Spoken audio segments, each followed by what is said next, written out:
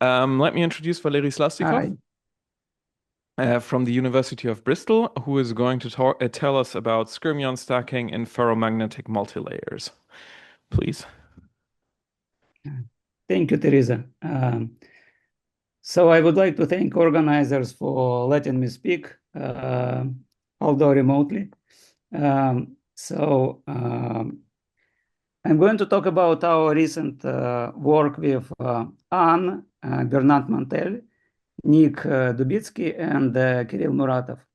So what we wanted to do is to understand a little bit about energy, micromagnetic energy in ferromagnetic multilayers, and then solve a problem of skyrmion stacking. So we kind of achieved the goal, but clearly there are a lot of things to be done. Okay, so let me begin. So yesterday, you already seen this energy, and I'm not going to spend much time describing it, but let me just briefly introduce the energy that we are going to study. So this is the micromagnetic energy, and you have all the usual terms: exchange, anisotropy, stray field, applied field.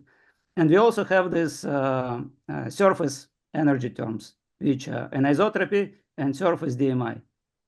Okay, so here we have the collection of magnetic parameters, and they can essentially take a huge range. And that's essentially what makes the problem of solving micromagnetic variational principle quite difficult. Okay, so again, I'm not going to spend much time here. So let me move to what we actually wanted to do. So we have this multi-layer setup where we have essentially n ferromagnetic layers, which are labeled 1, 2, and so on, n, which are separated by non-magnetic layers. Okay, and the non-magnetic layers can be the same or different. It does not really matter. And this essentially is going to introduce in the ferromagnetic layers the source of this surface DMI that we essentially want to include in our energy. Okay. The thickness of the ferromagnetic layer is d. The thickness of the whole structure containing ferromagnetic layer and two non-magnetic layers is AD. Clearly, A has to be greater than 1. Okay. So if you think about physics, then the thickness of ferromagnetic layer that we want to essentially consider is about 1 nanometer. Okay, so mathematically we are going to describe our ferromagnetic domain as omega, which is going to be the whole plane times this thickness, which is essentially given over here. And clearly, since we have n layers, we have to really do the union of these n thicknesses. Okay, they are separated, so therefore in each of these ferromagnetic layers we can have magnetization that can actually jump. Kind of inside the layer, the magnetization is obviously very smoothly, roughly, but it can jump between the layers. Okay, so then we want to introduce the anisotropy, and we are going to take really simple perpendicular magnetic anisotropy. So essentially what we are going to do is we are going to penalize in-plane components.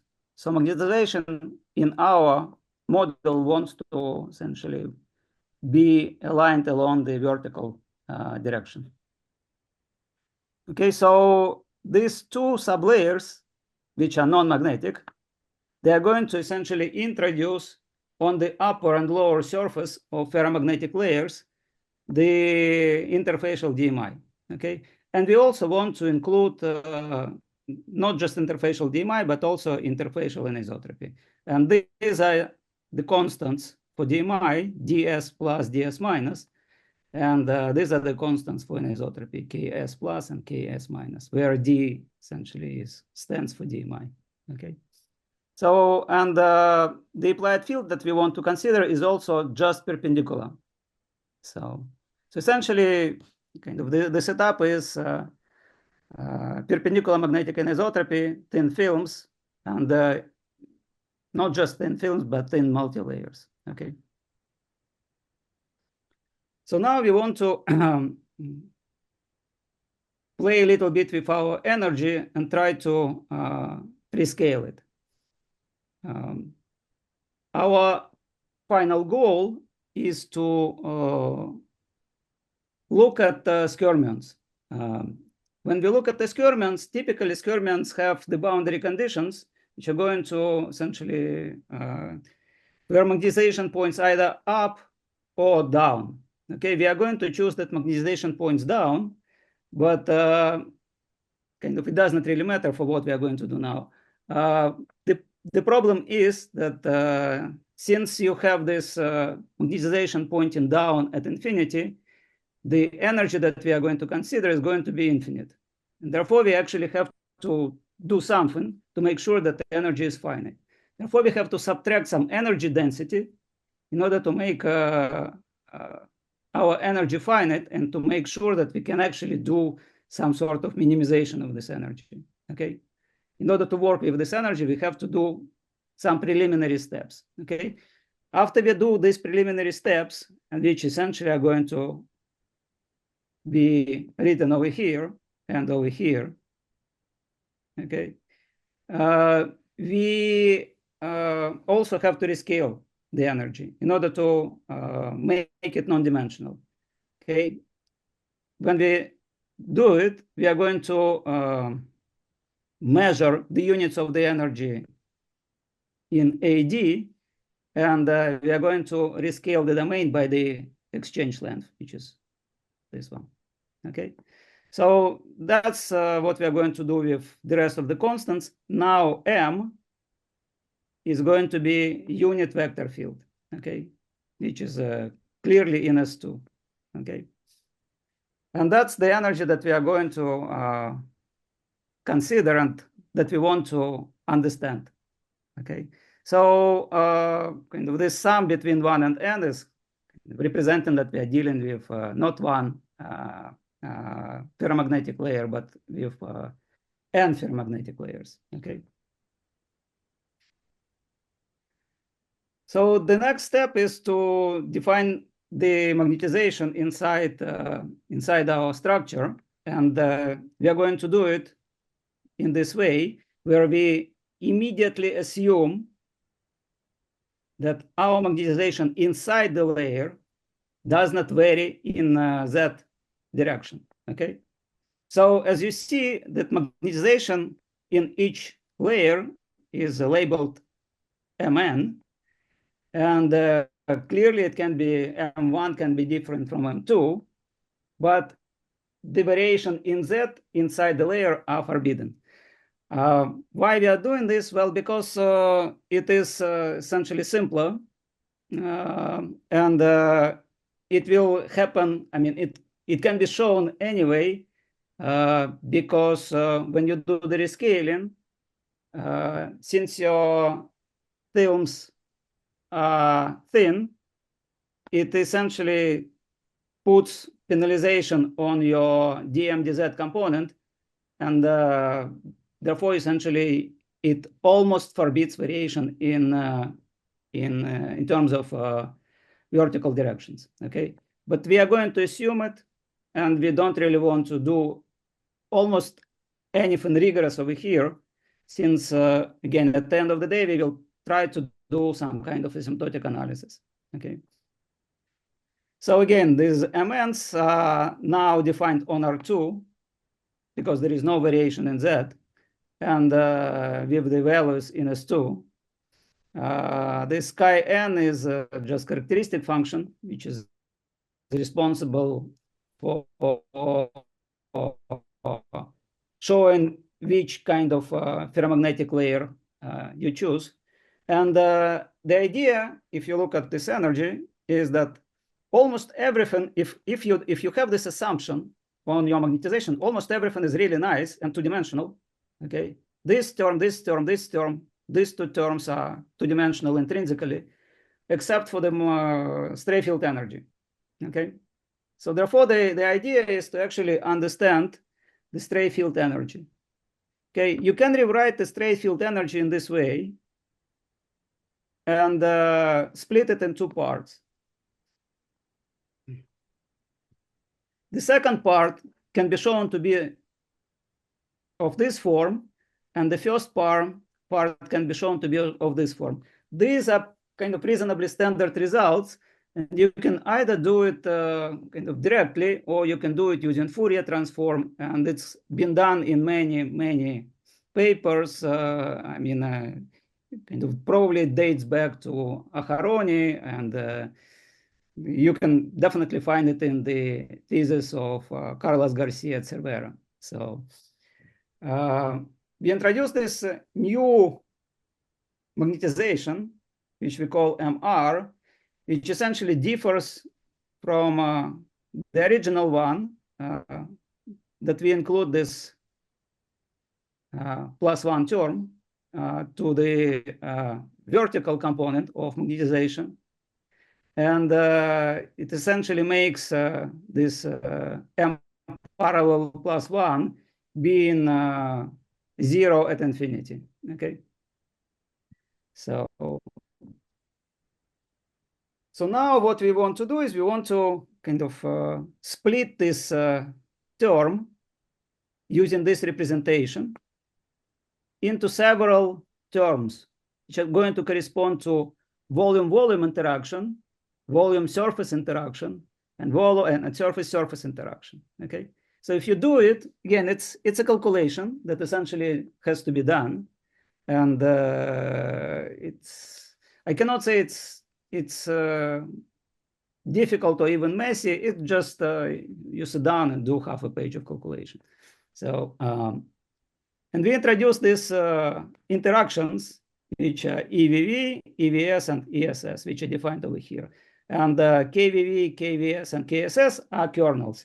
These upper indices essentially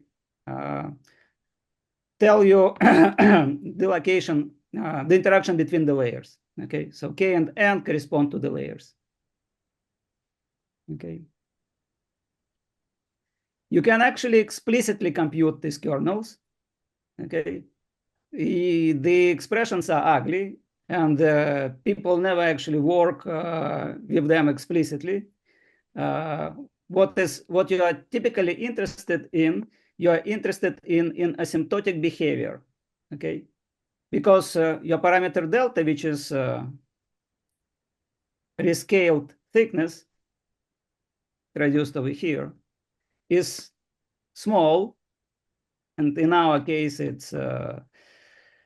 We say it is much less than 1, and typically, what we want to do is we want to study delta, which is going to be of order 0.1. Okay. So if you do the asymptotic analysis, you are going to find the behavior of this kernel. Okay. So it's written over here. And what is interesting is that the kernel's volume and kernel surface in the leading order, there is actually no dependence on this parameter U, which essentially tells you about location of the layer. Okay, kind of the index of the layer is absent in the leading order from these kernels. It is present in KVS. Okay, but also what you essentially see is that KVS behaves in a singular way. It converges to a delta function. Okay. I hope it's kind of, there is a difference between this delta and this delta. This delta is our parameter. This delta is a delta function. Okay. And if you plug these guys over here, you are going to obtain the form of this surface energies, volume energy, and volume surface energy. Okay, and there is no surprise for surface interaction. There is no surprise for volume interaction. But what is quite surprising, at least it was surprising for us, that the volume surface interaction essentially behaves like a DMI-like term. Okay, and it is exactly related to the fact that you have this singularity. Okay, so that this properly scaled volume surface kernel behaves as a delta function. Okay, so if you use these expressions for our energies and kind of plug them into this one and then combine it over here, we are going to obtain this energy. Okay, and that's the result that we obtained asymptotically. Essentially, you can probably do it rigorously using the gamma convergence, but you will need to choose appropriate scaling and so on and so forth, and use kind of the standard ideas of dimension reduction and working with magnetostatic energy, which again you can find in a lot of papers, including Carbu, my work with Bob Cohn, Joy James, and so on and so forth. Okay, but again, if you look at this energy, what is interesting to us is that there is this term which really looks like DMI-like term. Okay, and this term is absent in thin films. So if you look only at one layer, okay, then this term will be absent. And you see that it is absent because this k is equal to n, and essentially this will just give you 0, okay? And you also see it over here if a term is just completely absent, okay? But in multi-layers, somehow the interaction between the layers is going to introduce this additional DMI-like term. The original DMI is present over here. So that's the original DMI. This is the surface DMI that was defined over here, okay? But this DMI comes from the stray field. And again, I don't really know if I can call it DMI, but it's the DMI-like term, okay? And therefore, kind of in multi-layers, you intrinsically have DMI-like interaction, even if you kill this one, okay? And this one, this kind of observation was quite interesting for us, and we wanted to understand what exactly is going to happen if we try to put the skyrmions in each of the layers and see how they're going to interact. Okay.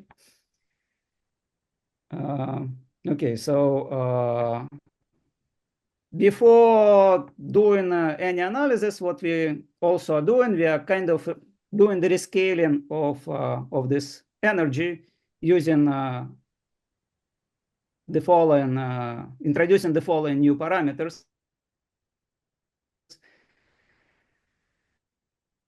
So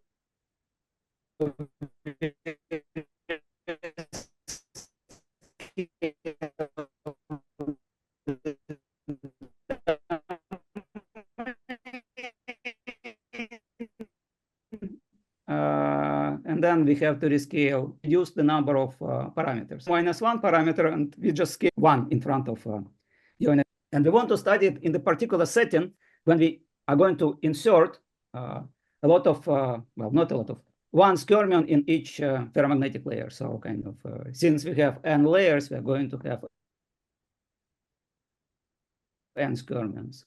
Okay. Okay, so again, there were already there was at least one. Okay, there were two talks where the skyrmions were present. One is on the physics side, which I could not hear because of the technical problems, and the another talk was the talk by Teresa, where essentially this Belavin-Polakov profiles were kind of present. But nevertheless, let me introduce the Belavin-Polakov profile. Okay, so this one is called Skyrmion, Belavin-Polakov, and it's essentially the minimizer of the Dirichlet energy. If you have the degree which is equal to 1, okay. As long as you start adding anisotropy and yeah, okay. If you start adding anisotropy, then you will have a problem with minimizers. And if you really want to have a solution in one layer, then you have to add DMI. You have to add anisotropy, and you can also, if you want, add stray field. So when you do this and you take the parameters, which are parameters kappa, the DMI parameter, and delta, which is the parameter in front of the stray field, to 0, you are going to converge to this Belavin-Polakov profile. So essentially, the profiles that you have in ferromagnetic layers, when you minimize kind of full micromagnetic energy into D with DMI and stray field, are going to kind of converge to this profile. Okay, clearly not to this specific profile, but it can be rotated, it can be translated, and it can be scaled. Okay, so and there are these 3 additional parameters, which is rotation, translation, and dilation. Okay. What we want to do is we want to essentially take this profile and insert it into our ferromagnetic layer. But there is this small problem, which is that if you have perpendicular anisotropy, then this profile has infinite energy. Therefore, typically what you have to do is you have to do the cutoff, okay, introduce some kind of cutoff at infinity, so that this tail of the Belavin-Polakov profile is kind of different from what you have in this formula 1.14. Okay, and the standard way to do it is written over here. Okay, so you define this function f, which is corresponding to this guy. Okay, and then after some fixed constant L, which is typically taken large enough, you introduce this new tail, which corresponds to the decay of the modified Bessel function K1. Okay, this is going to make sure that your energy is finite, and essentially the K1 is coming from the expansion of the ODE solved by this guy at infinity. Okay, so and so now we are going to define this family of profiles with which we call M rho theta L R0. Rho corresponds to dilation, theta corresponds to rotation, L corresponds to the cutoff, and R0 corresponds to the shift. Okay, and again, this R theta or R is rotation around z-axis, clearly. Okay, because again, we are now in the our domain is now 2D. Okay. So in each of the layers, we are going to insert the skyrmion like this. okay? And we'll try to do this ansatz minimization procedure.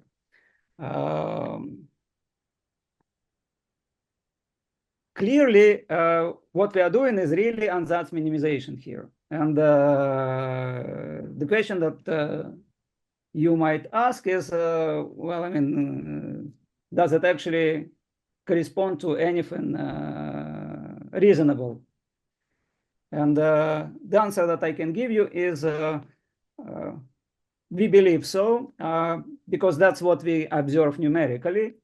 And we also believe that it's possible to make these things rigorous, although it will take a lot of effort. Okay, it's a highly non-trivial problem, and you can have a kind of a glimpse of a glance on the difficulties that you are going to face just looking at our recent problem, our recent paper in CMP with Kirill and Teresa, where we did it for essentially one skyrmion. And here it will be way, way, way more difficult as far as I understand. Okay, if you want to do something like gamma convergence here, you will have to kind of answer the basic question of what kind of gamma convergence you are looking for. I mean, in what sense you are going to converge and so on and so forth. Okay, and it's highly non-trivial. So that's why we kind of chose to really do what physicists do, and just do this ansatz minimization stuff, and try to understand what is going to happen with the skyrmions in each of the layers. Okay, so we plug these guys into our energy, okay, and essentially try to compute each of the terms of the energy. Okay, so this guy goes into the energy En. I mean, here I just don't really want to write explicitly all these guys, and this is exchange, this is anisotropy, this is applied field energy, this is DMI, and this is the stray field. So this all kind of corresponds to the energies that are that I actually written over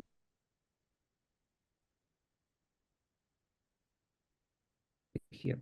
Okay. So if you plug these guys into the expressions for the energies, we are going to. I don't know if you hear me because it writes that my internet is unstable. But okay, let me continue. So we are going to compute all these terms, and again, I mean, the expressions are reasonably ugly, but wait till you see the expressions for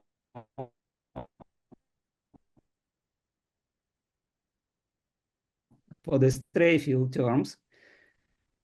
So if you look at, have to introduce these new functions, okay, which are defined over here. So these are essentially coming from the computation when you do the kind of, typically you compute. Okay, we computed it using Fourier. Okay, typically you compute it using Fourier, but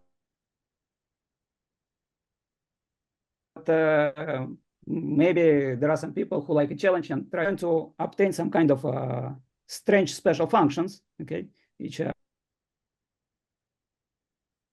written over here. And they look kind of ugly, and it's not clear how to study them, but it's not true, because at the end of the day, what is going to happen is that we will actually need when we are going to do minimization procedure, we will need these functions for lambda equal to 0. Okay, and when lambda is equal to 0, this J0 term is going to be just 1, and then all these expressions are going to simplify, and you will be able to compute them explicitly, and you will be actually able to study them explicitly. Okay. But I don't really want to write these ugly expressions. Instead, I will just show you the graphs of these functions. And you see kind of what happens is that you have a single maximum, and the function kind of increases up to this maximum and then decreases afterwards. And the decay of these functions is not exponential, it's the power decay, okay? Okay, so you plug all this stuff into your energy, Fn, into your energy, En, you kind of subtract this term which does not really influence your minimizers, okay, which is related to the number of the skyrmions. And you call this energy Fn, and now you want to minimize this energy in terms of parameters rho n, theta n, Ln, and Rn, okay? And again, rho n is dilation, theta n is rotation, Ln is cutoff, Rn is translation, okay? Again, it looks ugly, but it is doable, and that's what I'm going to show you. The first minimization that you're going to do is you are going to minimize it in the cutoff. Because again, if you look at this energy, you see that this Ln enters only over here, and there are no minimizing these terms is not really difficult. And also, as you see, there is no kind of cross interaction between LNs, like L1 and L2 are not really interacting with each other. Okay, so therefore, it's just a minimization of this function. And you're going to obtain that your Ln is kind of equal to 1 over rho n, okay? And this is the unique minimizer and the unique critical point for this function. So you plug it in, and that's the energy that now has only relevant parameters for the skyrmions, which are rho n, theta n, and Rn, okay? And that's what we want to minimize. So the first theorem that we prove is essentially written over here, but before we kind of go into this theorem, we have to introduce the admissible class, okay? The parameters Ln are typically large, okay? Therefore, what we have to do is we have to choose some constant which is large enough so that the Ln is going to be greater than this constant.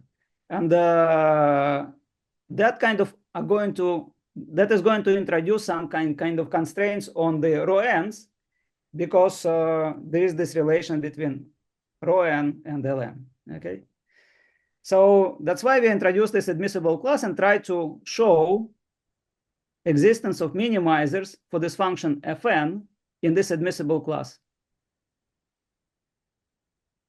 If you do minimization in all parameters, rho n, theta n, and Rn, we actually have no clue if minimizer exists, okay? We will do it for bilayers, but for general n, it's not trivial. And we have some ideas. Again, if you introduce some kind of additional constraints on your parameters, you can probably do something. But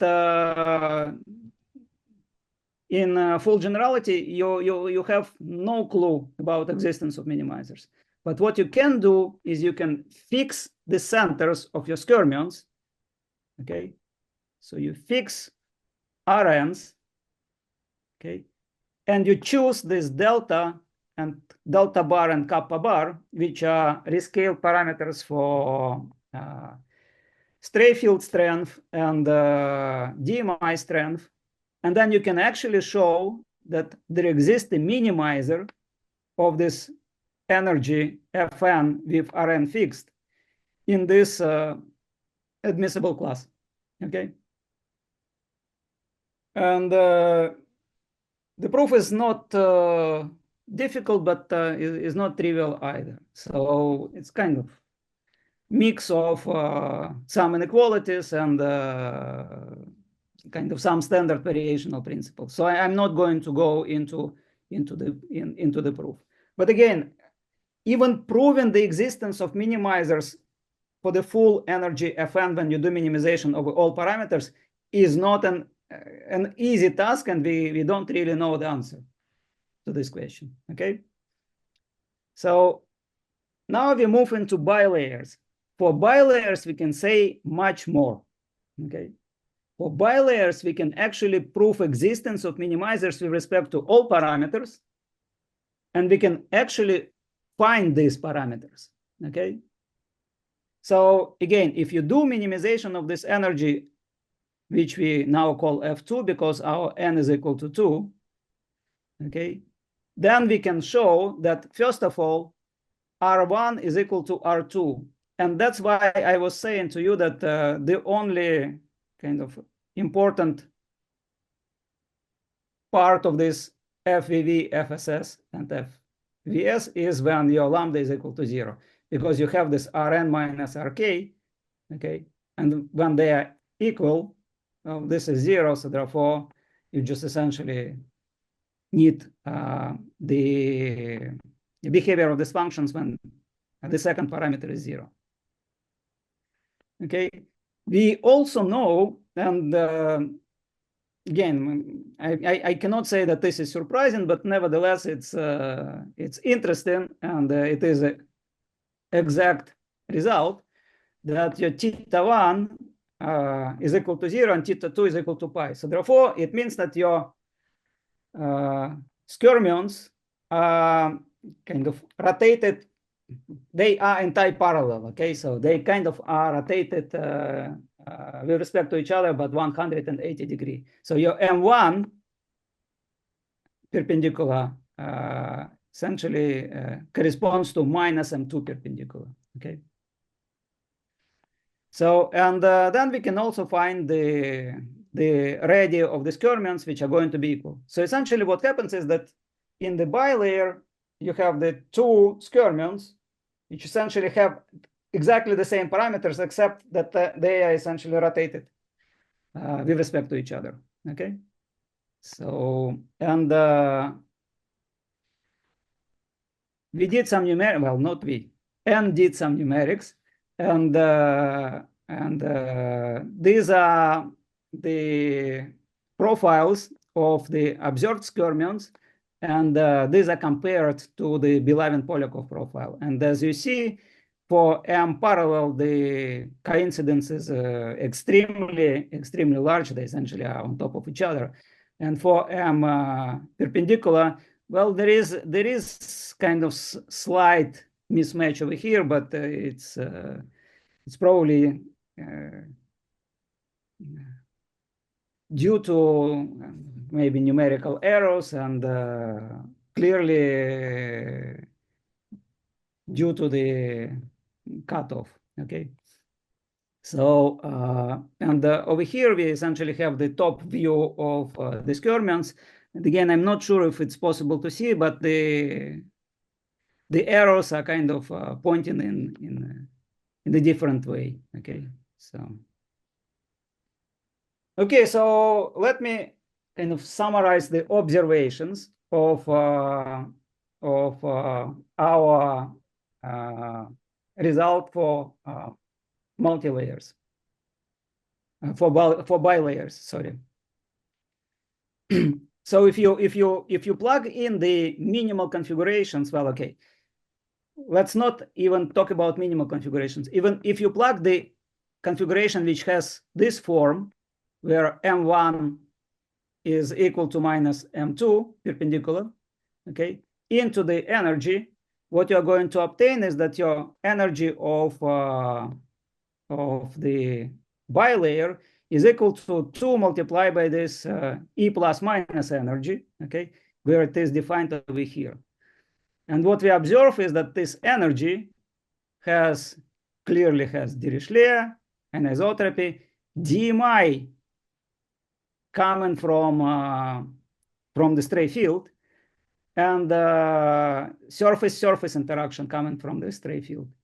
The volume-volume interaction is absent, okay? This type of profiles are killing the volume-volume interaction, okay? So, and again, I mean, it's clear that this effective interfacial DMI favors Néel rotation. Again, I already said that this volume-volume interaction is absent. and volume surface, which is over here, and surface, which is over here, are kind of acting as stabilizers for the skyrmion pair. Okay.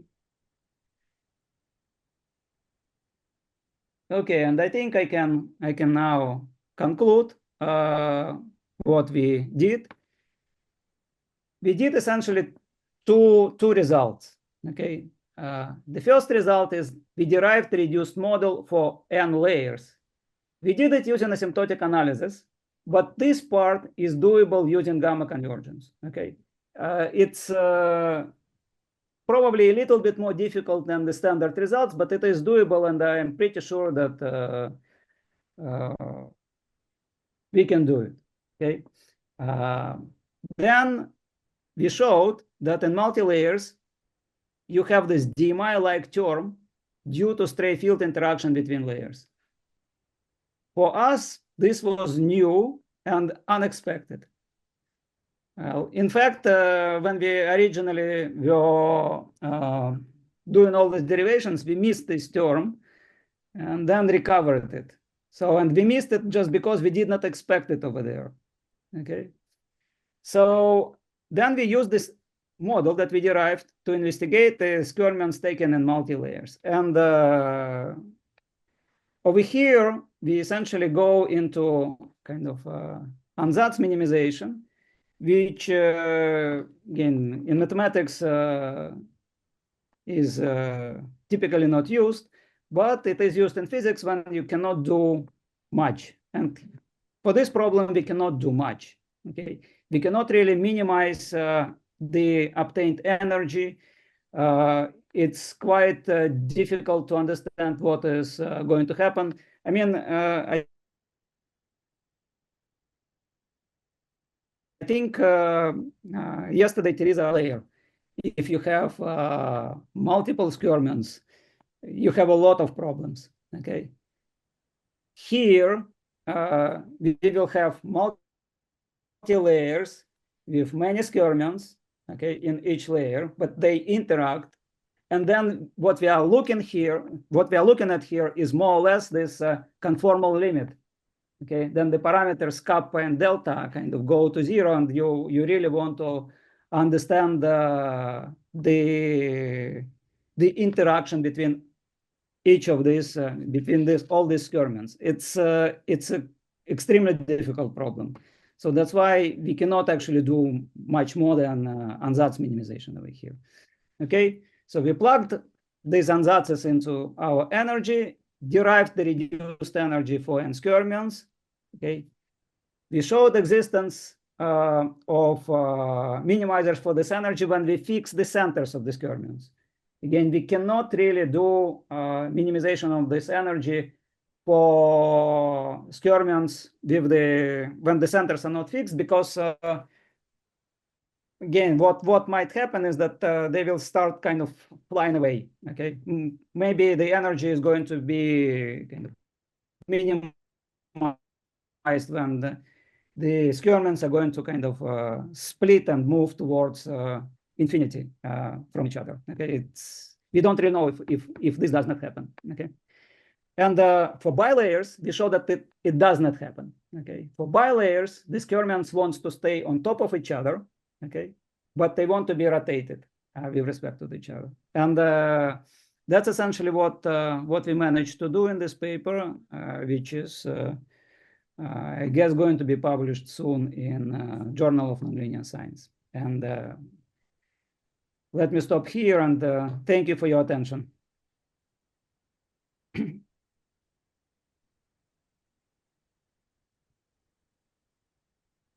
Thank you for the talk. I don't hear anything. Oh, yeah, now you I don't. hear. Okay.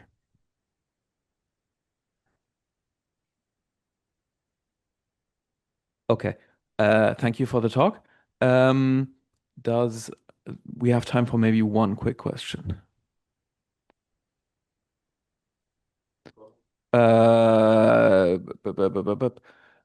Yeah, okay.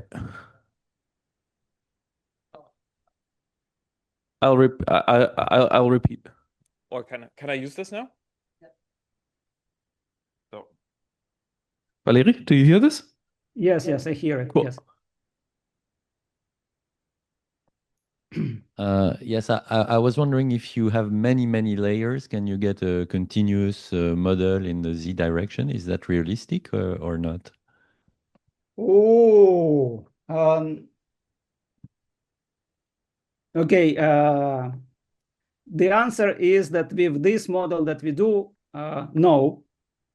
In order to do the continuous model, when you have this variation, continuous variation in Z, you really need to do some kind of homogenization stuff. And for us, n has to be fixed. In some sense, the idea is that n multiplied by delta has to be small. Otherwise, it's not going to work over here. Okay, our model will not work if n delta is not small. For us, n is fixed, delta is small, therefore n delta mathematically is much smaller than 1. But if you really want the continuity, you have to do a little bit different mathematics, not what we do. I mean, some ideas might be useful, but our model will not really work. Sorry. Okay. Thank you. Okay. There is this stacking result about the Skyrmion cube you didn't mention. That all the Skyrmions would like to align with one another.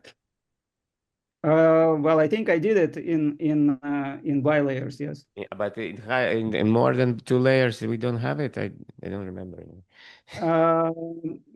I mean, we have something like this, but I kind of, you see, I already spent more than 45 minutes explaining this stuff, so I did not really want to go into everything that we did there.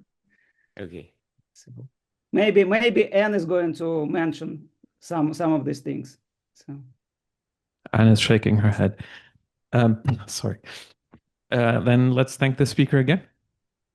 Then let me introduce Anne Benoît from Toulouse, and she's going to talk about Skyrmion lifetime optimization in ferromagnetic films and multilayers.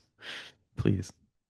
Okay, thanks to the other organizer for giving me the opportunity to present or join work. So I am Anne Benoît working in Toulouse, and it's a joint work together with Teresa Simon from Munster University, Valeriy Slastikov from the University of Bristol, and Cyril Muratov from the University of Pisa.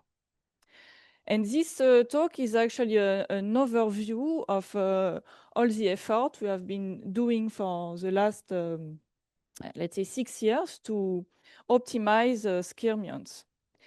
But I'm going to start by saying what do we have in mind when we say skyrmion optimization. And because I'm an experimental physicist in the field of spintronics, what we have in mind is information technology applications. And in the information technology application, what we have in mind is something related to magnetic memory. And there exists a gold standard for magnetic memory. What usually we have in mind is something that enables a high density of recording with a high stability, which is of the order of 10 to 100 years. And this is following Arrhenius' law, where the prefactor is of the order of 10 to the minus 10. And this time is obtained for the ratio between the energy barrier for switching and the thermal activation at room temperature of more than 45. And this is what you obtain for a nanomagnet, which has an anisotropy of 10 to the 6 joule per meter cube and a size of 10 nanometer diameter by 2 nanometer in thickness. Okay, however, there are specifics when you work on skyrmions because they don't just switch, they are topologically protected by some energy barrier because we live in a discrete world made of atoms, so you can always shrink it until it's smaller than the atomic lattice, and you can get rid of it. So this is the first stability criteria, is this collapse. And then here I didn't draw a question mark, but I draw the fact that because we want to work on these objects that are on a full layer, because the goal is to move them, then we need also to keep an eye on other source of instability, which is the fact that it can transform into a stripe, or it can just reverse the whole layer. And also, we have to work in some particular materials. In particular, the goal is to move these things by applied current. Okay, so this said, the theory of skyrmion was magnetic skyrmions was developed at the end of the 90s in Ukraine, and in this early work there is already these two graphs that are the skyrmion phase diagram and the skyrmion energy versus its radius, that are really the two tools that you need to have in your mind map if you want to understand what skyrmions are and how to optimize them. And okay, so taking this first graph, so here they plotted as function of an applied magnetic field opposite to the skyrmion core, and this parameter, which is kappa bar that we already luckily talked about today, which is this effective Dierowschinski-Morier interaction that is promoting this all these spin rotations that otherwise wouldn't be there eventually. And what I want to say is that okay, if you take this phase diagram, the magnetic field is not very interesting for optimizing the lifetime, because you see that when we increase it, we are going to switch to this zone where we observe what is called, okay, a helical state, to skyrmion lattice state, to isolated skyrmion, which is more what we are interested in for application. But all of these things are kind of the same size for a given sample. So for a given kappa bar, we are not optimizing the size that way. So we are actually, okay, we want to actually come with another phase diagram where we are going to add another parameter, which is the layer thickness. So the effective layer thickness is defined as follows, delta bar. And you see that in the effective DMI, there are already 4 of the magnetic parameters: the exchange, interfacial DMI, saturation magnetization, and anisotropy. So at the end of the day, if we want to have a skyrmion phase diagram in mind for optimizing the skyrmion lifetime, this is the one. We only need two variables. Concerning the other important curve to have in mind, this is a plot of the skyrmion energy as function of its radius. So you imagine doing this dilution of the skyrmion solution. And in this early paper, there was this sketch of what it should be, which already contains a lot of important things. And okay, I don't want to say too much about it, but it already contains all the important concepts that I'm going to talk about today to explain how to optimize the stability. Namely, so there is this concept that energy needs to increase for preventing the solution to collapse. There is this idea that there is a zero radius energy is fixed. And there is this idea that there is a barrier on the other side to prevent it to burst. And there is also the idea that there is another solution with a larger radius that exists. Okay, so now what I want to say is that what is very nice about this skyrmion phase diagram is that actually you can start constructing it starting from 0. And actually, you may think that there is no skyrmion for 0, but there is actually one. So it's just like you know, it's just like you take the vacuum and you may think there is nothing in it, but as we know, the quantum vacuum is full of particles and antiparticles that are there. So it's the same for skyrmions. And but let me remind what a skyrmion is. So a skyrmion is a topologically non-trivial field configuration that locally minimizes an energy functional of a nonlinear field theory. So here we are looking at a two-dimensional vector field that represent the state of my ferromagnetic material. And so this is a representation of it. So I have this vector M in the XY plane, and it has 3 components. Now, the definition of the topological degree in 2D is the degree of this field configuration, which is a mapping from R2 to S2, and the magnetization needs to behave at infinity. So we decided points down for the degree to be 1.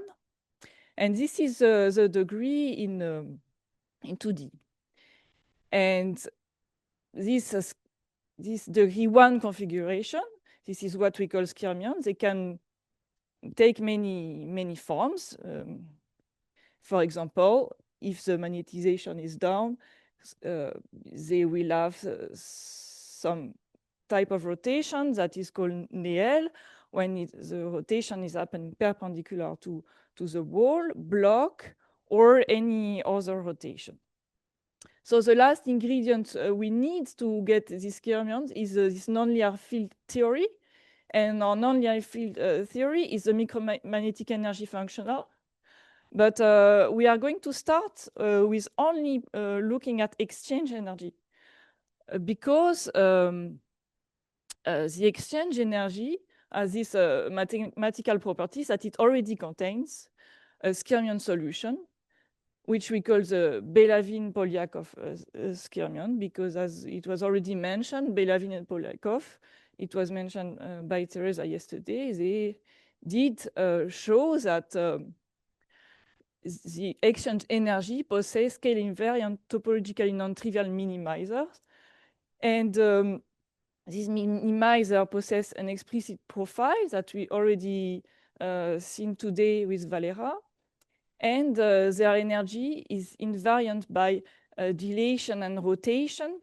And if you want to get an illustration of this, you can run a micromagnetic simulation with only 3 fields, starting with only exchange, starting with a random configuration, and you will see this, what I call skyrmion excitation, because they are not stable, but they live for a certain time, and they have this topological charge that could be plus or minus 1. So they also exist in the real world. Actually, the first observation of skyrmion is on this kind of skyrmion in exchange-dominated regime, and this was done in a 2D electron system that can be, in certain conditions, spin polarized, and they don't have any, they are isotropic system, they don't have any anisotropy. And people are studying them in the quantum Hall regime, where the orbits of the electron are quantified. And in this case, they did detect indirectly the presence of skyrmions by a nuclear magnetic resonance experiment. Okay, this time I usually talk about this experiment, but this time I wanted to check whether there are new observation today of this state, because people are still working a lot about quantum Hall ferromagnetic state. And I found this Nature Physics paper where they actually do detect, again, kind of indirectly, but they have a graphene sheet, and they have these 2 Hall devices. And what they are, so they are working in this quantum Hall regime. So they have a backgate that they use to shift the property of the graphene, and they are looking at the non-local response. So they are looking at the state of the ferromagnets by sending magnons in between these two devices. And what they see is that in the quantum integer regime, which is where the system is spin polarized, they see some away from it, they see a cancellation of the magnon transport. And this is a sign that the magnons are scattered by the existence of this skyrmion. So these skyrmions are not exactly purely Belavin-Polakov skyrmion, because it's actually a solid of skyrmions, which means they are stable and they are stabilized by some Coulomb interaction in the, so there is extra energy. But this is the same idea. So if we start, so now we have already something really at zero in our phase diagram, which is this pure Belavin-Polakov skyrmion. But okay, so I'm gonna put in gray what I'm gonna discard, because they actually have extremely short lifetime and would be observed only at very low temperature.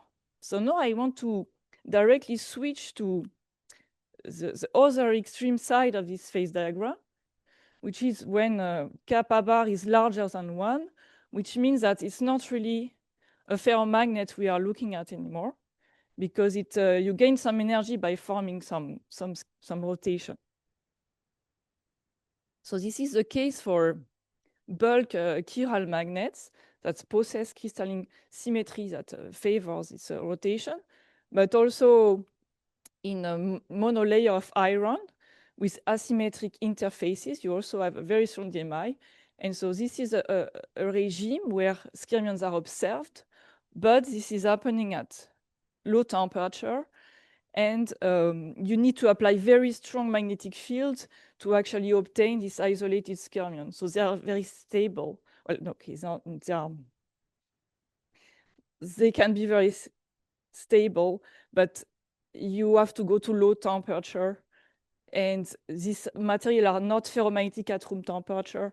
And you have to apply several Tesla to have these things actually localized. So this is not what we want. So what's left? So let's now look at, let's say, zero thickness, but something in between. Okay, so there has been a lot of work from the atomic spin model community about this regime of where you are looking at a very small skyrmions and you are playing with the DMI and the exchange, and you actually know that if you look at the atomic scale, things can be more interesting than what it is for micromagnetics, because there is actually this notion of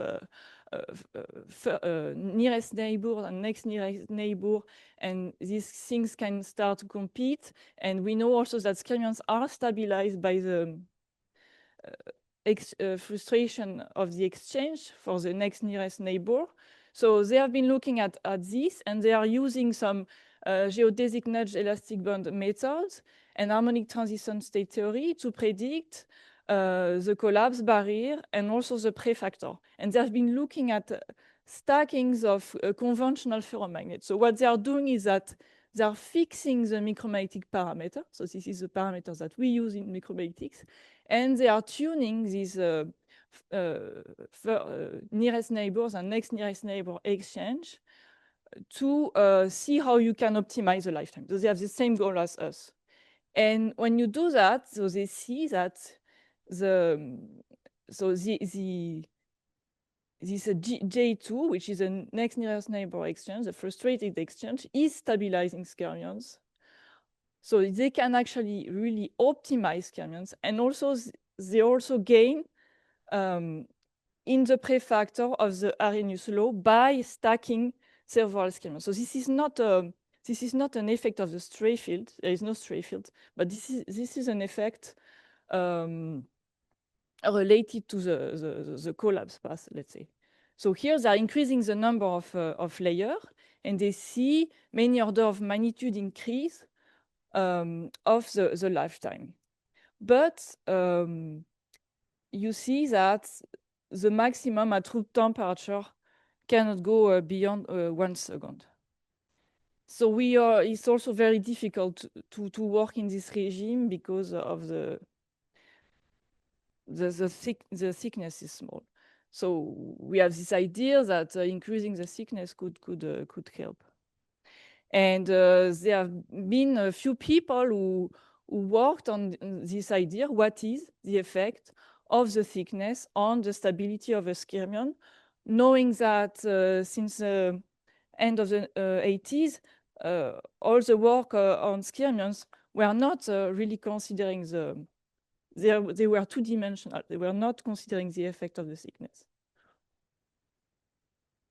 And today I'm going to present to you this rigorous work that we did to really calculate in the asymptotic regime where delta bar and kappa bar are not too large, but really look at the effect of the stray field on the skyrmion.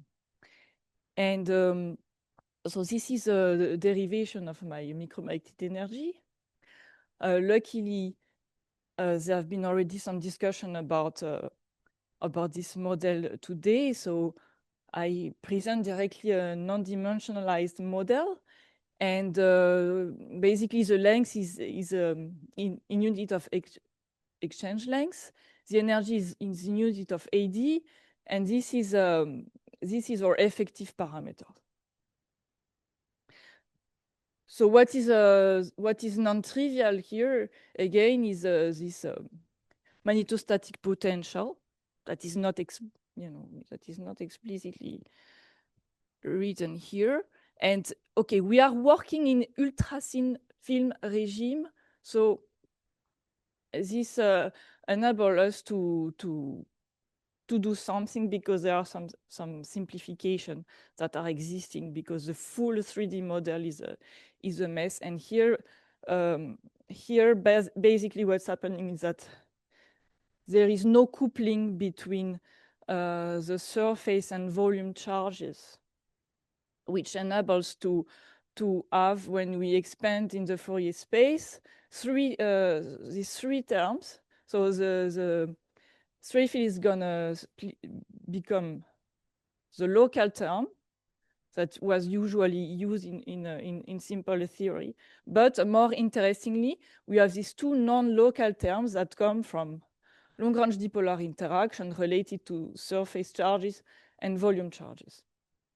And you see that they have a different sign, so which means that one is going to defavor the formation of skyrmion, one is going to favor it, and they are also going to compete with the DMI. So this is our energy functional for ultrathin film. But this is a very, very general energy functional for micromagnetic. So it contains a lot of solution, a lot of things. And in particular, if you take a growing bubble solution, it goes to -infinity. So we want to focus on the compact skyrmion. So we are working in this admissible class of solution for a solution of degree 1 with a magnetization pointing down at -infinity. And we use this bound for the exchange in order to keep track of the exchange energy, to make sure that we don't have this bursting of the solution. And so the first result we have is a theorem of existence. And this enables us to draw this zone on this phase diagram, where we have a proof that there exists such a skyrmion solution. So you see that it extends to a certain zone. You can increase the thickness, and you will have a solution persisting in this ultrathin film regime. So which means that this delta bar cannot be too large. Okay. So Valeriy already talked about that, so I'm gonna accelerate a little bit. And he also introduced the truncation. Okay, he didn't show the figure, but he said that the tail has to be taken care of because otherwise the energy is infinite. So, but the result of this is this explicit expression for the Skyrmion energy. So we are always looking at the difference between the Skyrmion and the ferromagnetic state. But this is an explicit expression for the energy of the Skyrmion in this regime. And this is, okay, for me, it's amazing because this is rigorous energy of Skyrmion as function of radius. So this is a beginning to construct this historical curve rigorously. And so here you have the zero radius energy. This is the exchange and anisotropy. And here we have this function which will differ whether the DMI is strong enough to have really a nil rotation, or if it's not strong enough, we are going to have a reorientation of the rotation. And we also can minimize this energy and get the Skyrmion energy and radius expression. So we can now plot this solution on the phase diagram and look at this famous collapse barrier to see if we are happy with our optimization. And the answer is yes and no. If I plot this ratio about this collapse energy over KBT for room temperature, I will reach something like 23 when I push at the edge of the validity of our model. And this is just, again, 1 second for lifetime. So it's not good enough. So we kind of want to go beyond this approximation.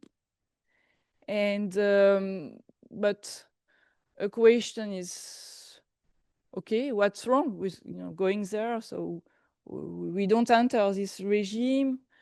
So why can't we just go there without thinking? What prevents us to increase the DMI and just deepen this minimum and get something more stable? So here you see we are increasing kappa bar, and this is what the people doing atomic spin simulation has been doing. They increase the DMI, and they see that this energy barrier is increasing. Well, it's a bit stupid to look at, of course, only one side. We have a minimum, and obviously there are two energy barrier on both sides, and you see that. Oops. You see that here, when you increase kappa bar, you kind of lose this stability on this side. So we need to look at this instability. So this is what can go wrong when you increase stupidly kappa bar just to deepen the minimum. You have a bursting barrier, and this was already shown here.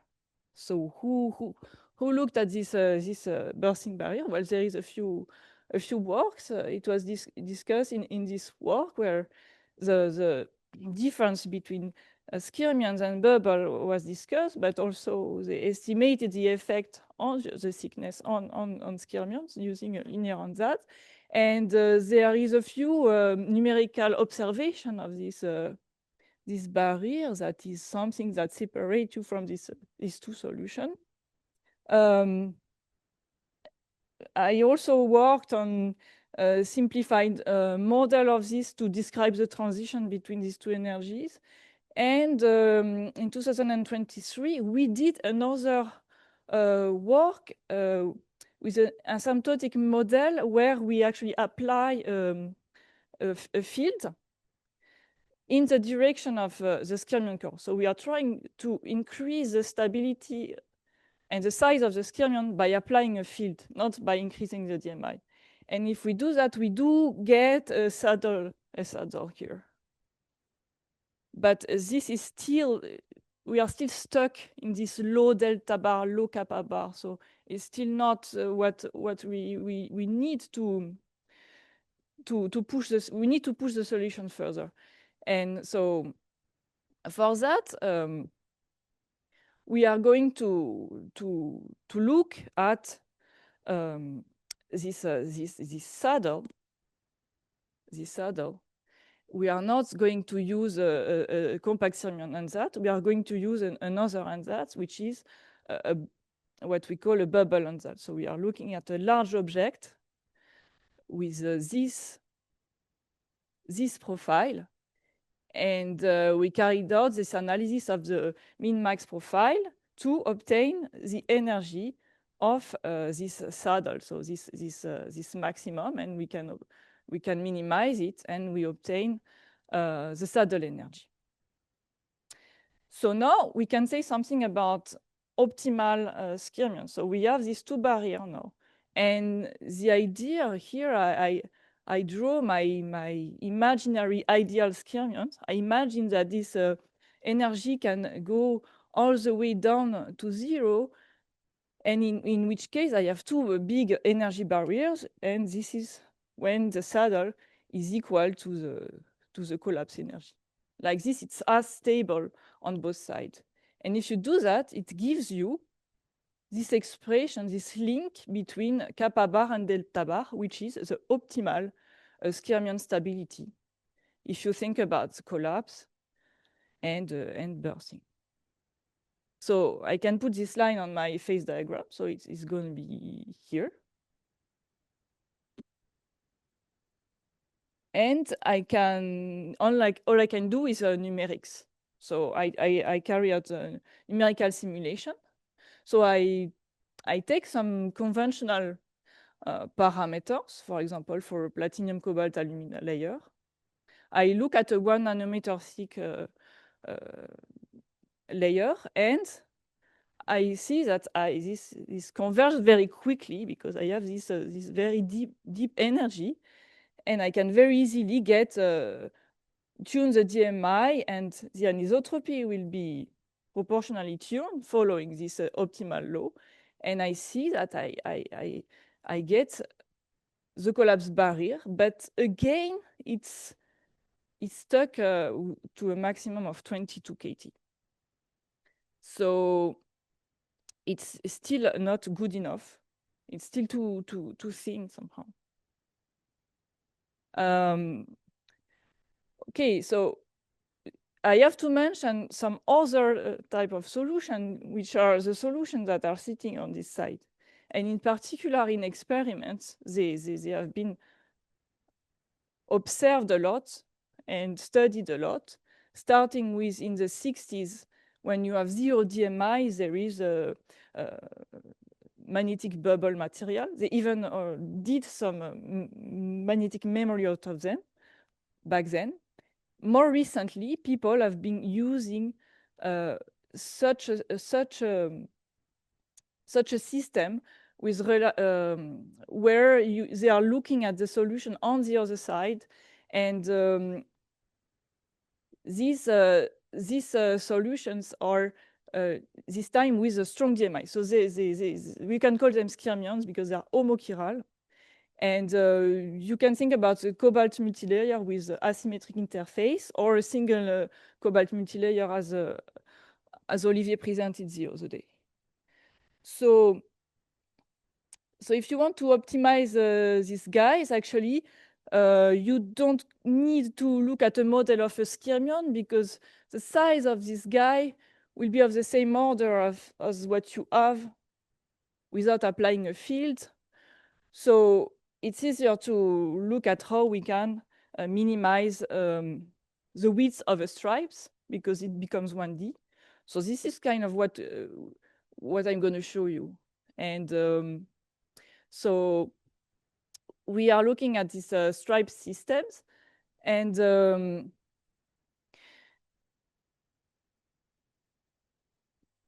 I'm going to start with a sharp stripe array. So we assume that Q is large, and in this case, we conjecture that the minimizer is a sharp stripe array. And we are going to look at only two extreme cases, which is block and nail. So I'm going to go a little quickly, but what we are interested in is to look at the stray field. So you already saw this expression of the stray field energy in Mirko talk. And we are using again the Fourier representation. And it gives this sum. And by playing with the number S and L, you already find two different regimes. So now we are really very free into looking at, although it's a 2D model, we are very free in looking at thick films. In very thick films, you have these surface energies that are independent of one another. So you just sum them. So this is a well-known regime that was already discussed in 1946. When you decrease the thickness, you are going to start to have interaction between these charges, and it's disfavorable for stabilization of the stripes, because these things want to cancel each other. So here they cancel each other, but here they also cancel each other with top and bottom, more or less. So this is this regime. There is yet another regime, which is you have to have a look at the wall itself. And the wall itself, you can describe it by a step function only in certain condition. And this condition is when the wall width is much smaller than delta. This wall width is complicated because it varies with the thickness. And no matter how thin is your sample, it varies with the thickness. And so the only thing we know very well is the two extremes, the extreme where it's extremely flat compared to it's extremely small compared to the thickness. And the other regime, actually I mixed up these two guys. The other regime, which is an extremely thick regime. So for the extremely thin regime, Néel and Bloch have the same width. While for extremely thick regime, the width for Néel is going to be like this, because you have an additional cost for the volume charges, and for Bloch is going to be this. So this is another regime, and this is going to interfere with the stripe width. So we did the derivation of the energy for a non-sharp stripe array, but in the ultra-thin film limit. And we are looking at these two energies, which, so I skip some detail, but this becomes one-dimensional. And we are minimizing this profile, and we are keeping the leading order energies. This is the expression of the stripes energy as function of the period. And we get this expression of the period as function of the micromagnetic parameter. So this is what we need to get the skyrmion, and as a consequence, the skyrmionic bubble as small as we want. And this is a summary, which is going to tell you that, as Olivier was mentioning yesterday, we cannot get it as small as we want. And why is it so? Well, if you start by the thicker regime, you have this Kittel law, and it's telling you that, okay, you just have to decrease the thickness, and it's going to shrink. It's going to be of the same order as the thickness. So you can have a 10 nanometer skyrmion in 10 nanometer film. But no, because as you decrease the thickness, no matter what your Q is, you are going to have these surface charges interacting. And this is going to create increase in the stripe width that prevents you to make it as small as you want. And on top of that, there are two regimes where we have this exponential increase of the size related to this interaction. There is a Kaplan regime, and in the prefactor, we have a factor of 2 times delta. So it means that there is a link between the thickness and the minimal width. Let's assume this is 1. You still have a factor of 2 delta. So it means, okay, maybe now I have 20 nanometer skyrmion in 10 nanometer layer. It's not too bad. But no, because if you make it too small, then you reach this regime where the wall widths start to enter into play. And this time you are getting a prefactor of 10 times the block width. So this is kind of bad. And this is why we cannot get this skyrmionic bubble smaller than, let's say, below 50 nanometer, except if we go to crazy parameter. So it's not really doable. So at the end, you know, I have everything gray into these systems. The optimal skyrmions doesn't seem to want to be better than this 22 kT for very small skyrmions. And these guys who are actually room temperature stable, they don't want to be as small as we would like. So what solution do we have to that? Well, we are starting to look kind of out of the box, because that's what we're paid for. We're researchers. So, and we want to go toward a full 3D, but it's complicated. So one way to study a Z-dependent configuration without having to solve a full 3D problem is to consider a multi-layer system. So I'm going to present exactly the same work as Valeriy was presenting today. So I don't have to give all the detail, but what is very important for physicists to say at this point is that there is no exchange. We find a way to cut the exchange between layers, because we want to look at the stray fields interaction. And this is achieved by either having few nanometers of non-magnetic material, or let's say an insulating layer. So the exchange is set to 0. And also we are still working in this ultrathin film regime. So this multi-layer cannot be too thick, which means that the wall width in this multi-layer should remain larger than the thickness. So this is a constraint. Okay, so I show you the same energy functionals than Valeriy was showing to you, but I am putting colors on it to help you to highlight this amazing surface volume term that actually is something that is kind of known in the physics community, that you have some twist of the domain wall coming from the stray fields. But it's the first time that we really show that the mathematical expression of it is the same as the DMI term. And in particular, if you have the in-plane component of the magnetization, which is opposite, you are going to get exactly this term. And the volume and surface non-local term are the usual one. So now I am looking at a bilayer, and a particular type of bilayer, a bilayer where the DMI is reversed. And this enables us, because I say that we want to have our skyrmions have their magnetization like this to favor the stray fields. So we need to have opposite DMI, otherwise it's gonna cost. So if we do that, we can calculate the energy of this twisted skyrmion in a bilayer and compare it to what we had for a single layer.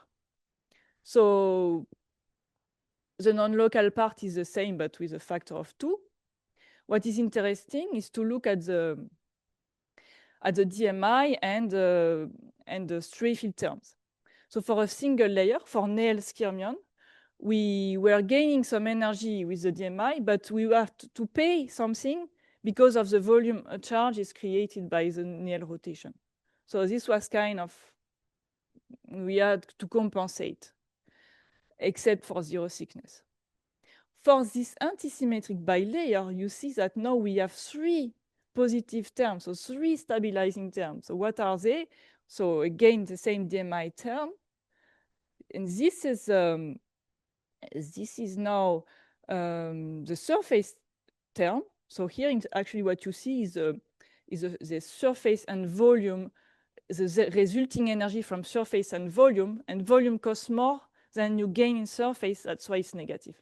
But here, the volume cost is cancelled through the interaction, not interaction, but it cancels in the two layers. So the only thing you get is the stabilizing surface charge. Plus, you get this additional term from the surface volume, so this green term. For surface, so this DMI-like stray field term. And this is as strong, as the DMI. It's a local term. So this is extremely favorable. And after the talk of Olivier, I thought to say how would it compare with a synthetic antiferromagnet, where you actually reverse the magnetization outside. Well, in this case, as you say, you cancel the surface. So you may want to do that if you are looking at a bubble, because it will make it smaller. But if your goal is to look at a big, stable skyrmion, you don't want to do that. You want to have it to increase your skyrmion stability. So this is not good. The volume also cancel. So this is good. Okay, the volume surface, we would have to calculate it. But basically, all these things are good for this configuration. And this is not surprising because this looks like a flux closure system, a classical system. So this is, and we can do again the same optimization as we did before to find the saddle point of this guy, to find the optimal bilayers, antisymmetric bilayer skyrmion. And what do we get?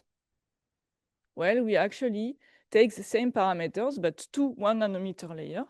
And we see that we reach our gold standard collapse and saddle and bursting barrier in this system. So you have to have a relatively high DMI and anisotropy. And I also want to say that there is a discussion whether this collapse barrier is going to be reduced because it doesn't collapse. The two skyrmions are free to collapse, not at the same radius. So there is a discussion about how this barrier is reduced. But this brings me to my conclusion, where I showing you all the results we got from this collaboration. This is kind of a Christmas list for me because I learned a lot. I have all these asymptotic results, and I really can learn a lot about skyrmions by having all this explicit expression of the skyrmion energy in ultrathin film. We say something about the saddle energy. We have this multi-layer system, and for the skyrmionic bubble, we could also use this asymptotic modeling of stripes to get a full picture of how the stability of the skyrmionic bubble varies as a function of thickness. So thank you for your attention.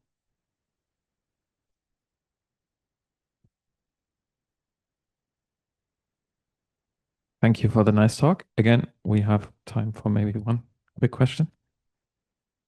When you say that dipolar skyrmion cannot be smaller than 50 nanometers, and this requires some crazy parameters, what do you mean by crazy parameters?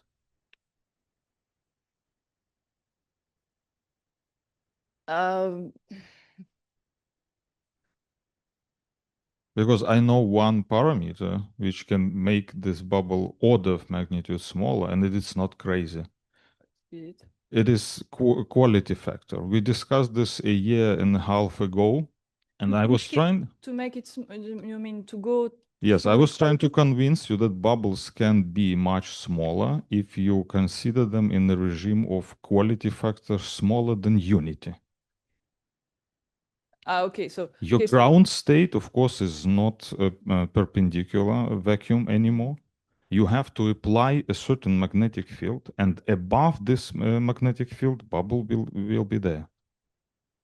Yeah, well, so it's another study. Of course, if your Q is close to 1, the problem is that we do actually get some small skyrmion, but the block wall width is very large, so you will have a small core but a very big tail, and it's not very favorable for application.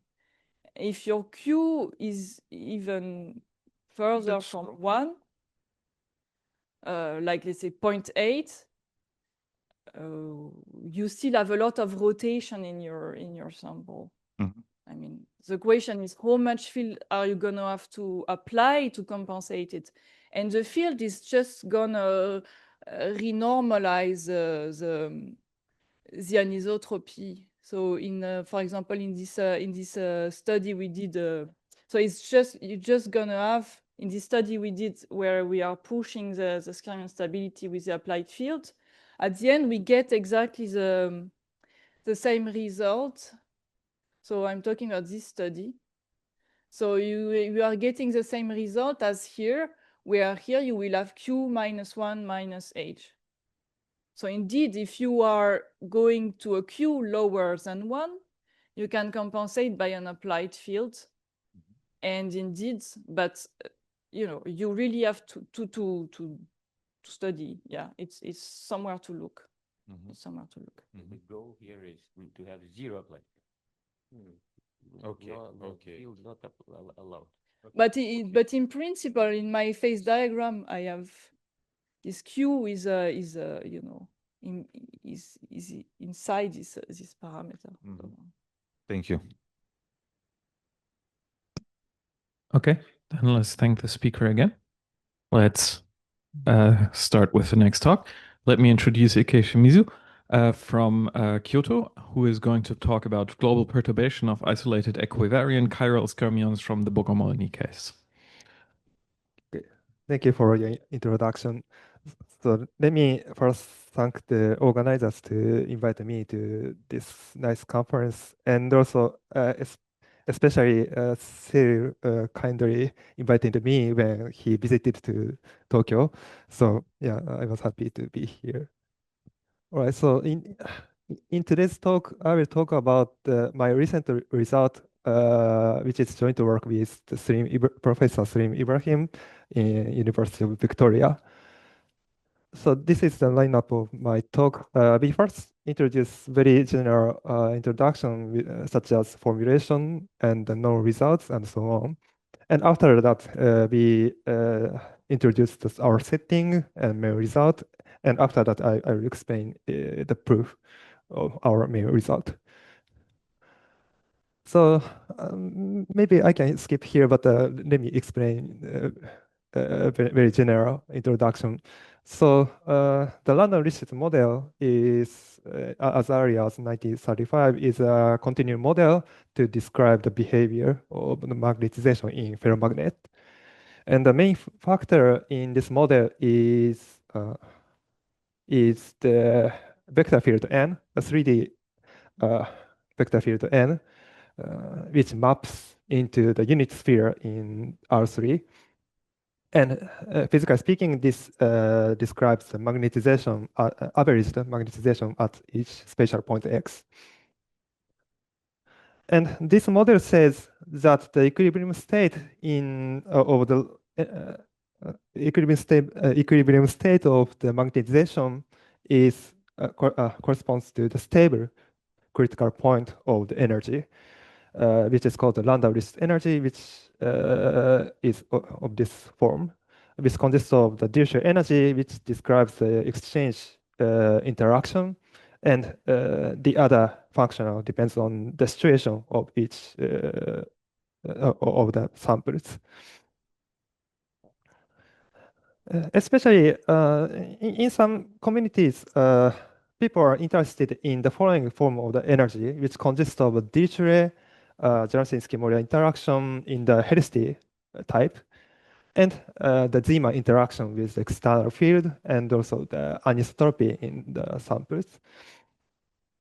And indeed, in some papers, people are interested in to complete the phase diagram in terms of H and K, and they are expecting a variety of ground state, such as the helicoid and skyrmion lattice states.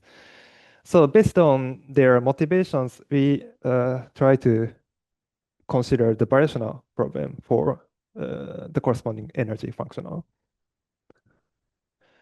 So here is the energy functional we consider today, which is denoted by ERHK, which consists of 4 functionals, which is Dirichlet, Helicity, Zeeman, and anisotropy term. And there is a coefficient in front of all of the coefficients, which is denoted by R and H and K. So here, sorry. So in this setting, we are interested in the two-dimensional setting. So in the sense that the spatial variable is defined on the whole 2D whole space. And here we made some corrections compared with the physical context, which is highlighted in the red color in the functionals.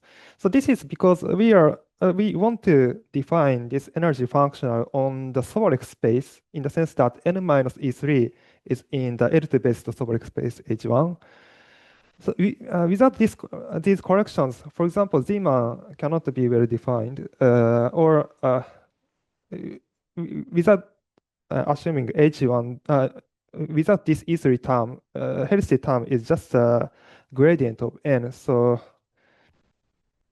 to define this healthy, we need the L1 of the derivative. But so we want to define this energy on the L2-based Sobolev space. So we made the correction here.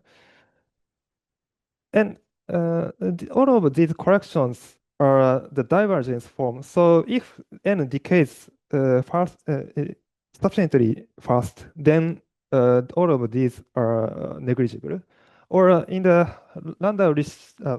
in the Euler-Lagrange equation, the effect of these terms does not appear.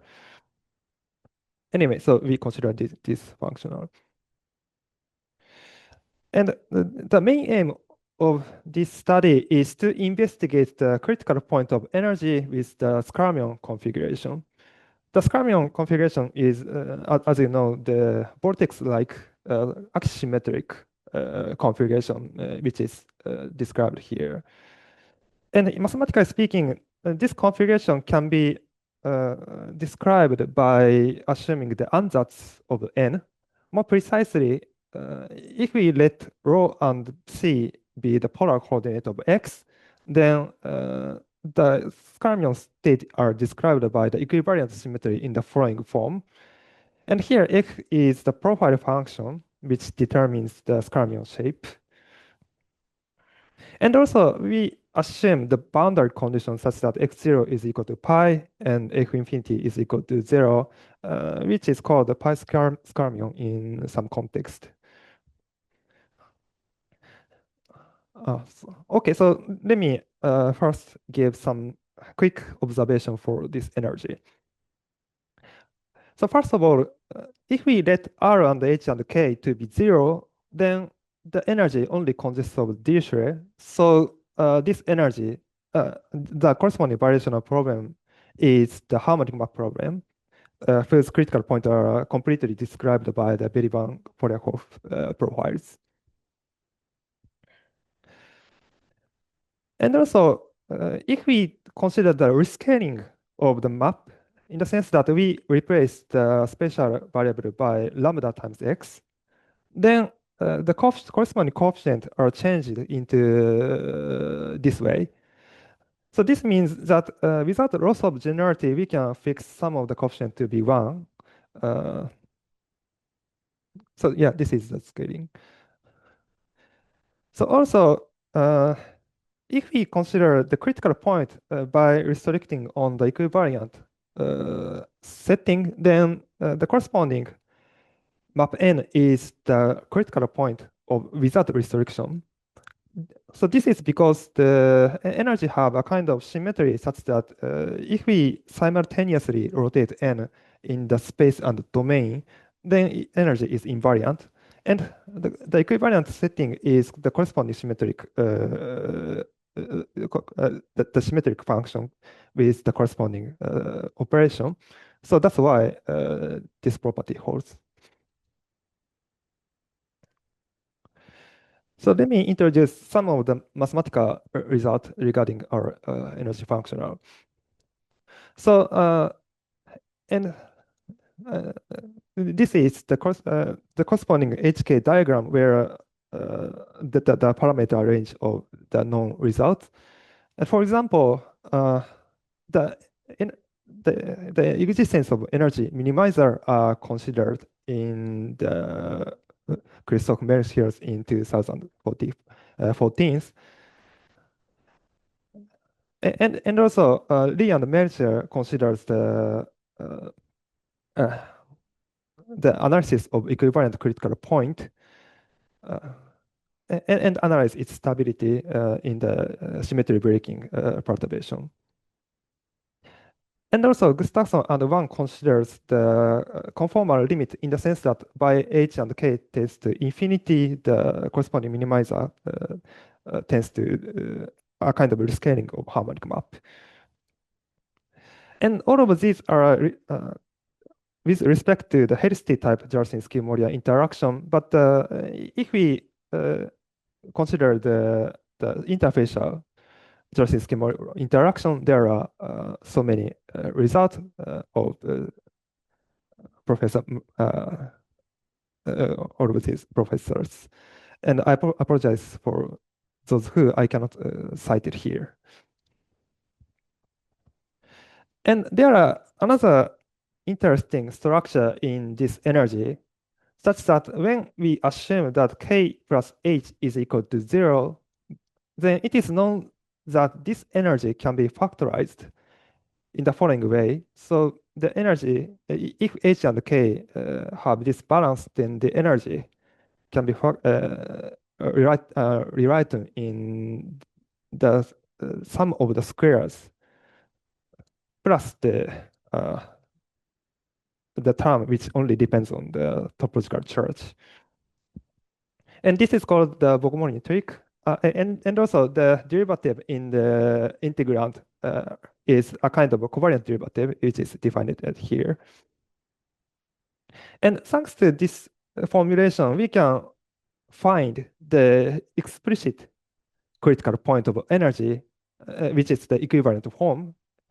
And the corresponding explicit formula is written here, where the profile function theta can be explicitly written by the arc sign of this function. And based on this formulation, in our previous work, we studied its stability under the symmetry breaking perturbation. And we conclude that if r over square root of h is less than 1, then this critical point is stable in the sense that this HRH is the local minimizer of the energy. But on the other hand, when this number becomes larger than 1, then the corresponding critical point gets immediately unstable in the sense that the HR and this critical point is not the local minimizer. So there is a direction of perturbation whose energy decreases. Okay, so let me go into our setting. So in this talk, we are interested in the parameter region where h and k is written in 1 plus beta squared and minus 1 plus beta squared by positive number beta. And this corresponds, so let me show this in the HK diagram by rescaling to make R normalized. Then the corresponding coefficient becomes 1 plus beta squared over R squared and minus 1 plus beta squared over R squared. And then when we plot this, the corresponding range, then the highlighted region is the our parameter region. And also, when we let beta is equal to 0, then the coefficient is 1 and -1. So this corresponds to the Bogomol'nyi setting. And in that case, we know that there is a explicit critical point. So in this sense, we can say that this parameter range is corresponds to the positive perturbation from the Bogomol'nyi case. Okay, so now we insert the equivalent ansatz in the energy. Then we can completely rewrite the energy in terms of the profile function. And each of the functions are rewritten in terms of f in the following way. I cannot. I don't read up all of them, but yeah. And also we work the corresponding functional on the following functional space, which is denoted by M, which is the space of profile function where f and f prime in L2, a weighted L2 space, and also sine f over rho is in L2. By assuming this condition, all of these functions are well defined. And also we assume the boundary condition such that x0 is pi and f infinity is 0. And if we derive the Euler-Lagrange equation, then we obtain the following second order ordinary differential equations. And so as we know, beta is equal to 0 corresponds to the Bogomol'nyi case. So where there is a explicit critical point, and the corresponding critical point is denoted by theta r. So our question here is the existence of the Euler-Lagrange equation and its properties and its stabilities in the sense that we consider the corresponding equivariant map and ask about its local minimality. And also, we are also interested in the case when beta is quite small, then we ask about how close the corresponding minimizer, corresponding solution to the Bogomol'nyi solution. So these are the main questions of our work. And especially the second question seems to be the standard perturbation problem, but it's not so simple because this Bogomol'nyi solution, Bogomol'nyi profile does not define Zeeman and anisotropy. So more precisely, this Bogomol'nyi function profile is well defined when beta is only when beta is equal to 0, but immediately when beta is positive, then it becomes not well defined. So in this sense, we can say that this perturbation is a kind of singular perturbation problem. So okay, so let me introduce our main result. So in this result, we can show that for any parameter r and beta, positive r and beta, there is a solution of Euler-Lagrange equation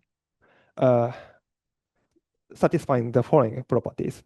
The first property is that f is bounded, pointwisely bounded by 0 on the Bogomol'nyi profile, and corresponding f satisfies the desired boundary condition.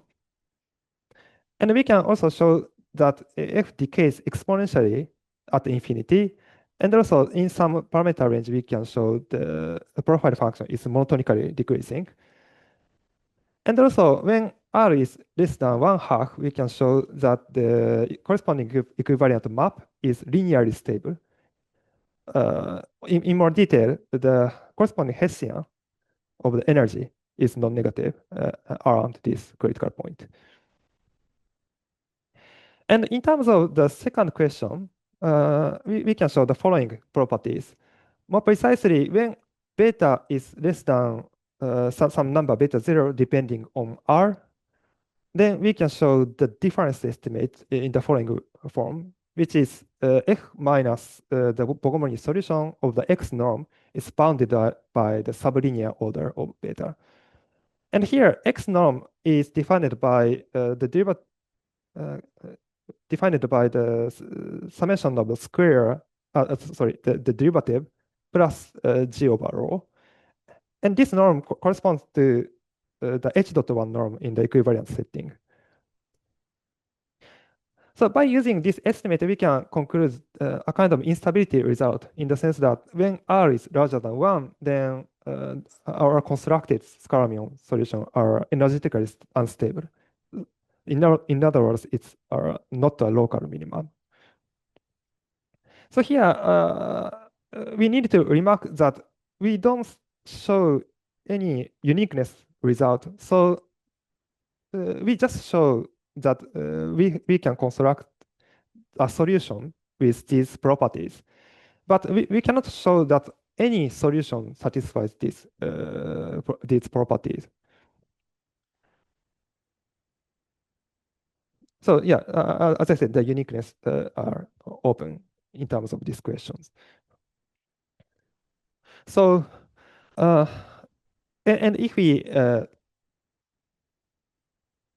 if we plot our result on the HK diagram, then what we can show, we are managed to show is the stability in the orange region and instability in the blue region.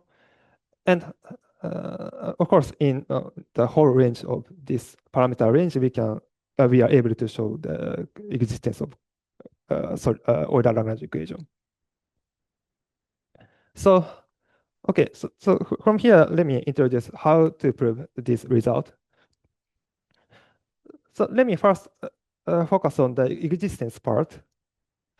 So how to construct the solution is the following. So we consider the direct method for this energy, but we encounter several problems. The first problem is that we cannot guarantee the boundedness of below of the energy functional. So we need to ensure somehow the boundedness of the energy. And to do this, we implemented the following idea. So we work the direct method on the restricted function space such that F is bounded by pointwisely bounded by 0 and theta. And by restricting in the following way, we can guarantee the boundedness from below of the energy, so the energy minimizing sequence are well defined on this setting. But if we restrict in this way, there is a problem that if the minimizer touches to the boundary of the function space, then we cannot show that the corresponding minimizer solves the Euler-Lagrange equation. But we can overcome that difficulty, and the corresponding minimizer is always lies in the interior of this function space, and so the minimizer solves Euler-Lagrange equation. And this is because of the fact that 0 and theta are sub-solutions and super solutions.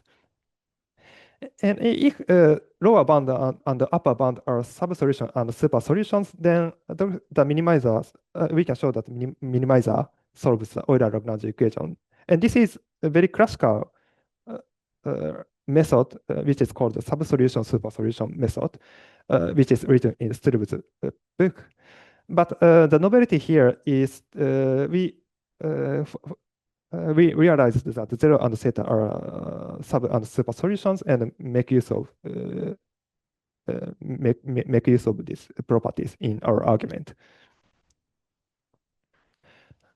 But the second problem is that by passing the limit of minimizing sequence, there is a possibility such that the boundary condition might change after passing the limit.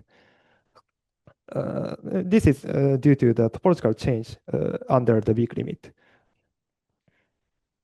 So to prevent the topological change, we implement the following idea. So basically, we divide our argument in the different two regimes of beta. The first, we consider the case when beta is very large. So let xj be the minimizing sequence, and x star is the weak limit of this sequence. Then, if we assume that there is a topological change between xj's and x star, then we can show that the energy, the difference of energy should be larger than 2. And this number corresponds to the degree 1 harmonic map energy. So if the topological change happens, then if we work on the profile decomposition of the minimizing sequence, then there must be a bubble, and whose energy should be 2, so we can show that the energy difference of energy should be larger than 2. But thanks to the assumption that beta is quite large, then we can show that the weak limit x star have positive energy, and the infimum of the energy is controlled by 2, so there is no room to happen the bubble. So we can it leads to the contradiction, so there is no topological change. On the other hand, when beta is not so large, then we instead consider the minimizing direct method on the following space, which is bounded by fr beta 0 and theta, where fr beta 0 is the above constructed solutions. Then these two bounds have same boundary conditions, so the weak limit is already granted its boundary condition. So there is no problem of the topological change. So this is the main idea of the proof. So secondly, we discuss about the difference estimate. So if we try to obtain the difference estimate, the first idea should be the rigidity argument, in the sense that if we could have the rigidity estimate such that F minus the minimizer of Bogomol'nyi energy is less than its difference of energy, then by obtaining the estimate of the infimum of the energy, then we can control its difference. But in our case, we are not able to obtain the sufficiently the sufficient control of the infimum of the energy. So we had to give up this strategy. And actually, this failure is due to the singular, the fact that our perturbation is a singular perturbation. So instead, we use the following alternative strategy. So we make use of the Euler-Lagrange equation and do the linearization around the Bogomol'nyi profile. More precisely, we let X to be theta plus Xi star, and Xi star is new unknown in our equation. Then we derive the equation of Xi star. Then we can obtain the equation of Xi star in the following way. And fortunately, the operator in front of Xi star, the linear operator, is the positive operator because it is written as the X star F form plus positive potentials. So we can take the resolvent of its, the inverse of this linear operator. So we can rewrite the equation of Xi star in the following form. So the strategy is to obtain the estimate of Xi star by using the resolvent estimate of this operator by using the smallness of beta. And in fact, this resolvent satisfies a kind of resolvent estimate in the following sense, such that if S is between -1 and 1, then the resolvent of rho to the power minus SG is controlled by the beta to the power s minus 1 of x norm. And the dependence of the order of beta determined the following way. So if the function z decays faster, then we have less singularity in terms of beta. So we apply this resolved estimate to this equation. Then the source term here is the decay order is 1 over rho. So this term is controlled by the constant times the sublinear order of beta. So by using this, we try to control the nonlinearity. But the new problem occurs here. So in the nonlinearity, there are the uncontrollable nonlinearities in terms of with respect to this resolvent estimate.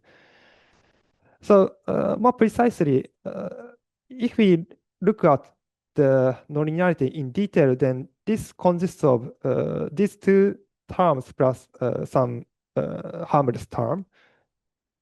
And if we try to bound these two terms by using resolvent estimate, then we encounter the the order of beta such that beta to the power minus 1 minus 2 delta and beta to the power 1 minus 3 delta. And compared to the source, the order of source term, this order is quite weaker. So even if we make beta small, then we cannot observe this term. We cannot ignore this term. So these two terms are the bad term in the nonlinearity in our regime, in our framework. So to overcome this, we implement the following idea. So the idea is, so the singularity of beta is determined by the decay order. So we observe the leading order in terms of rho in the ODE. Then the decay order of potential is exactly, the leading order of potential is exactly 8r squared over rho squared. And we combine this leading term and this bad term, then we can realize that these terms are factorized in the following way. So and this term is found to be the positive potential, which depends on the nonlinearity, depends on the unknowns. But thanks to the positivity of the operators, we can take the inverse of the corresponding linear operator. Then, so if we can obtain the resolved estimate for new linear operator, then we can avoid to estimate the bad nonlinearities and to obtain the estimate of Xi star. So this is the final page of my slide. So by making use of the positivity, so we take the inverse of the linear operator. And luckily enough, so we can obtain the uniform resolvent estimate in terms of Xi for this operator. So uniform means that the constant here, C here, are not dependent on the Xi star. So we can uniformly control Xi star by using this equation in the following form. But the problem here is the linearized operator depends on the unknowns. So we cannot do the fixed point argument because if we take the difference of two unknowns, then this positivity breaks down. So we need to avoid the fixed point argument. But if then we cannot ensure the smallness of nonlinearities. So we need somehow to guarantee the smallness of Xi star in the independent way. So to do this, we implemented the following idea. So more precisely, we independently reconstruct the solution of Euler-Lagrange equation which is close enough to the Bogomol'nyi energy. So more precisely, we work on the direct method on the following space, which is bounded by 0 and theta with the small size of F minus theta in the following way. Then, if we discuss the direct method, we can show the existence of minimizer in this space. But the problem here is this minimizer might touch the boundary of this ball. Then the corresponding solution, the corresponding minimizer will not satisfy the Euler-Lagrange equation. So we need to ensure that the corresponding minimizer is in the interior of the ball. And to prove that, we make use of the rigidity of the Bogomol'nyi energy. Then, thanks to the rigidity, so the Bogomol'nyi energy forms a kind of parabola around theta r. So, thanks to this property, we can exclude the possibility that the minimizer touches the boundary. So this is the main idea of the proof. So thank you for your attention.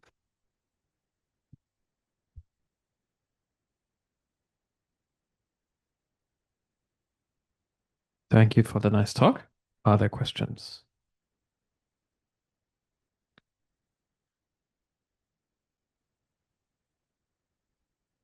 Thank you very much for the nice talk.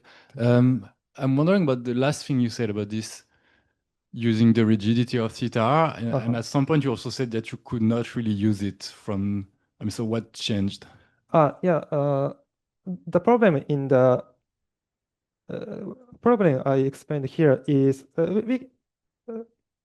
we have rigidity, but we don't have enough control of the infimum of the energy. So what we need here is to bound this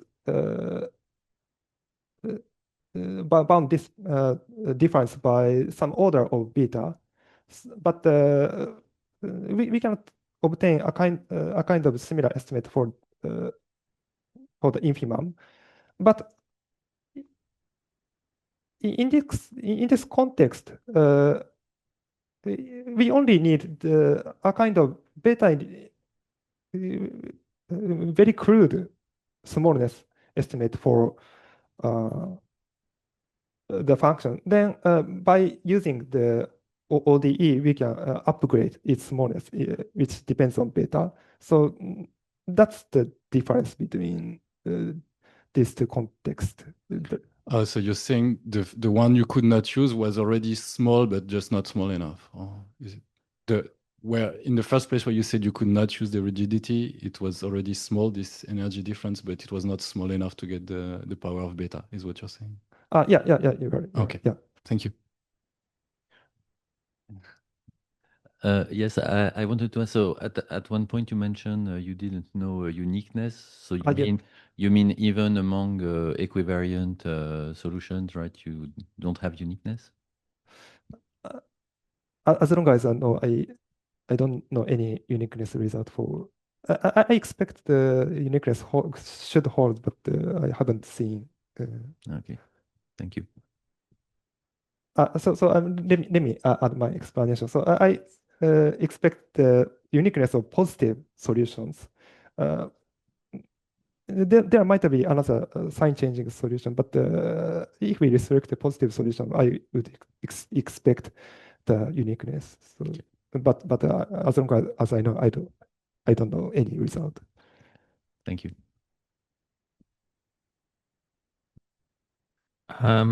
Okay, sure. So everything is working for beta positive. Yes. And any idea what happens if beta is negative? Actually, it's the same because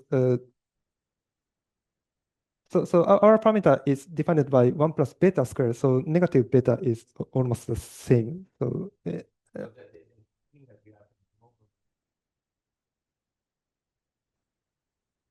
for all parameters?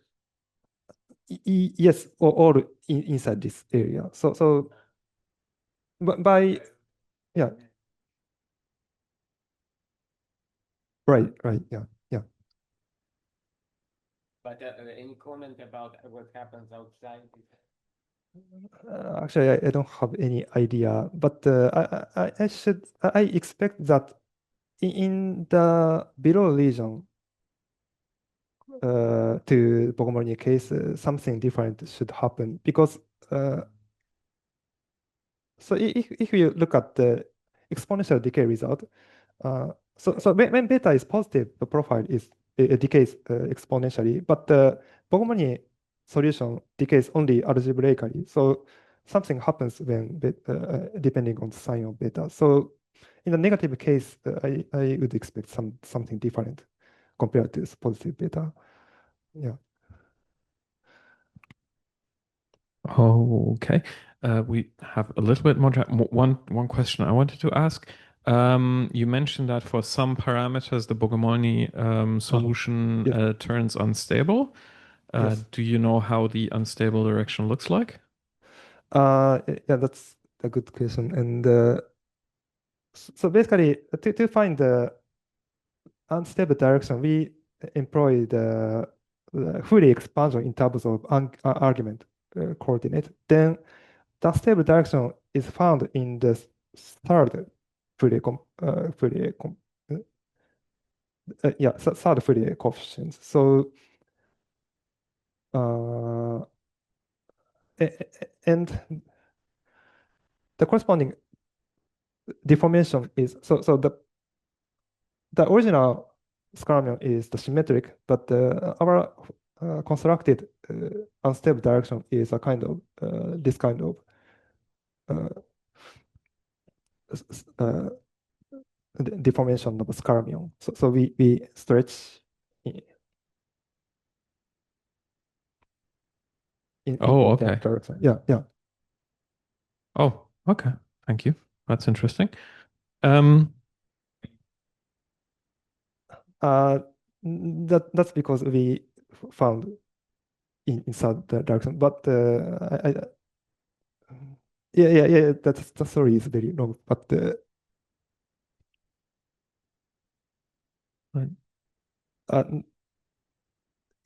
at least in this result, we found unstable direction in third direction, third Fourier direction, but we don't exclude the possibility of the unstable direction in the second deformation. Yeah. Then let's thank the speaker again. Thank you. Let me introduce Raphael Kott from Strasbourg, who is going to talk about dynamics of domain walls on a nanowire for the Landau-Lifshitz-Gilbert flow. Okay, thank you for the introduction. Thanks a lot for the organizers for inviting me here. I'm very happy to be in Pisa again.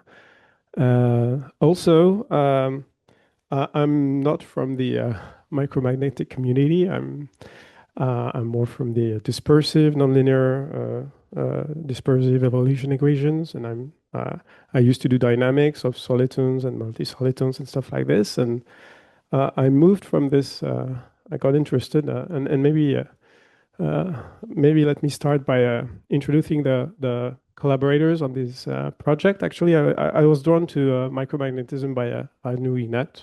I think most of you know him. So he told me like stop doing solitons and start doing like domain walls and stuff. And I found it very interesting. So we managed to gather some people in Strasbourg. So the first one was Guillaume Ferrière, who came as a postdoc in Strasbourg, and he's now in Lille. I give the name not by alphabetical order, but by when they arrived in the talk. So Lauriane Turlier is a current PhD student of mine in Clémentine. And then the last result I will mention also involve Clémentine, who's here. Ludovic Godard-Cadillac, who used to be a postdoc also in Strasbourg, and he's now maître de conférence in Bordeaux. And Yannick Privard, who was a professor in Strasbourg, and he's now in Nancy. So at this point, at some point, all these guys, except for Radu, were in Strasbourg, and now everybody left, and there is only, except for Clementine. So that's life. Okay. So this is the outline of my talk. I guess the first two things you know better than I do, but it's to remind myself of what kind of thing I'm studying. So then I will describe domain walls for the model and the stability results, and I will end on a slightly different model where the nanowire has notches. Okay. Okay, so I'm interested in this magnetic energy that we've seen many times already today and yesterday. So I try and look at many different terms. So exchange energy, anisotropy. So I will be on a nanowire. So my anisotropy is easy axis on the E1 axis, not the E3 axis, because it's essentially 1D afterwards. I will be interested in the DMI term. I put the stray field, but very soon I will look at a regime where it vanishes. Okay, so then I explained all this, and yeah, I don't know if you see the last line. Yeah, in all this, there is an interplay of functional spaces, which is very important. I'm doing a math talk. And my point is that, of course, the natural and functional space is modeled around H1, but at infinity, I will be looking at domain walls, so there will be limits which will be plus or minus E1. So the first component of my magnetization won't go to zero. And so the first component, I have no L2 control on it. Okay. So this is a 3D model, and let me give you one short slide to roughly explain how I pass from the 3D model to the 1D model. So I look at the domain, which is like a long, it has a long line factor around it's a cylinder, right? A cylinder with a long length. And I will be looking at this this regime. So I have this length scale. D is the exchange length, and Q is the quality factor. Okay, and I will assume that the R somehow will tend to zero in this sense. So I do a rescaling, and I obtain a new energy with the eta in it. And okay, the way to go from 3D to 1D is to take the gamma limit of this guy. Okay. Yeah, and this is a bounded domain, so I want also to complete it to the full my model will be on a full line, infinite line. So I extend it outside the finite cylinder to the infinite length cylinder by a constant. Okay, and so as a reminder, the regime is hard material, very thin and rather short, but it's much thinner than short. So I get a 1D nanowire. And the regime is hidden somewhere, not yet. I want a regime where the stray field is negligible, as I mentioned before. Okay, so this is how the rescaled energy writes. And well, I will took a regime where in the end there is only this thing that remains, and I will write it down as a remainder. So this is still 3D, but I will ask to be constant on the other dimension. So it will be E of M is dxm squared, exchange energy, minus 2 gamma E1 dxm, which M plus 1 minus M1 squared, and anisotropy. Okay. Okay, so as I mentioned, I will choose a regime where all the terms that I don't like, that I don't want to consider, vanishes, and well, essentially what I want to keep is the DMI term for the D11 term, which tends to some constant -2 gamma, and the gamma is in -1, 1. Okay, and we have a gamma convergence result, which is not too hard to prove. The essential thing that you have to control is the DMI term. And essentially, you can control it because you're in a regime where almost all coefficients tend to 0, except this one, and this one you control it by like completing the square somehow, and the fact that the gamma is in -1, 1 helps you a lot. Okay, I won't say more about gamma convergence. Okay, so this is the micromagnetic energy. And now I have a flow. So this is new from the other talks. So I have some dynamics. And this is the Landau-Lifshitz-Gilbert equation. Let me write it down to the blackboard too. So it's an evolution equation. dm is h m wedge, the full magnetic energy, minus the damping term, which is m wedge h of m. So h is just the sum of the delta E of m, which is the energy of the magnetization, plus an external field. So this gives the Zeeman energy somehow. Okay. Okay, so there are some symmetries on this equation that we've seen already. You can have a rotation symmetry around the E1 axis. You have space translation, and you don't have scaling because there is a damping. So you have somehow a quadratic term and a cubic term, and this prevents scaling. So we have like one scale that is relevant. Okay, so the symmetries, space and rotation, gives me a gauge group, which which will be denoted by the letter G. Okay.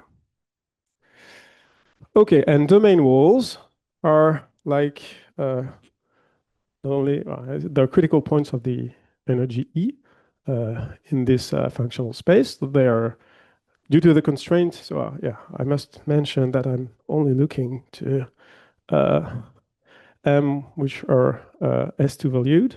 So M of X belongs to S2. And so when I write the Euler-Lagrange equation for critical points, I want W to be collinear to delta E. So this can be written like this.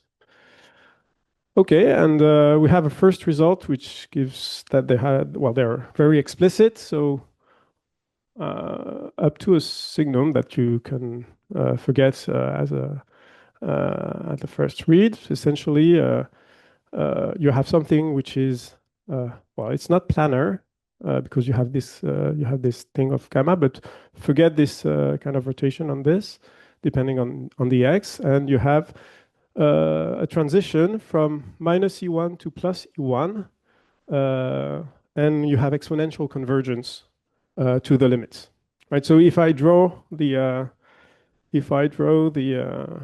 M1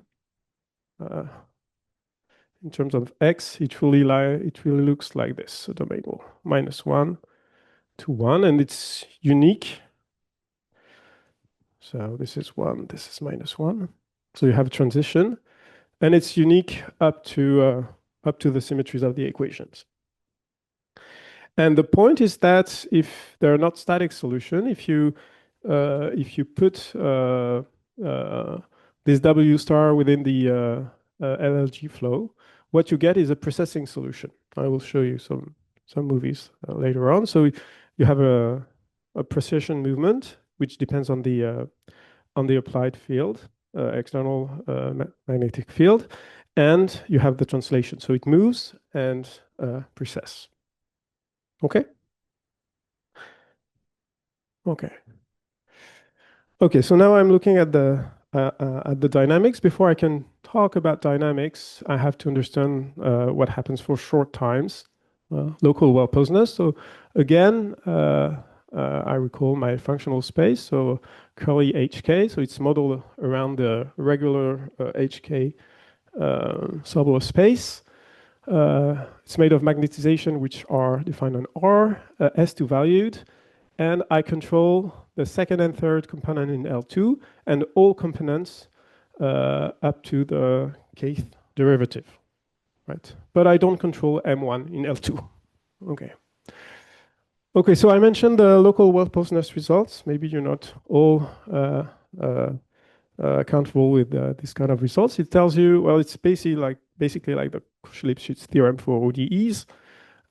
Everything is fine, mainly because the equation is subcritical, because we are in 1D, so H1 is very fine, is very good. I put HK because I will use H1 and H2, curly H1 and curly H2, essentially. So it tells you that if you give yourself an applied field and an initial data in curly HK, then it exists. You can construct a solution which exists on some time interval.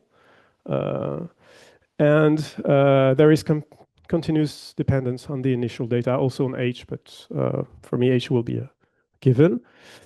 And you have the dissipation identity, which will be really crucial here. And let me draw your attention to the fact that it's okay. There is some dissipation here, but as you have an external field, it can add some energy to the system, right? So this is one of the troubles you'll have. Okay. Okay, more things on the functional space, curly HK. So, okay, so as defined, it controls, I said I want the kth derivative, but I mentioned that actually you control any derivatives between 1 and k, even for the first component. Like for M1, you control dx M1 in L2, even though you don't control it without the derivative. And if you are near something, a magnetization which is not degenerate, which is not constant E1 or minus E1, then if you have a control of the difference in the curly H1, then you have actually a control in the regular H1 subgroup space. And it's true for curly H2 with H2, stuff like this. Okay, just a word on local well-posedness, on the local well-posedness result. We really use that it's dimension 1 here. If you make it, if you're naive and try and say, okay, I will try to do a fixed point on the equation directly, then in this term, h of m, you have a Laplacian. And so it really looks like Schrödinger maps.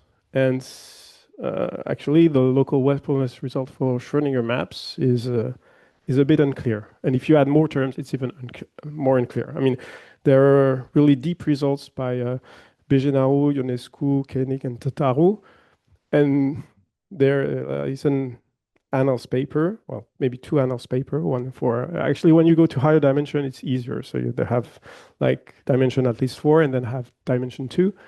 And even this paper, which is very deep, it does not give such a good results. It gives persistence of smallness. So you assume you have a solution which is smooth and small in the critical subgroup space, which is HD/2 here in dimension D.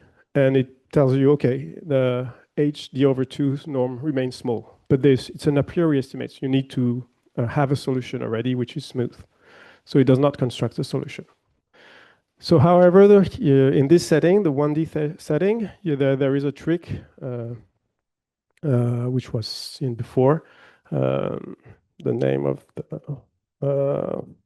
sorry, I forgot the name of the mathematician who did this. The idea is to do a stereographic projection on a point. So your S2 valued, you do a stereographic projection away from the curve that is drawn on S2 by M0, by M0, by the initial thing. Oh, this is what I read. And when you do this, then you have an equation on R, which is R2 valued. And you see that this the linear operator has really a flavor. So you recover somehow the Schrödinger thing, but you have the factor, the damping alpha helps you a lot. And this is in fact essentially parabolic. You have derivatives in the nonlinearity, but this is all amenable to a Born after X point argument. So not completely trivial, but doable, much doable than the direct approach. Okay, so I have my correct local well-Poisson's results, and now I look at dynamics, and the title of the talk could have been asymptotic stability of domain walls. So this is our first result, the result that I got with Radu. Okay, so what does it say? Say, okay, if I have a magnetization which is initially near my domain wall, and and my applied field is also small, then actually the magnetization is globally defined and converges exponentially fast to a domain wall which is gauged, suitably gauged. And the gauge is essentially the gauge of the domain wall plus a constant. So there is a small shift in the gauge right now. Okay, so yeah, so this is essentially, well, the best you can hope for when you do asymptotic stability. You have convergence toward a fixed profile up to a gauge, and you have convergence of the gauge to some profile if the gauge is not constant because the domain wall is moving. So there were previous results on related equation, LAG, but with different energy, no DMI, for not this kind of domain wall, but like block or Walker walls, so no precessions. Maybe let me mention the Carbo and Labé results in 06. We took some inspiration of a physics paper by Gu, Gusev, Robbins, and Slastikov. Still no DMI, but we realized afterwards that we could add the DMI term in our analysis without paying too high a price. However, the proof is relatively different. So what they used was a spectral analysis on the linearized operator, putting in place, well, showing that there was a spectral gap, and then you have a Lyapunov type argument. And we use an approach which is really related to understanding dissipation of the energy plus modulation arguments. And this was a bit the idea, I guess, in this physics paper, which is formal and essentially looks at things as leading order. So for the nonlinearity, it has to, well, the nonlinearity, your functional space has to be suitably tamed to take care of the nonlinearity. And so it has some inspiration. So I mentioned I came from dispersive nonlinear equation, and the inspiration was from the orbital stability results by Weinstein for solitons of the, say, NLS equation. So really the dispersive things. Okay, I won't do a lot of proofs. Let me just give you, so I wrote more slides to have some reference if you ask me about a question about the proof. Just let me give you 2 slides on these results, and for the other one I'll give flavor of the proofs. Okay, so the idea is to decompose our magnetization on a suitable frame. So the frame is given by W star is derivative with respect to y theta to okay, x, guess. And then the third one is E1 wedge W star, right? And suitably prefactored, so that's it's an orthonormal frame. Okay, and if I expand, so I assume that M is of the form W star plus eta, and eta should be small, and S2 valued, so I can write eta like this. I decompose eta on this thing, And the first thing that you see is if you look at the fact that M has to be S2 valued, then you do you expand the fact that norm over M squared is 1, and you get that actually mu is just the scalar product of mu with the W to factor, and so it's quadratic in eta. So in the direction of eta of a W star, it's quadratic, and so the HK norm will be of eta will be essentially paired by nu and rho. That's the first observation. Then I mentioned that I wanted to understand the energy and dissipation. So I want to have pointwise bound, and so it's nice to have this expansion. Everything is polynomial expression. So I have these big O expansions, which are pointwise bounds. And what I mean by big O of k index L is it's order k, so it's polynomial of total order k, and it has derivatives in eta at most L. Derivative is eta. This is not. And for example, when I write this, I have 0 derivative in eta, and it's quadratic. Mu is quadratic in eta with 0 derivatives. And you have to understand, okay, this is really pointwise. And the point is that when I integrate these things in space, I can easily get Sobolev bounds. Okay, so I recall energy and dissipation, right? So I have to understand all these terms, and I do the computations. And this guy rewrites like this, and this one rewrites like this, essentially, because I want to have the energy of M minus the energy of the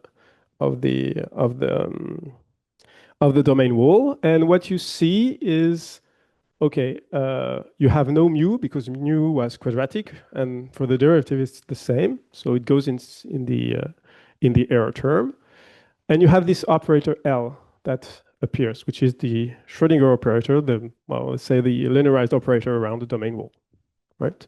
So it's you get your 1D Laplacian, and then you have a potential which goes to 1 at infinity, but vanishes near 0.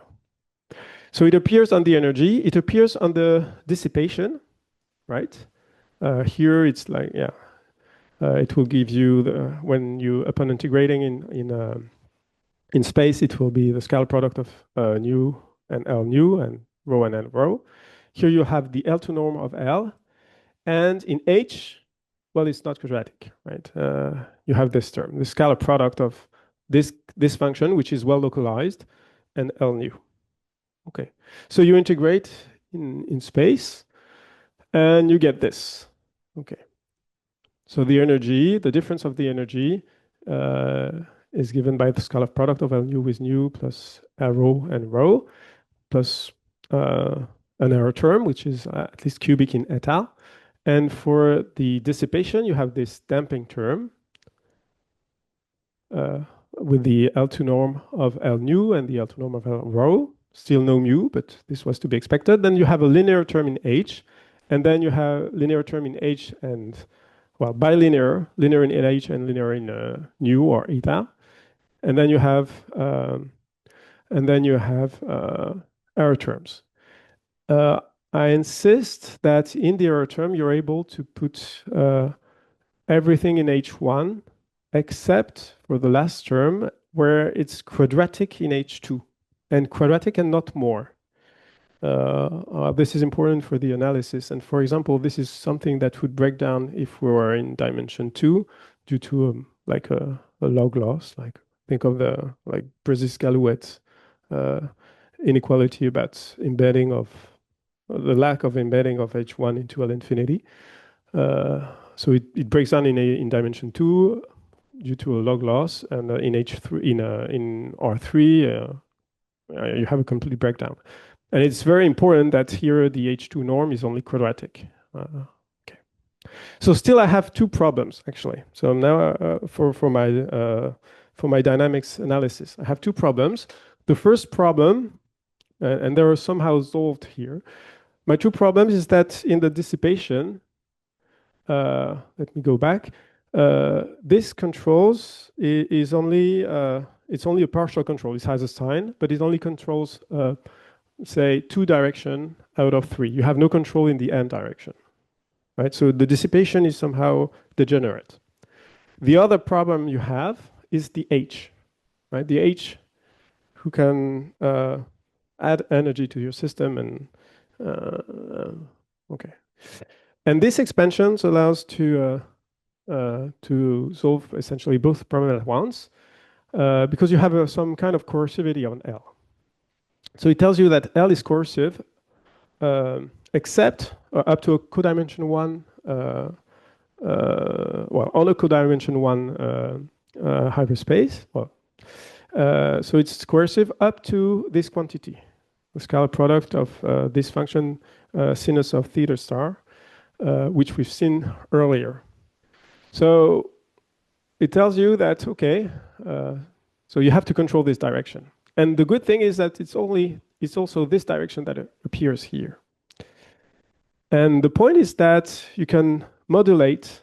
So you remember that there is this group of transformation, and if you slightly change the gauge, then you can modulate. You can modulate here to kill this term, and so the H will be bounded by something which is quadratic in eta. So if H is small, it will be absorbed here, and here you'll have full coercivity.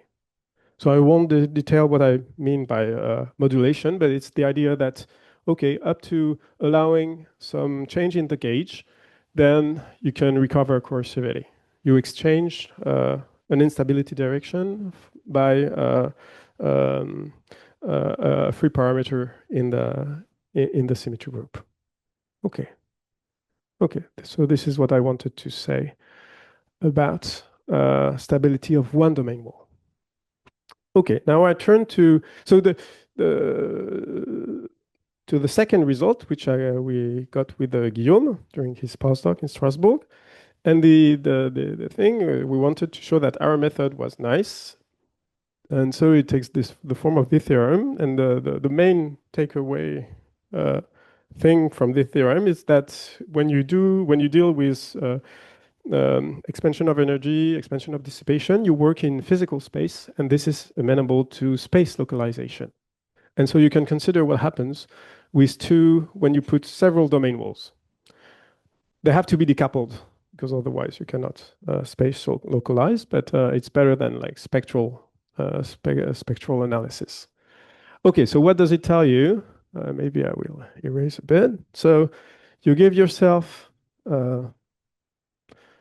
2 domain walls, so it looks like this, and they're decoupled. So I still draw the M1 thing, so it's like this, right? And yeah, the initial at initial times they're very far apart. Okay, and I choose the domain wall so that when you apply the field, they will move away. Right, it's important that they move away. If you do collision, then it's a different story. So the stability result will be when they're decoupled initially, and then when they move away. So to have them move away, you simply choose the signum right here.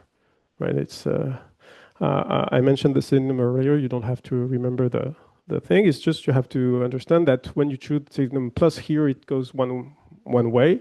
Say it goes to the right, and with the Magnus, the domain wall goes to the left. Okay, and it tells you that if the field, the external field is small, because you want to have stability for at least one domain wall, but not too small, so so it depends on time. So it could go to 0 very fast, but if it goes to 0 very fast, as you see that it's the external field drives the distance that the domain walls get through. If it goes to 0 very fast, then they will be at finite length. They will stop at finite length, the 2 domain walls, and so they will interact even if they're far away. They'll have if you integrate in time, it will be a an infinite interaction. So you want them to go away, and they have to go away sufficiently fast so that the interaction essentially is integrable in time. And this is what this second condition is about. So Q actually it decays exponentially, and it controls the interaction of this on the two domain walls. And it tells you that the interaction should be somewhat integrable in time. And it tells you, okay, if I have these two conditions on my external field, small but not vanishing too fast, and if I start with magnetization, which is two decoupled domain walls, then this configuration is small. That is M still looks like the sum, well, not the sum, the two domain walls which are decoupled, and you have an error term with this function kappa that I don't tell you about. And the gauge that are given here, they look, this gauge, G plus and G minus, they look like the gauge of the exact domain wall up to an error that tends to zero in time. And just if the field is bounded below by, let's say, delta naught over 2 or any constant, then actually this kappa is exponentially decaying. So you have essentially this bound, well, delta times exponential minus lambda t. Okay.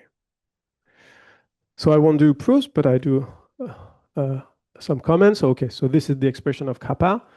I mentioned that if h is bounded below, it goes to 0 exponentially fast. And one condition on the field going not too fast is this thing, that h of t is essentially 1 over t times the right factor, because you take exponential of these guys. Okay, I said that I needed domain walls which are well separated, and that the signum are chosen so that the magnetic field, the external field, pushes them away. Yeah, the y here is the distance of the perfect domain walls, and yeah, square root of q of 2y. So essentially, it's q of y star is the interaction. Okay, and the idea is that the dynamics is still led by the external field H. The interaction are negligible in this setting. And the point is to localize all the pointwise estimate that we obtained. We localized them around the first domain wall and around the second domain wall. Okay. And this has also some inspiration from a framework in dispersive PDE, which is the stability of multisolitons.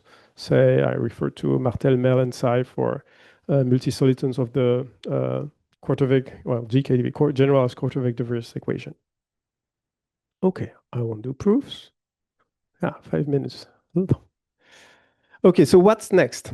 So why do we stop to 2 domain walls? A priori, we could do like more domain walls. I mean, space localization, you don't have to do only 2. But the thing is, when you have more than 2, then the h, they all have the same speed. So it's plus h or minus h, the speed. So if you want to have them go away, it's at most 2. Otherwise, you'll have 2 who will go to at the same speed.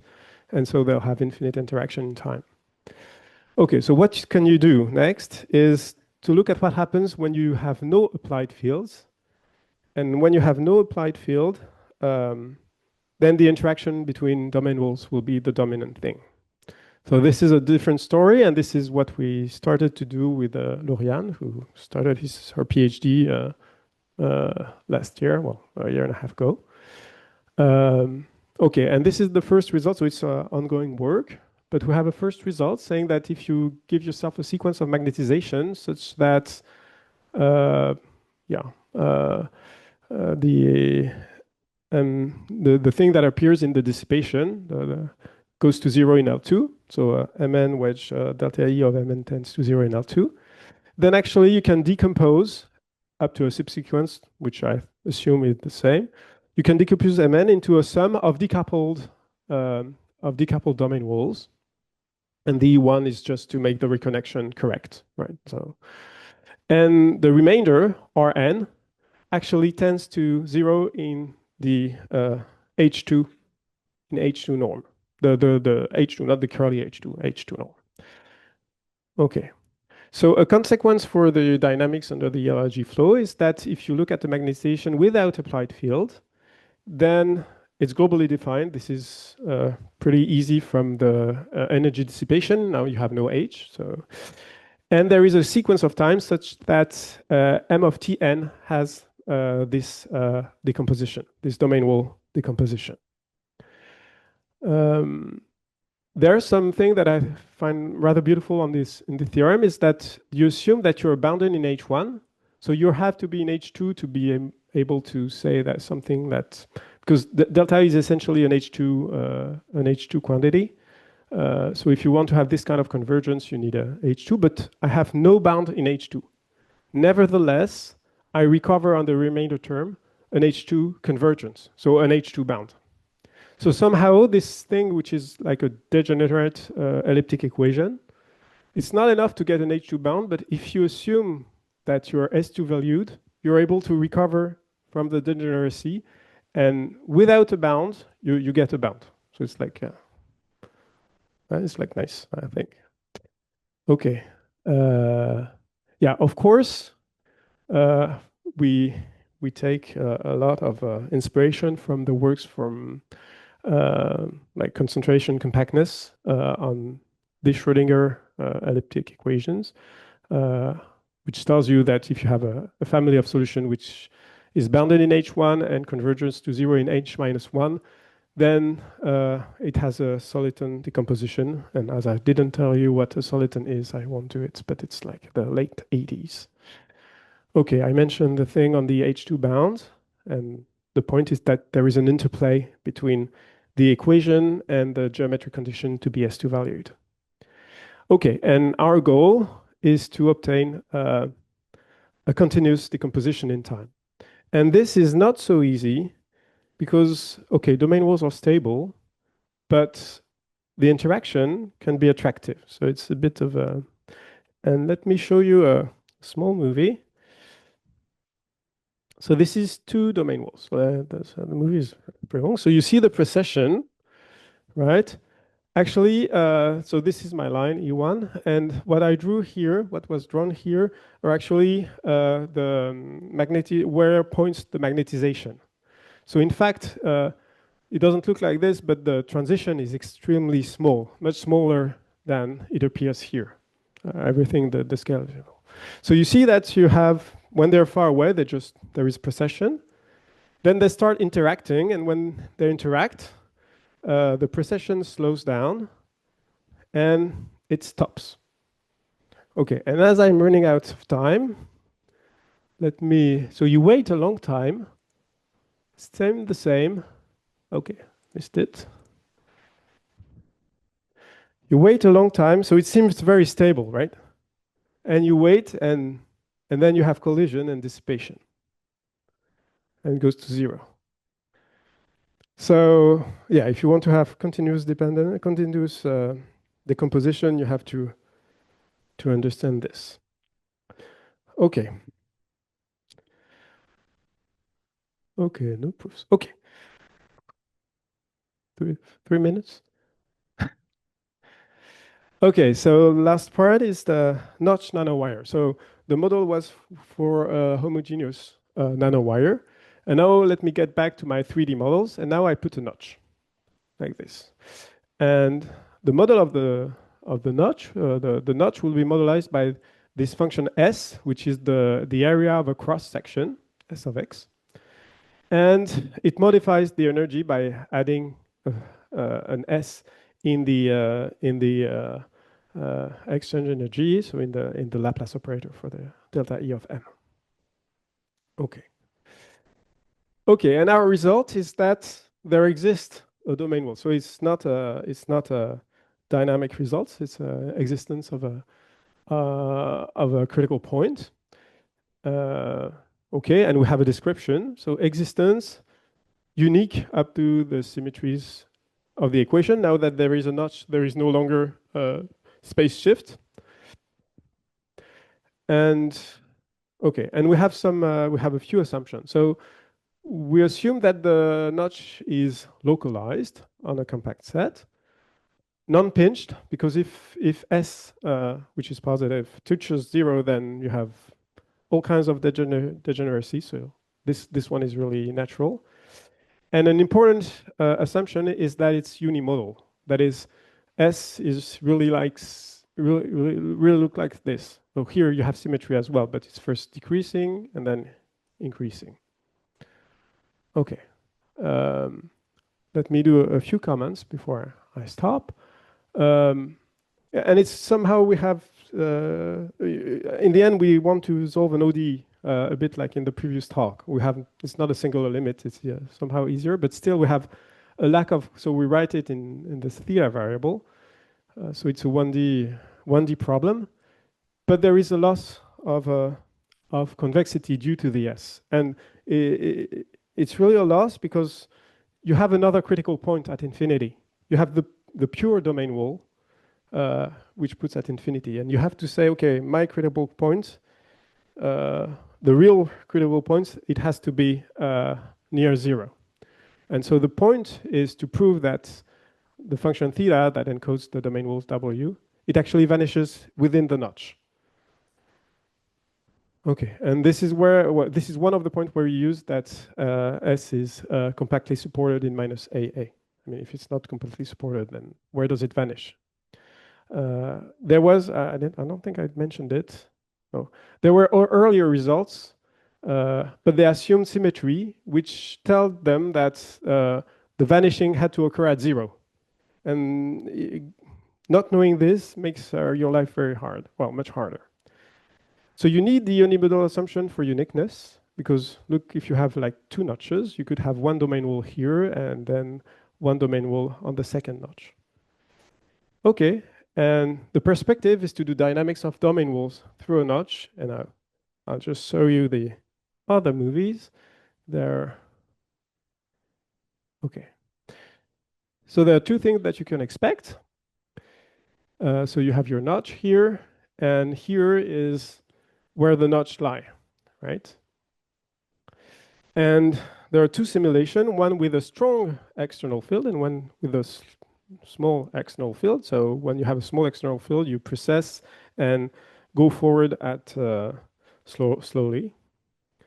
Well, when it's strong, you go faster. When it's not so strong, you go not so fast. And so there are 2 things that you can see. If you have a strong field, then not too strong to be still stable. But well, you see, you're through the notch. It goes not as fast and almost stops. Yeah, when you're at the within the notch, the domain wall is actually a static solution, and you see that it almost gets stopped, but starts again processing, and actually it will go through the notch. Here, you have a weaker field, so it's inside the notch, and it does not have enough energy to go through, so it will just stop. So yeah, this is something that we'd like to understand. When does the notch capture the domain wall, and when does the notch is not enough? Okay, I stop here.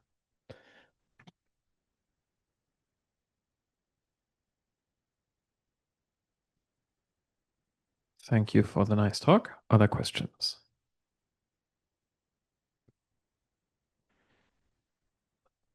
Yeah, it's a 1D model. Well, the other model was also 1D. I mean,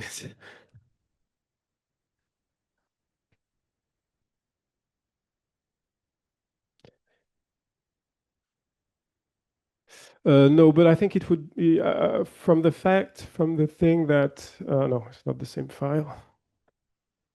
As you're not pinched, I would think that the gamma convergence result is the same. We didn't do it, but I think it's the same proof, the same gamma. No, not necessary. Well, yeah, just the construction. In the end, when you do the gamma conversion, you still have a 3D model, and then you see that everything only depends on the first direction. So it's you get the same, I think.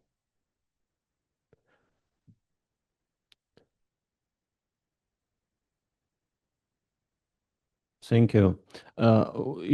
So my question is mostly regarding your initial setup, because what I recall from this recently published paper with Giovanni Di Frato, Valeriy Slastikov about gamma limits for nanowires with Zelashinsky-Mori interaction, and what I remember, we also have domain walls there, and Zelashinsky interaction effectively renormalize the anisotropy constant.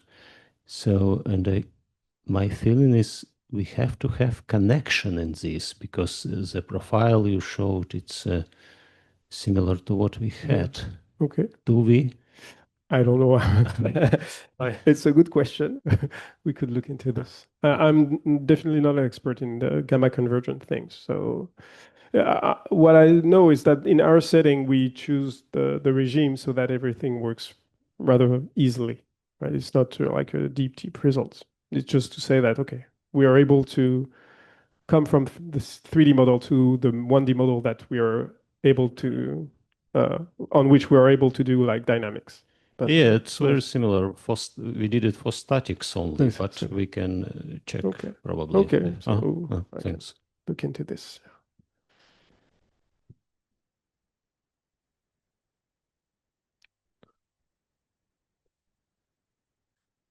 So I'd like to ask about the shading map case. So Yes. the only challenge is the local repulsiveness, or are there any chance to conclude some orbital stability for? So when you say you have no dissipation, yeah, possibly. Possibly because yeah, you'll have an energy bound. You use essentially this expansion. So this expansion will tell you that if you do modulation, then you have some kind of coercivity will give you orbital stability. If you want to have asymptotic stability within the Schrödinger maps, like no damping, this would be another story. Yeah, of course. You need some different estimate. Yeah, well, weighted spaces maybe, and only local decay. So it's very hard.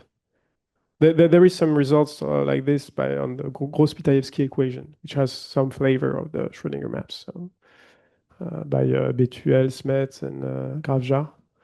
And what they get is convergence of the parameters and local weak convergence, weak H1 convergence. So Okay, then let's thank the speaker again. Okay, welcome to this afternoon session. The first speaker is Philippe Rybakov from the University of Uppsala, and he's going to talk about theory of magnetic mesons revisited, no need for fractional topological charge. Thank you. And thanks to all the organizers. I'm really happy to be here and for this opportunity to present this new joint work with Ulle Eriksson and Nikolai Kiselov. Nikolai is here.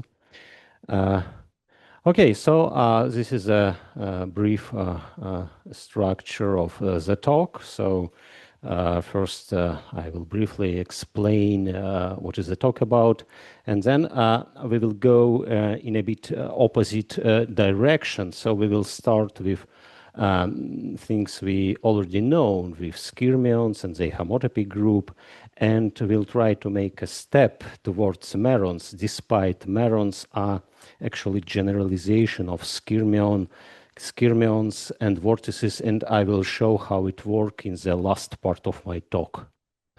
Okay, so this is a very iconic pictures of vortices and skyrmions with corresponding notion of the topological groups. So typically under vortices we mean something like unit magnetic vectors lying in the plane, and a fundamental group of the circle is isomorphic to integers. And for skyrmions, we mean a different situation when our target space is a sphere, So we have continuity and some fixed perimeter, and it's equivalent to second homotopy group on the sphere, and it is also isomorphic to integers. But there is an issue, the so-called merons. They are neighbor vortices, not skyrmions, but something in between. And this is actually very, very old story. And this is just a selection of famous papers, but it is under intensive studies. So I don't know how many papers, definitely hundreds, maybe thousands. About merons, experimentally, theoretically, etc. So the thing is, up to recent, we had no idea about how to write something like this or like this for this situation. So we didn't know how to classify them rigorously, and what physical community typically did. It tried to compute topological charge using formulas like for vortices, so taking in account widening number along the perimeter, or by applying two-dimensional topological degree.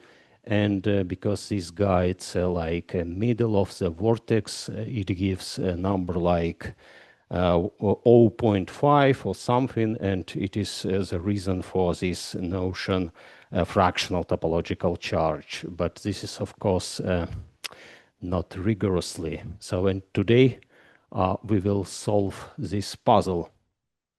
Okay, so this we know pretty well.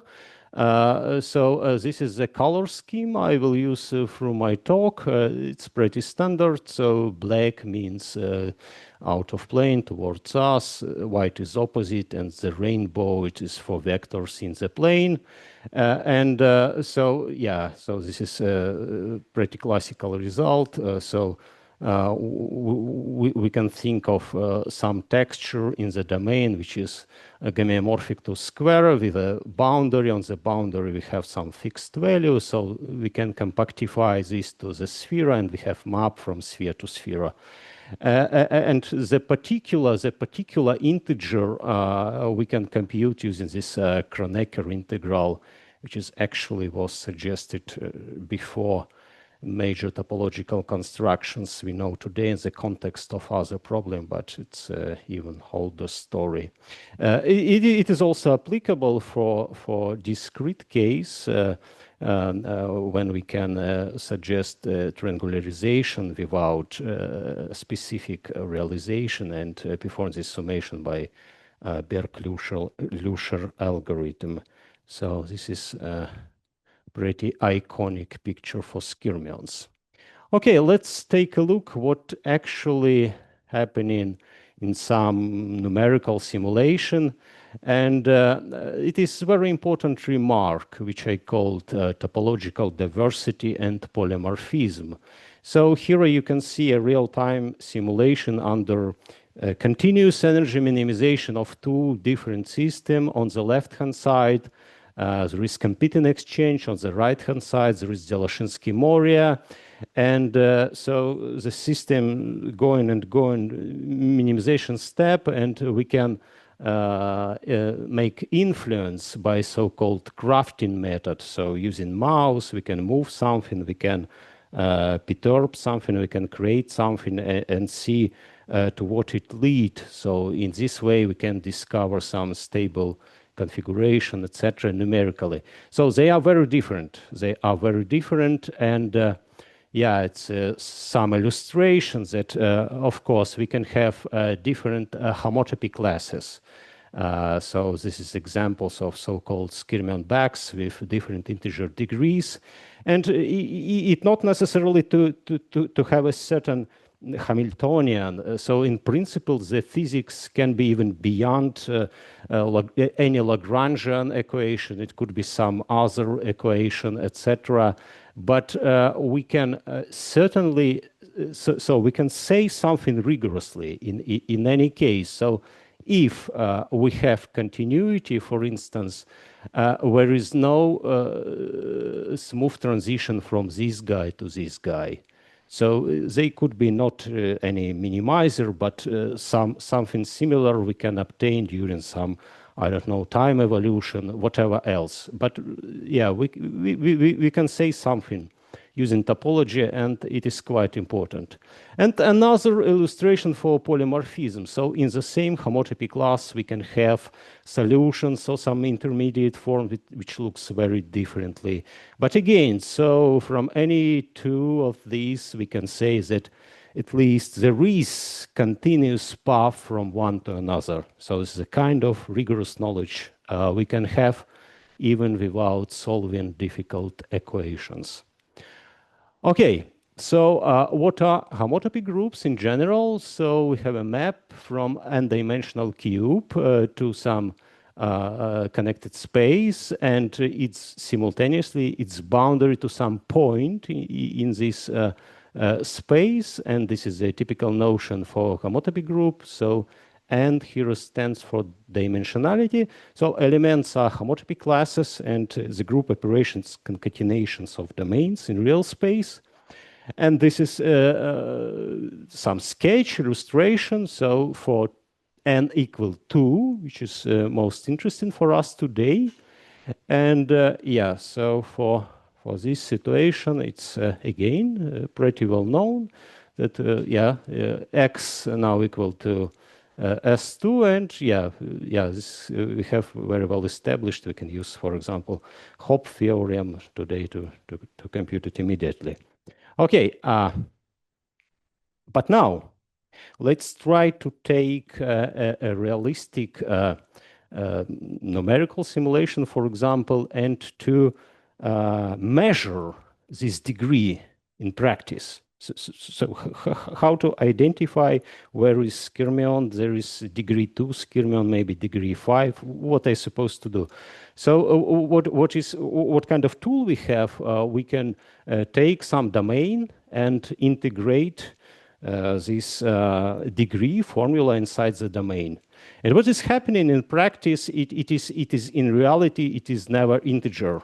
So it could be close to integer, so some if it is big enough, but not totally integer, especially when we have boundaries, etc.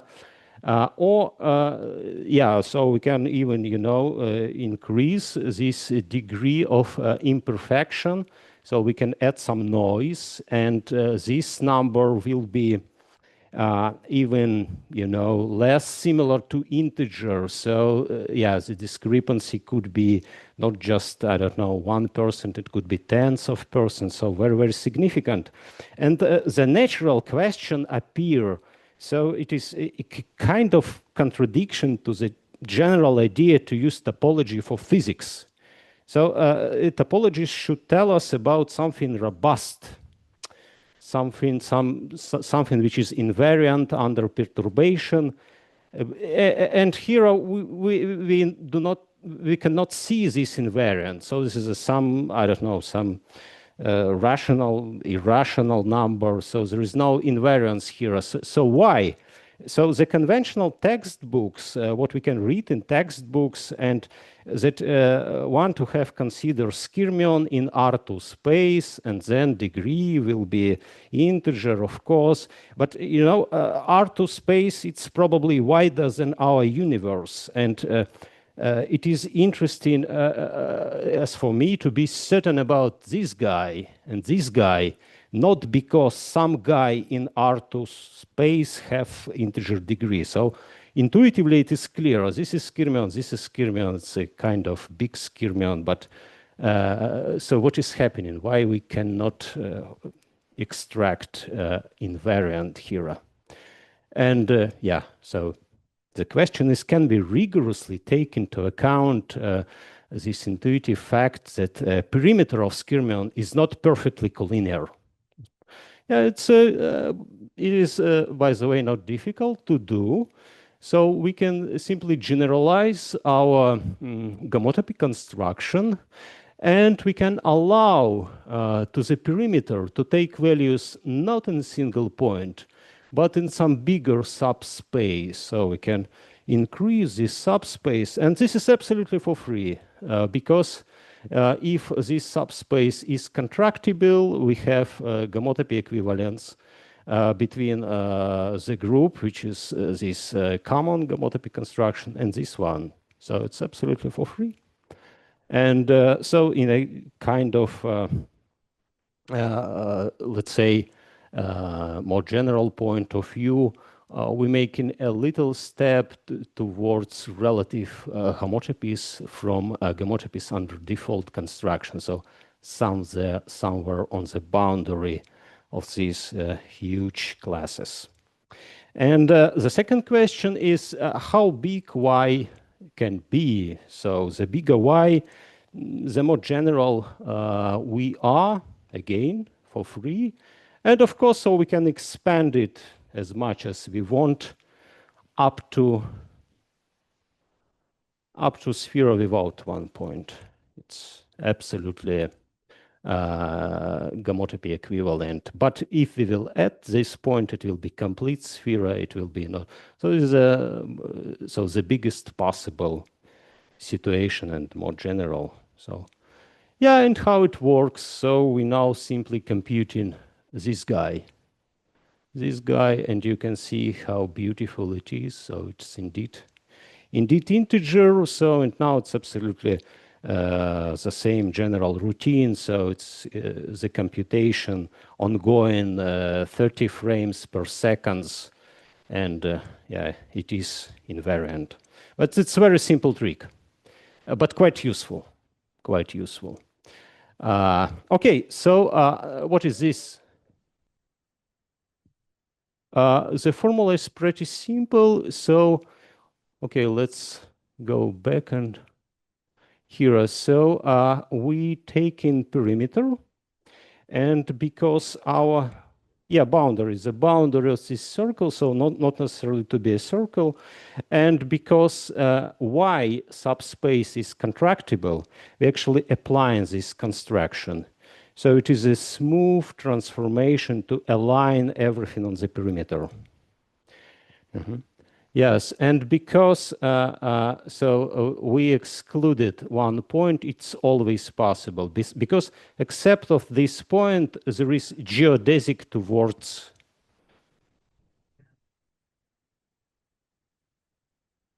Yeah. So this is a mesh for every spin. We have some algebra to make them a bit different. Yeah. And then computing usual degree for this emergent unit vector field.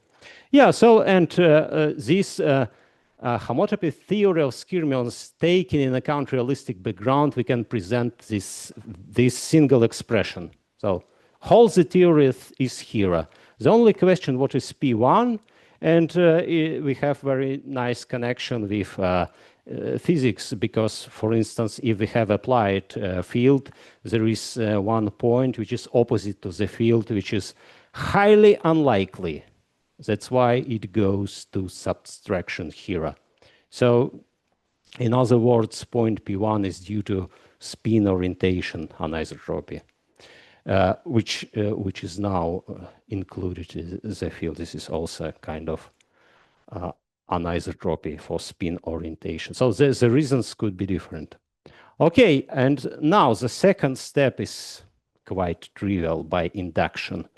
So what if I have 2 difficult directions? So when I had field, it was 1 difficult direction. So what if I have 2 difficult directions, like in easy plane magnet? So easy plane magnet, it's the same like hard axis. Hard axis, so 2 difficult directions. So what is going on here? So I have to compute now this guy. And so now we're going deeper into relative homotopies. So it's we are now here completely. And so let's try to do it. It is not difficult to do it in a more general case. So suppose I'm puncturing r plus 1 points in total. So r 0 or any bigger integer. And so we can use long exact sequence of homotopy groups for A and B. And so B is a subspace of A.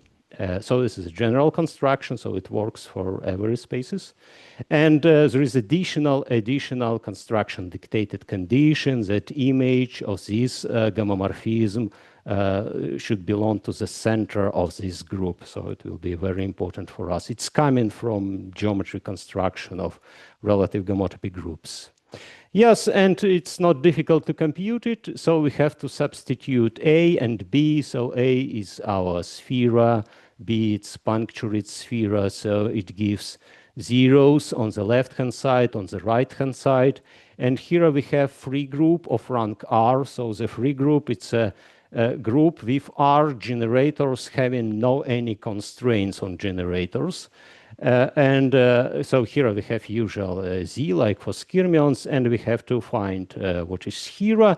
But because we have zeros, now we have short exact sequence. And because this guy is a free group, so this sequence split, and this is a whatever. So this is all possible solutions here. So we have a semi-direct product of these groups. The Y stands for some gamomorphism between this guy and automorphism of these guys, but it is just Z2. So it means, so every generator of these either multiplying by -1 or not multiplying. But using this extra condition, it's easy to deduce that only trivial gamomorphism survive, and we have unique solution. So this group, it is Z product, a free group. Generally not. So I'm coming to this point. I'm coming to this point. Yes, and we have now this kind of new splitting into two classes. So if R is correspond to 1 or 2 point, it is a billion. And if it is bigger amount of point, it is not a billion. So this case I will briefly mention in the very end. But now, so yeah, the first, this is what we did in the very beginning. And this one is now we will consider in more detail, because this stands for easy plane magnets and for merons. So it is a billion, and it is Z cross Z. It's this button. So first of all, by analogy, we can express all the theory with this single formula. It is very nice, but it is not complete. And first, it is very important to mention one remark. So from a category point of view, so if they are in the group, in the groups, so Z cross Z is not equal to Z, of course. But in set, so we have identity because it's countable, so it doesn't matter. So, and yeah, we can consider this forgetful functor. And the question is, what are the most important thing that can be forgotten here? So it's what is actually the most contrast difference here? So what we can lose? And one answer is the automorphism, because for Z cross Z, they are infinite. So automorphism here, it's this GL2 group, our Z ring. But for Z, they are finite. So it's so what does it mean? So for usual situation like skyrmions, like vortices, they are kind of double-faced. So it's like a convention about of the sign. For example, if we consider Bloch skyrmion, we can make an agreement: is it degree +1 or -1? So we have just two options, but any kind of choice is absolutely isomorphic to another. But for this is completely different. It is like infinitely number phased. So there are infinitely number convention. We can establish how to recognize invariant in this group. And of course, all of them are under this group action. Okay, so this is a theory, so we know that it is indeed not just a Z, but simultaneously we have previous knowledge that pure Skyrmion sectors and also vortices. And okay, so this guy is here, and this is a usual sphere. So probably this stands for this one and this for this one, but it is not so easy. So it is not like this. It is not like this. It is a bit more complicated. So how to explicitly compute this invariant? So we have two integers. Let's try to. It is not trivial task. It is not trivial task. So what we did to solve this issue. So this issue was actually even more complicated than deduce the group itself. So first of all, we specially designed auxiliary map in spin space, which we named dumbbell map because it looks like dumbbell. So what is happening here? It is a map between pairs of topological spaces. So, and sphere, it is spin sphere. It maps to two different spheres located inside it and connected with this bar. And secondly, so this bar shrink to a point, and for simplicity, the sphere transformed into a sphere of unit radius.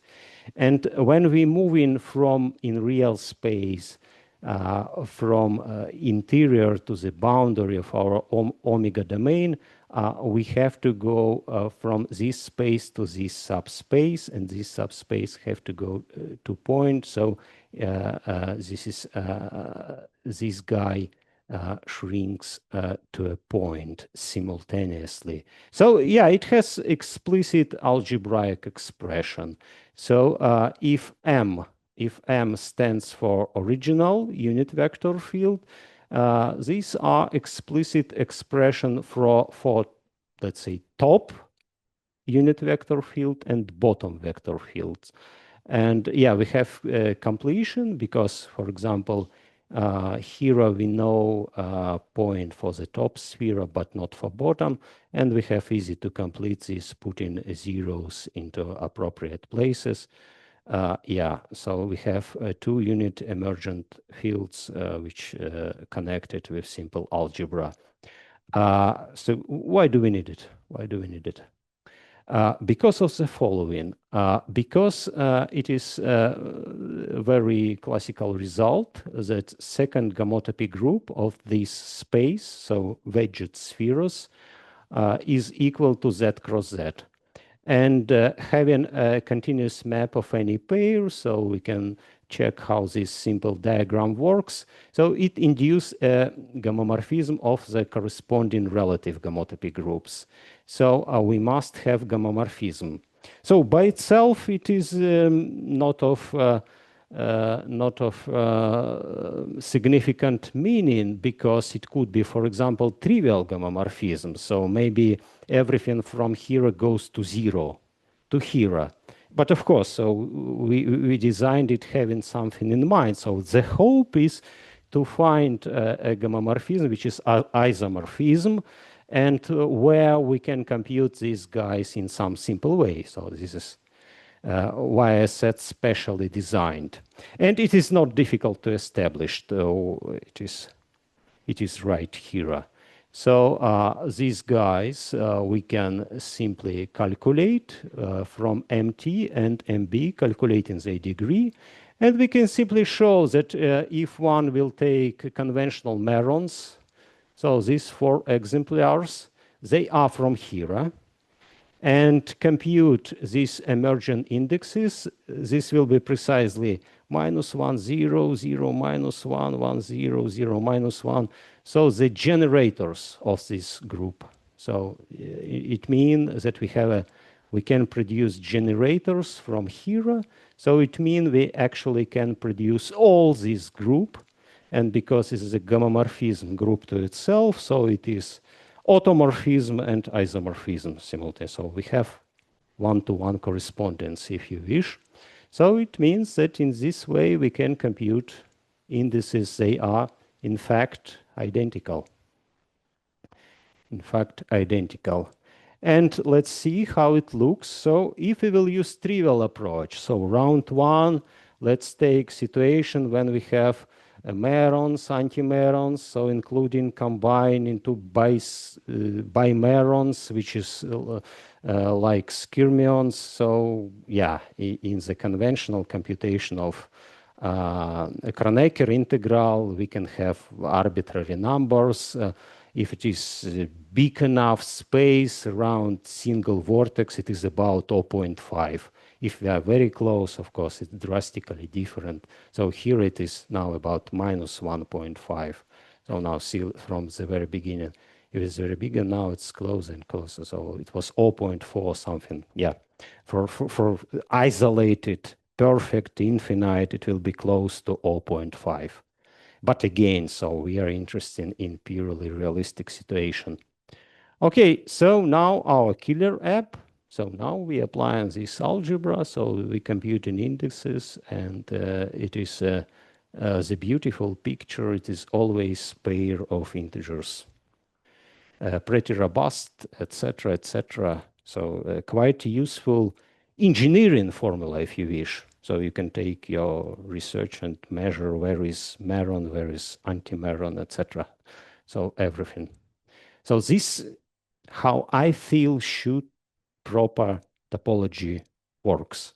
It should really exhibit invariants, which are discrete quantities. Okay, so the final step is to connect with existing knowledge. Okay, so now we have two integers. Probably this seems to be something more general than pure skyrmions and pure vortices. So how we can connect.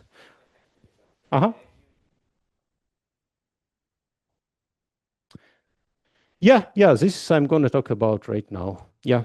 So let's we can actually rigorously show what is happening. Okay, so this is what we just discussed, and now we know that here it is isomorphism. Okay, so we can compute these two integers. And the simple observation that sphere without 2 points have natural inclusion into sphere without 1 point, right? So, and so no matter which point is. So, and these inclusions induce group gamma-morphism. So from this one into conventional group of skyrmions. And yeah, it's easily to, one can check with, again, using generators, what is happening. And it is either forgetting one index or another. So it's one of them survives. So physically speaking, it depends how you, let's say, saturate your magnet. So if you had two hard axes in the beginning, if you had two hard axes, you had two indices, and now you go to situation when you have only, you had one hard axis, two hard directions, and you're going to go to situation with a single hard direction. So one hard direction should disappear. You can apply a magnetic field and kill a certain anisotropic contribution, but what will disappear, either P1 or P2? So it's matter of polarity of applied magnetic field. So, and this how it works. So it's either top index survive or bottom index survived, or we simply can think with changing point of view, because we were in the plane, we can look at upside down, etc. So this is absolutely consistent.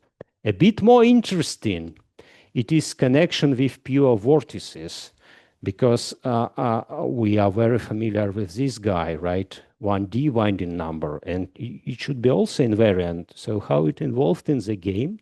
So this is again just a repetition what we just discovered, but we have boundary gamomorphism from the exact homotopy sequences. So we must have some gamomorphism from our group to the group of vortices.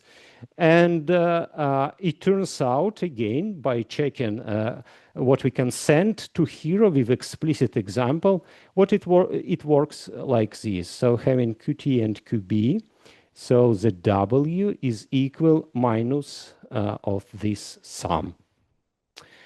Yeah, so very rigorous result. In a certain sense, remarkable, because we have relation between 1D winding number and two-dimensional winding numbers.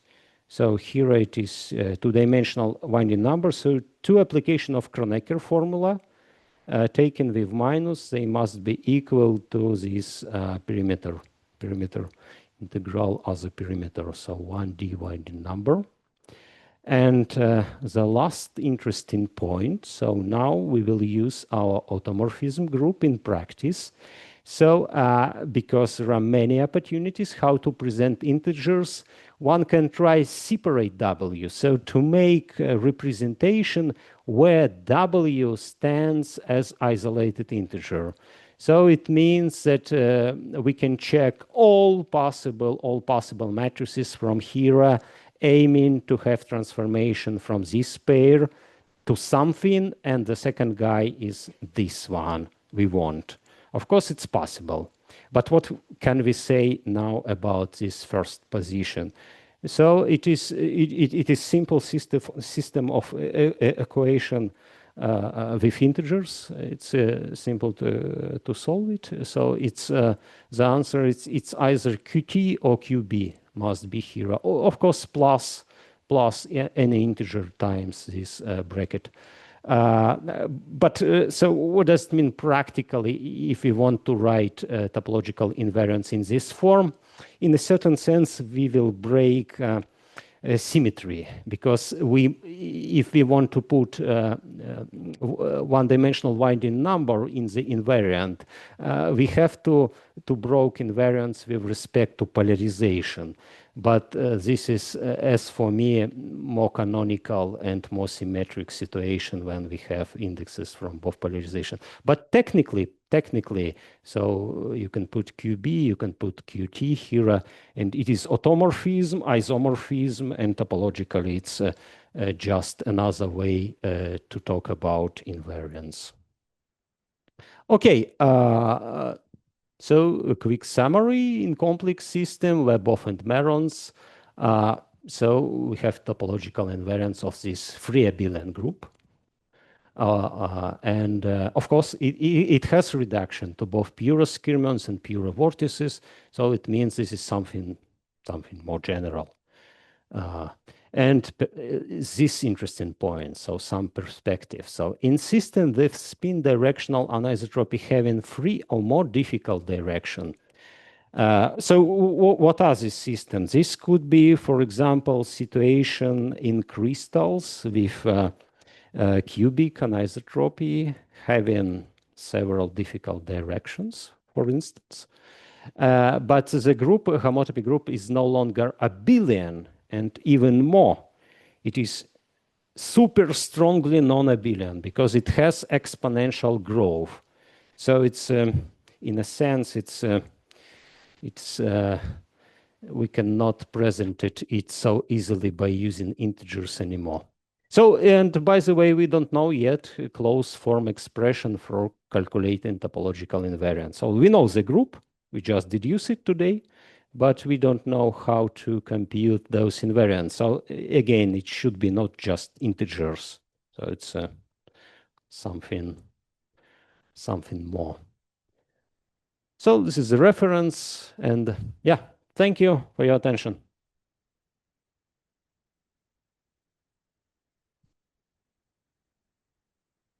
Thank you, Philippe, for your very impressive talk. Are there any questions? I will take the opportunity to start with a question. So you really convinced me that I was always wondering whether this terminology meron made any sense. You convinced me then yes, that there are a topological number with a half topological charge. Is there other fractional, can we imagine other fractional topological number things? So my suggestion is if there is somewhere else fractional topological number, it is indicator that something is not still totally okay in this theory. We have to reconsider it and to find real topological invariance, because fractional. So it is like so suppose so if we have group of integers, I don't know, we can magnify it with a prefactor 1/2. It will be half integers, but it is, you know, it is still isomorphic to integers. So if supposed we have any prefactor, we can magnify by 2 and have integers, but it doesn't work. That's why people saying half integers, half, so something not totally clear. So here I hope we solved the problem. But of course, there are different situations, different topologies, maybe beyond unit vector fields on the sphere, etc., where this question could be solved. This is my opinion. Okay. I asked you this before. Let me ask you again. We still don't have a good, easy connection between these topological numbers and something energetic, I guess. I mean, you said you calculated with the Kronecker integral after, you know, collapsing by hand. It is so we applying some continuous transformation and then Kronecker integral. But in fact, it was not even the Kronecker integral because it was a grid. It was this triangularization and Berk-Lüscher summation. That what had happened in these numerical examples. Yeah, but for continuous function, yeah, of course, we can take Kronecker. So this is, of course, very important question, how it is connected to energy, etc. So what we can say rigorously from this theory, it is not explicitly connected to energy, but there is a very important breach. So because all of this conclusion up to certain assumption. And for discrete case, we can speculate that it works until certain angles between nearest spins not so big, etc. But then the energy go into the game, and it can tell us maybe the probabilities of these, maybe what are the real energy barriers. But this is a kind of knowledge. It's not pretend to explain all the physics, because without energy it's impossible, without knowing equation. But it kind of, it has advantage because it is a general among, you know, infinitely many Hamiltonians, if you wish. It is not all the information, kind of information, like this configuration cannot go to this configuration continuously.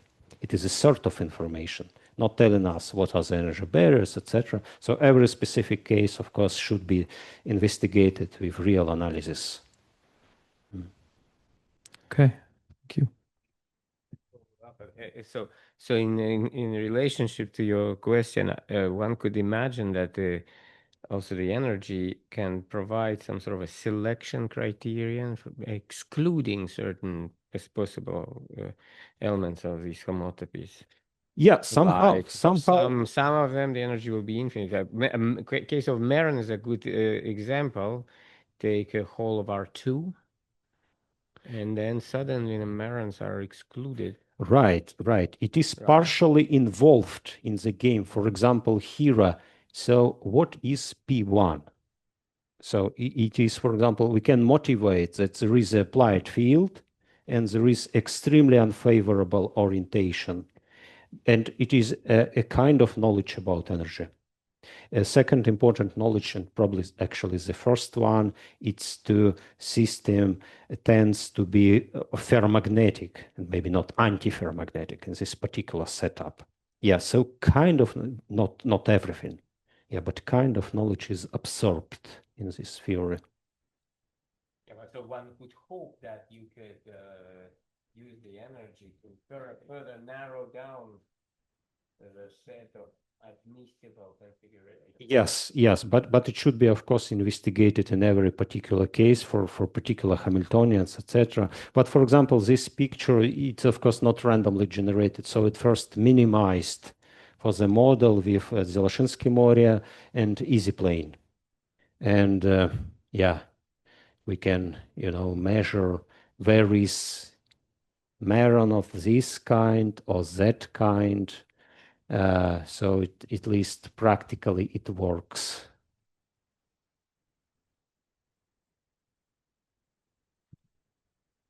Okay, is there a last quick question? Okay, let's thank the speaker again. Thank you. Good afternoon, everyone. So my name is Olivier Boud from Grenoble, and I'm my pleasure to chair at the end of this session. So the next talk will be given by Leonard Kreutz from Technical University of Munich, and he will be talking about the anti-ferromagnetic SY model of the triangular lattice, geometric frustration, Caroty transition, and topological singularities. Thank you. Thanks a lot for the invitation, for the opportunity to participate, and also to present some of my research here today. In particular, I will be speaking about a joint work together with Annika Bach, who is now at TU Eindhoven, Marco Cicalese, who is also in Munich, and Gianluca Orlando, who is at the Politecnico in Bari. It's a fairly long title, so I will try to in the next 45 minutes to reconstruct somehow all of the keywords here so that you understand more or less what I wanted to present to you today. So first of all, so that's a short outline. So I would speak about discrete spin systems. So I will give a short introduction what I mean by that and what I mean with discrete to continuum convergence. Then I will compare the square and the triangular lattice and show kind of how the geometry on the triangular lattice introduces interesting phenomena and leads to geometric frustration. I will explain also what this means. Then we come to the main kind of results that we obtain. So the one about chirality transition and vortex singularities. But I will be more precise in the following. Okay, so what do I mean by a lattice model? So you can imagine, so for this talk, so we have a two-dimensional container, omega, and in the container I have a lattice. So in this case here, I have a square lattice. And at each point of my lattice, I have a vector.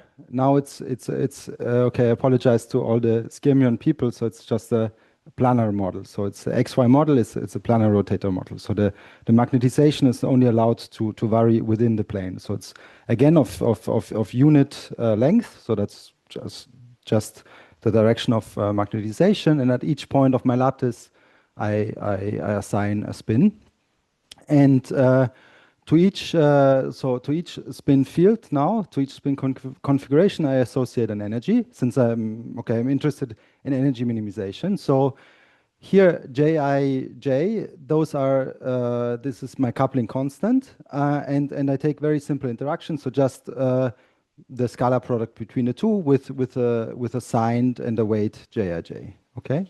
And the goal is to minimize the energy. So let's do maybe some warm-up examples. So if I fix Jij constantly equal to 1, then I'm in the ferromagnetic case.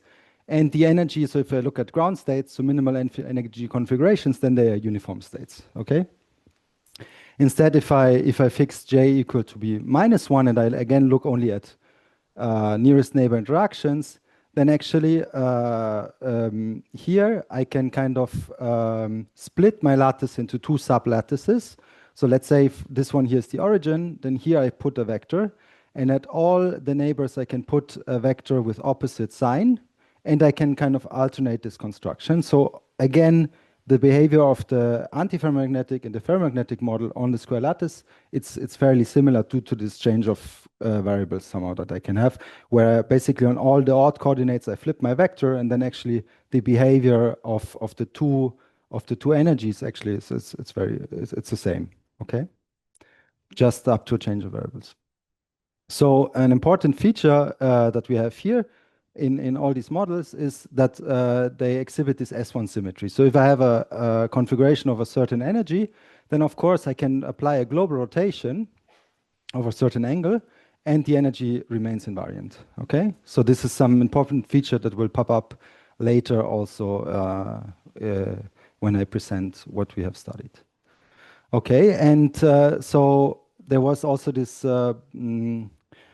the discrete to continuum convergence. So that's the following approach. So now we introduce a small parameter epsilon, actually a sequence of parameters epsilon that eventually will go to 0, and we rescale our lattice. So now we have a lattice of spacing epsilon that will be smaller and smaller. Spin configurations or sequence of spin configurations on the scaled lattices. And we we normalize the energy. So this factor here, epsilon squared, it's essentially somehow you can picture it as in as doing a thermodynamic limit. So we're kind of minimizing. We're normalizing with basically with the number of particles squared. So if this is the unit square, then if the lattice spacing is order epsilon, then the number of particles that I see per unit area is order epsilon squared.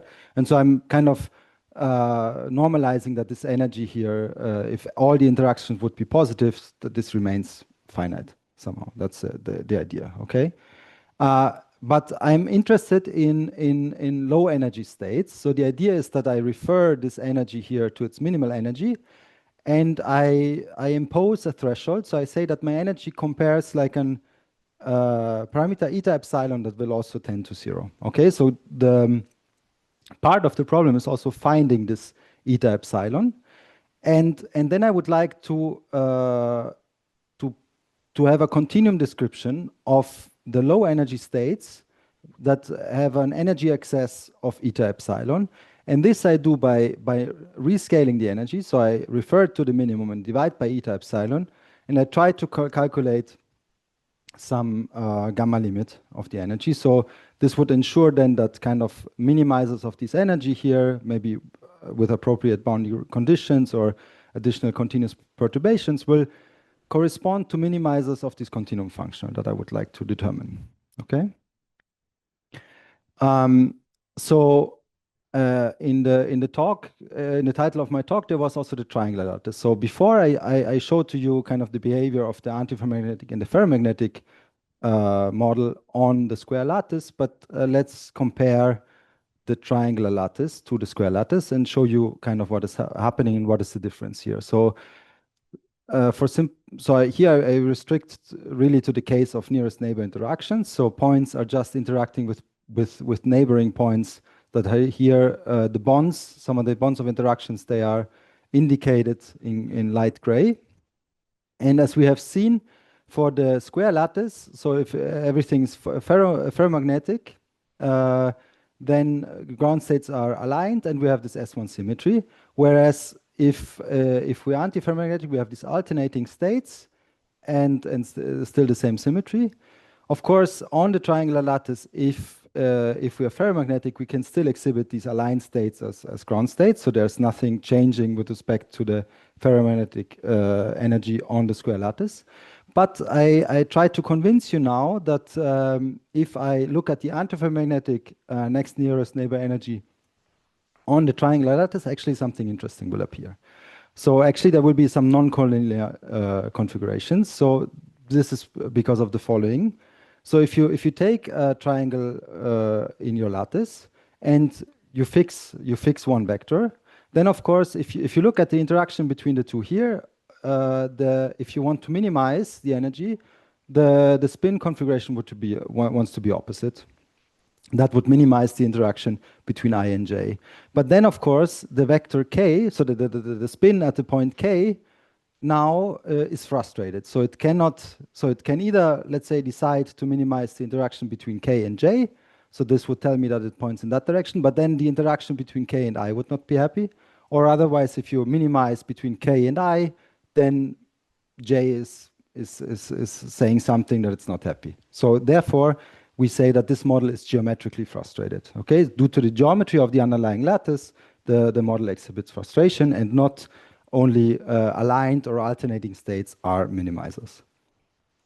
Okay, and in order to find the minimal energy here, we do a following trick. So basically, we rewrite the energy as the energy on triangles. So I would like to convince you what are the optimal states in this case.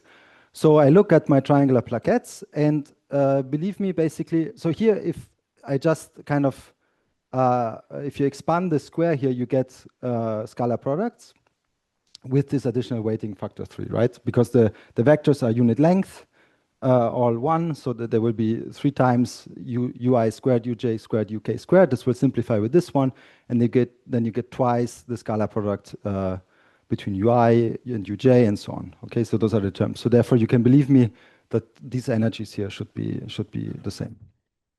Okay, and now here it's easy to see when this energy here is minimized, because of course this modulus here is always non-negative, but it's 0 exactly when the 3 vectors sum to 0. So if they form an equilateral triangle.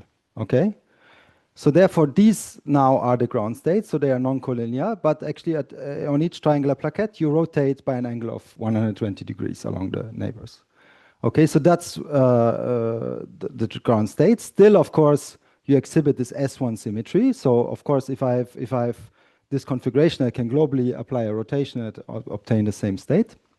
But what I actually also have is that I have an additional symmetry, because if you look along the triangular plaquette, if you go from I to J to K, here I'm rotating anti-clockwise. If I would kind of plot the 3 vectors, let's say all in 0, I go by an angle of 120 degrees anti-clockwise, and then another 120 degrees anti-clockwise, whereas here I'm going clockwise. Okay, so there's this additional symmetry that I obtain, the Z2 symmetry, basically by flipping the orange and the blue vector. So therefore I have 2 families of ground states. So one where I'm rotating anti-clockwise, and the other one where I'm rotating clockwise. Okay, and these 2 families they can be distinguished by the chirality, so this chiral order parameter. So this is the handedness. So it's telling me locally how my spin field is rotating. So I will define it in a moment, but that's what I'm interested in now. No, I'm not interested in the spin field, but actually I will be interested in this order parameter and try to understand if there are interesting phase transitions or phenomena appearing for the chirality. Okay, so the chirality here can be defined for a triangular plaquette in the following way. So it's the sum of vector products. This will take values between -1 and 1. So now I'm looking at the renormalized energy. So I referred to its minimum, of course, the -3. It's basically was the minimal energy. So I discard it. I'm just interested in states that deviate from the minimal energy. So that was just a constant. So I remove it.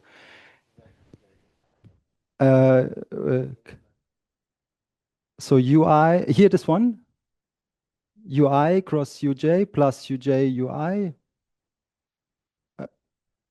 So that's of course, yeah, that should be kappa. That should be K. Sorry. Yes. Thanks. Yes. So yeah, there are 2 typos. Thanks. Okay, so that's not correct, the formula. So it's UI cross UJ, UJ cross UK, UK cross UI. That should be the formula. You can kind of verify if you plug in these configurations, that the chirality will be -1 or 1. And in general, it will take values between -1 and 1. Moreover, since these are the optimal states where the chirality is minimized, respectively maximized, you see that for a triangle, the energy is 0 if and only if the chirality is equal to 1 of or +1 or -1. Okay, so those are the optimal states. And moreover, if I have two neighboring triangles, so T and T prime, that share an edge between the two of them, and the two chiralities are of opposite sign, so I have a transition from the positive chirality to the negative chirality phase, then actually it's quite easy to prove that there is a transition, so that there's a minimal energy barrier that you have to overcome in order to have this configuration, which is of order epsilon squared due to this extra factor here that I have epsilon squared. Okay. So this allows me basically to prove the following perimeter estimate. So if you look at this picture here, so basically let's say that's your domain. Inside you have the green region where the chirality is positive or non-negative. Then all the boundary, so that if I want to measure the length of the boundary of this region, for each of the triangles that is a boundary triangle, so that means it shares an edge with one triangle that is not part of the green region. So therefore here the chirality will be of opposite sign. So this estimate will apply. So the length of these boundary edges is order epsilon, whereas the minimal energy here was a uniform constant times epsilon squared. So therefore the length of the boundary will be equal to epsilon times the number of the boundary triangles. Okay? Because the minimal energy was epsilon squared, the length of the boundary was epsilon along such a triangle. Which now, summing up all these energy contributions here, is bounded up to this diverging prefactor here, 1 over epsilon, by my antiferromagnetic energy. So this is also now telling me what, for the if I want to observe interesting phenomena for the chirality, what should be the interesting energy rescaling. So what should be the eta epsilon where I observe interesting phenomena. So for example, if I want to have a uniform bound on the length of the boundary of the positive chirality region, I should ask the antiferromagnetic energy here, the rescaled one, this one, to be of order epsilon. Okay, if I ask this, then I obtain a uniform bound on this region. Okay, together actually with kind of this estimate here, I can prove the following compactness. I can prove that if I look at sequences of spin configurations on my scaled lattices that have an energy excess of the when referred to the minimum that is not more than, or it's scaling like epsilon, then actually the associated chiralities will converge to a limiting order parameter chi, also chirality, which will be of bounded variation and will take values ±1. Okay, because whenever I have a triangle where chirality is not equal to +1 or -1, the energy will be positive, but actually I can only have order 1 over epsilon triangles, let's say, where the energy is over a certain threshold. Moreover, I had the kind of the perimeter bound, so I get this kind of strong convergence, plus I know also that the limiting chirality should be a BV function, so a function of bounded variation. Okay. Moreover, we can obtain the gamma convergence result for our rescaled energy. So we can prove that if you take a limiting chirality chi and you take a sequence of spin fields such that the associated chiralities converge strongly in L1 to the limiting chi, then you have the lower bound, where here this is a surface integral, so you're integrating over the jump set of my chirality, some anisotropic energy density, which is characterized by some blow-up formula, where this one here is the measure theoretic unit normal with respect to the jump set. Okay, and this estimate here is sharp since we can also construct a recovery sequence. Okay, so the interesting fact here is that the transitions now, they appear actually in the chirality variable and not in the spin field. So here on the left-hand side, you see a region of positive chirality, so where all the triangles are close actually to the ground state where chirality is equal to 1. And even so, if locally the kind of the orientation of my spin field changes, I can slowly change within such a region without paying too much energy. And so for the spin field itself, I don't get any good compactness properties. However, for the chirality, we have the above result here in terms of compactness, and also we have the gamma convergence result. So here instead, if you have a region of chirality -1 and a region of chirality 1, at some point, as I showed to you before, there's a transition region where I have to pay enough energy. So really, these transitions between different chiralities, they are strongly penalized, whereas the ones in the spin field, they are of negligible energy. And actually this kind of S1 invariance and this kind of picture here is also, if you look at the mathematics of this result, these are also the one that introduce the most difficulties, since the compactness that we have here is basically compactness that you obtain for the chirality, but it doesn't tell you anything about the associated spin field. So locally, from region to region, maybe the spin field could change a lot, and so you cannot assume that the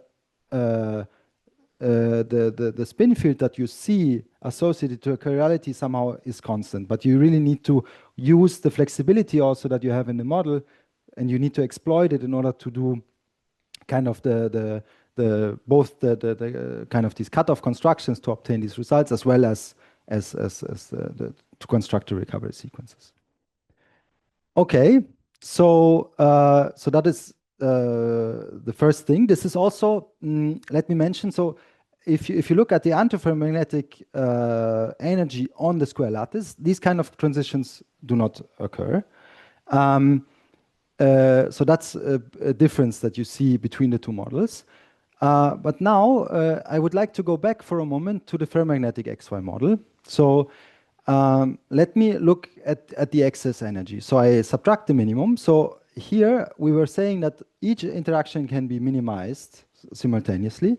So for each interaction, if the scalar product is minimized, this is of course minimized when the two vectors are equal, and then the interaction is -1. So that's this energy. And you recognize that since the vectors are of unit length, you can write this actually as a square. Okay, as a square of a difference. So you have a finite difference energy up to this extra prefactor epsilon squared. And if you look at the piecewise affine interpolation of my spin field on each of the triangles, then actually the finite difference energies, it's a very simple calculation, coincides actually with the Dirichlet energy, apart maybe from boundary errors that are basically negligible. Okay, and so you obtain this relation. So the XY energy of my spin field with values ns1 will be equal to the Dirichlet energy of its piecewise affine interpolation up to this prefactor. There's some price to pay though, because the piecewise affine interpolation, of course, in general will only take values in the unit ball. It will not take values on the sphere anymore, of course. So therefore, there's an additional kind of quantity that we would like to exploit. Locally, actually, the ferromagnetic energy estimates for my piecewise affine interpolation how much I deviate from having values in S1. So I can only be away from S1, of course, if the neighboring vectors, if they oscillate a lot. If all of them are aligned, then the interpolation will be constant and the triangle will be equal to a value in S1. Okay, and okay, there are of course some experts here for the theory of Ginzburg-Landau and so on. So, but for those who are experts, they immediately recognize now that the discrete XY model can, due to these two observations, can be related to the Ginzburg-Landau energy of its piecewise affine interpolation. So this one should here be a hat, okay, up to the scaling factor epsilon squared.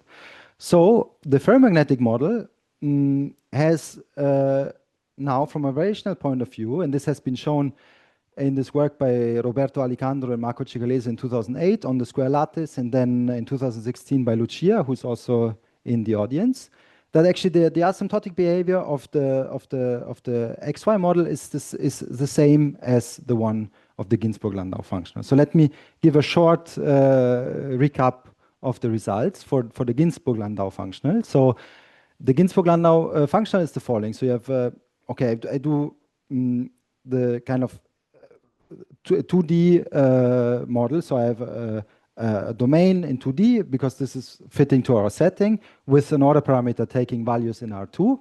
So that is, you can imagine that this is kind of the piecewise affine interpolation of our discrete spin field. But of course, the Ginzburg-Landau theory works more general for general fields taking values in R2.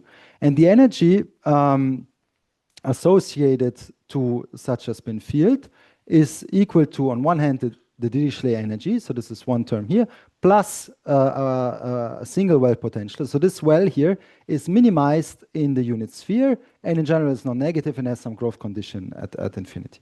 Okay.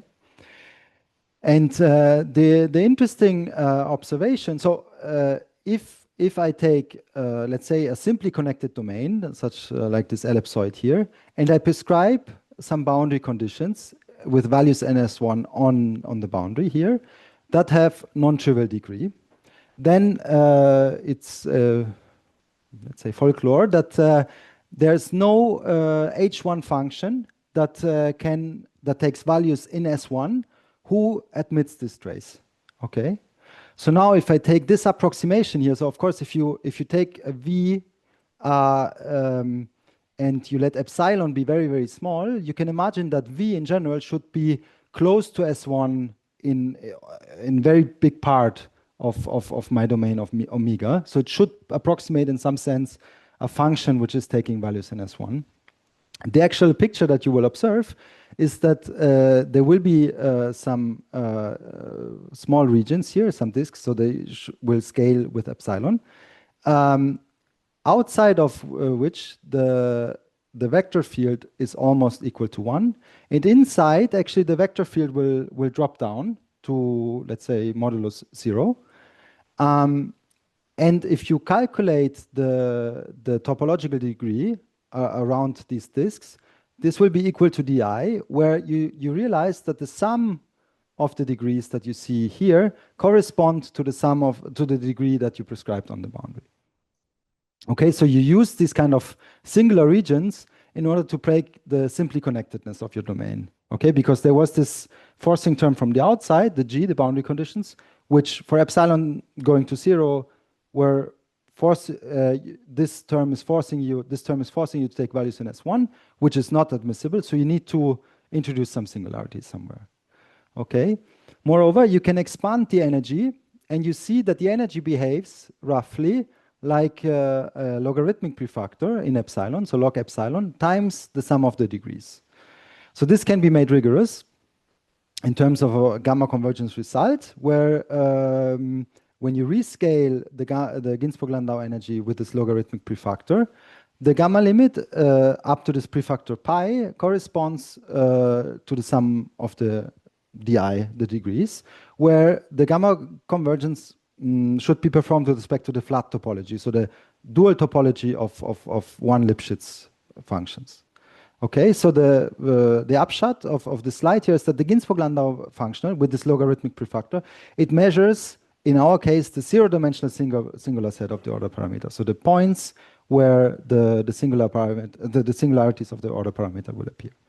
Okay, so here I'm by far not mentioning all people, but just kind of gave an outlook on kind of where I took some of the results here. Okay, so let me explain briefly how the energy concentrates. So this I will just do by making an ansatz. So if I want to have around a disk degree 1, then outside, let's say I take the easiest function, so x over mod x, which is exactly degree 1 function. And then I introduce a delta epsilon, so this should here depend on epsilon, where I do a cutoff between 0 and 1 in order to have a function which is admissible, which is really an h1 function. So now I can, for this one here, when delta tends to 0 with epsilon, you can easily calculate that the Jacobian of this map here outside your S1 value, so the Jacobian will be equal to 0, and inside you're just the identity, so this will be equal to delta 1 over delta squared times some constant factor, and so this will converge to the Dirac delta in 0. And so there will be basically two energy contributions, the one close to the core, where the gradient here you see is 1 over delta, so the gradient, the Dirichlet energy will be 1 over delta squared times the measure of the ball, which is delta squared. And then there's the term coming from the potential, which is 1 over epsilon squared, since here basically in all of the ball I will be away from taking values in S1. Again, times the measure of the ball, which is also delta squared.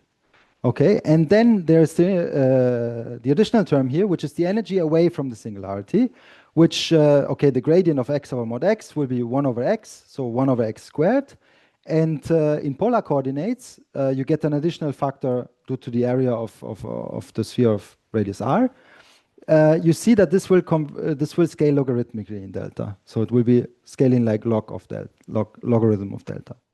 So the total energy, summing the energy close to the singularity in the way and the one away from the singularity, is equal to just collecting the terms to this here, and this one you can optimize in epsilon.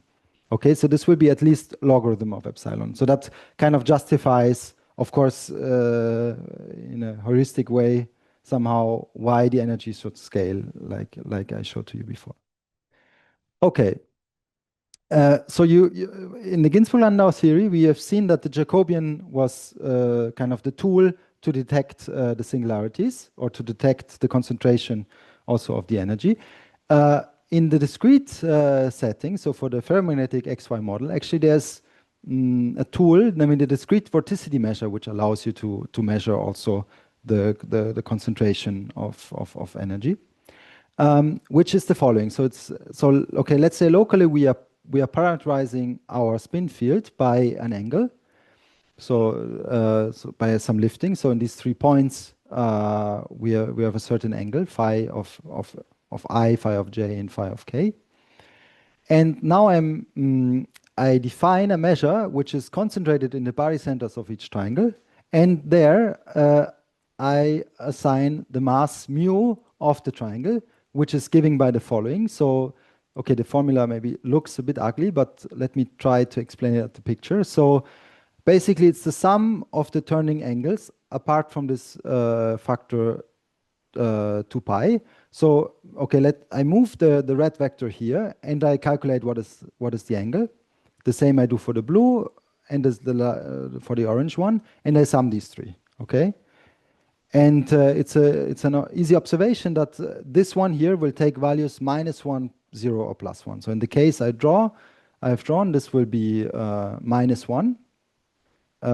Then of course, if all of them are more aligned, then it would be 0, and if they turn the other way around, it would be +1. Okay, if I discretize kind of this vortex singularity that we've seen on the previous slide, then you see that the vorticity measure is only concentrated in the center, where so this should be a T here, not a Q. I'm sorry about the typo. And on all the other triangles, the vorticity measure is not concentrating. And so here the vorticity measure plays the role of the Jacobian the discrete vorticity measure for the XY model can assume the role of the Jacobian in the Ginzburg-Landau model. So therefore also the flat topology is the right one. So I didn't mention why the flat topology is the right one, but actually there's this problem of something which are called dipoles, where you have kind of singularities of opposite signs. So where the spin field rotates in one direction or the other direction. And if they come too close, actually in the limit, you should somehow neglect them.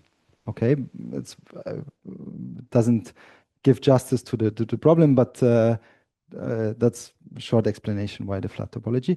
Actually, if you want to work, if you prefer kind of the piecewise affine interpolations, what you can prove is that the flat limit of the discrete vorticity measure appropriately normalized, or the Jacobian of the piecewise affine interpolations, actually they converge flat to the same limit. Okay, so you can go back and forth between the two, and they would detect in the limit, they give you the same quantity. Okay, so now I would like to go back to the antiferromagnetic model. So so you remember the antiferromagnetic model was the kind of this summation of the energy, so on each triangle, so this ui plus uj plus uk squared. And okay, I didn't mention it, but you remember that the ferromagnetic energy was basically epsilon squared times the Ginzburg-Landau energy. So therefore, we would need to renormalize the ferromagnetic xy by epsilon squared log epsilon. So have an excess energy with respect to the energy of this term here. And now I want to investigate spin configurations that have the same amount of excess energy. So epsilon squared log epsilon, which should be the one that, at least in the ferromagnetic case, they were allowing for vortex singularities to appear. And I'm asking myself whether or not it's possible that for the antiferromagnetic model, the same phenomenon can appear. Okay. So let me try to convince you why this scaling is meaningful for the antiferromagnetic model by the following transformation. So if you take a triangle and let's say you assume that you're very close to a chirality 1 state. Okay, so then the red one, the blue vector is a rotation of the red vector by 2 pi over 3 anti-clockwise, and the orange one was a rotation of 4 pi over 3. So you could say, okay, now I take the blue one and I rotate it by 2 pi over 3, and the orange one I rotate it by 4 pi over 3, both in a clockwise sense. And then I obtain a spin field which is basically aligned, okay? And then you realize that you are quite happy because you notice that if the chirality is close to 1, there's a comparison between the antiferromagnetic model, the energy on the triangle, and the ferromagnetic one on the transformed, so on V, okay? So in this case, there's a good relation between the two, so there's hope that you can actually also relate the energetic behavior in the limit. However, there's the problem that if you're unlucky and there are triangles where the chirality is close to -1, if you perform this kind of rotation here, then the antiferromagnetic energy, of course, is equal to 0 because we had these two families of ground states. But the ferromagnetic energy now will transform to a vector that is not almost aligned, okay? Because I take the blue one and I rotate in a clockwise sense, like I did above, by 2 pi over 3, so it will rotate it here, and the orange one by 4 pi over 3, so I rotate it here. So actually this looks more like the minimizer that I had here, okay? But this one, of course, doesn't have 0 ferromagnetic energy. So these ones, they are somehow the bad guys. So you need to be sure that if you look at sequences of spin configurations that have antiferromagnetic energy that scales in this way, that the regions where the chirality is equal to -1, because then kind of the transformed spin field creates problems, that these regions are not too large, okay? So assuming, of course, that kind of macroscopically, the underlying chirality will be equal to 1. If the underlying chirality would be equal to -1, then of course you should apply a different transformation by exchanging the role here by the rotation by 4 pi over 3 and 2 pi over 3. Okay, so in the region where the chirality is equal to 1, there is also the discrete vorticity measure, basically of the rotated field, which detects also the singularities for u epsilon, at least at large scales. Okay, because if you would assume that you're almost everywhere close to having chirality 1, then global rotations of my spin field, they will be detected by this discrete vorticity measure, which is the vorticity measure of the rotated field, so of this kind of transformed field. However, we need to control, so that's really a big kind of task in understanding the asymptotic analysis, is to control the region where the chirality is equal to -1. Of course, here, epsilon squared log epsilon is much, much smaller than epsilon. So by the previous result that I showed to you about the chirality transition, you already know that, as epsilon tends to 0, there will be only one phase that prevails. So that cannot be the two assuming that your domain is connected, there will be only chirality 1 or chirality -1 in the limit. Because the perimeter, you remember that the perimeter was bounded by 1 over epsilon, the energy, and this one is much, much smaller than epsilon, okay? But you really need to work hard in order to rule out these kind of small regions that could still affect the effective energy in the limit, okay?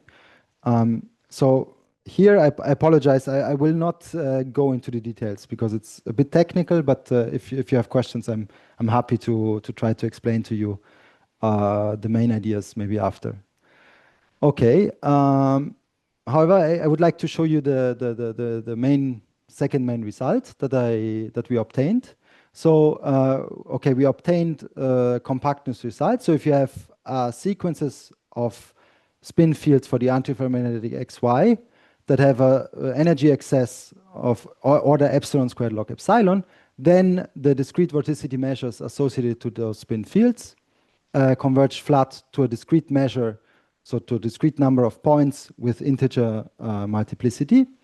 And we have the appropriate gamma convergence result. So this is very similar in spirit to the result that you have seen for the Ginzburg-Landau model. So apart from this prefactor here, which comes I mean, this is just due to the geometry of the triangular lattice, okay? Because the Dirichlet energy, if you do interpolation on the triangular lattice, has a slightly different interpolation factor than the one on the square lattice.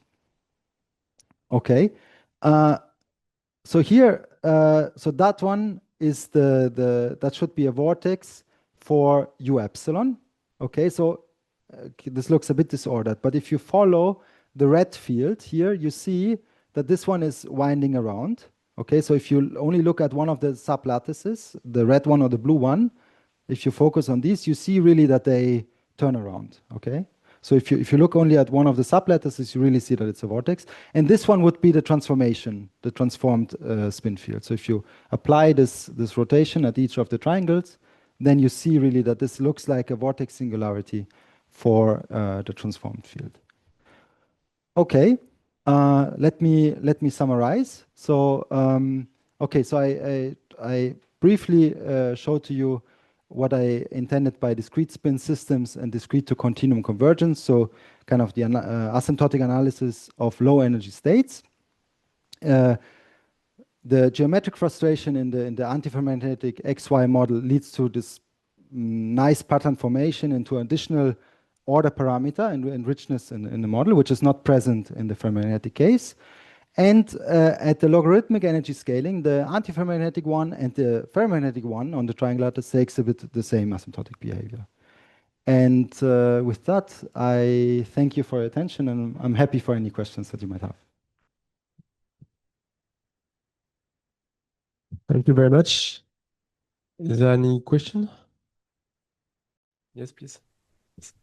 You have this phenomenon of geometric frustration also for other lattices, hexagonal lattice? It's a good question. Thank you. So, so this basically depends on the whether or not the lattice is bipartite. So if you have triangles in your lattice, for example, in the hexagonal lattice, this is not the case since the cycles are all of even length. There, you don't have any geometric frustration. But if you look, for example, if you go to higher dimension like the FCC or the HCP, there you have triangular structures. And then also there, you would have geometric frustration if you look at the antiferromagnetic model on these lattices. Of course, there's also another way of introducing frustration. So what you could do if you would be interested in the hexagonal lattice is that you introduce longer range interactions. And if you introduce long range interactions, of course, due to the competition, you could also obtain frustration.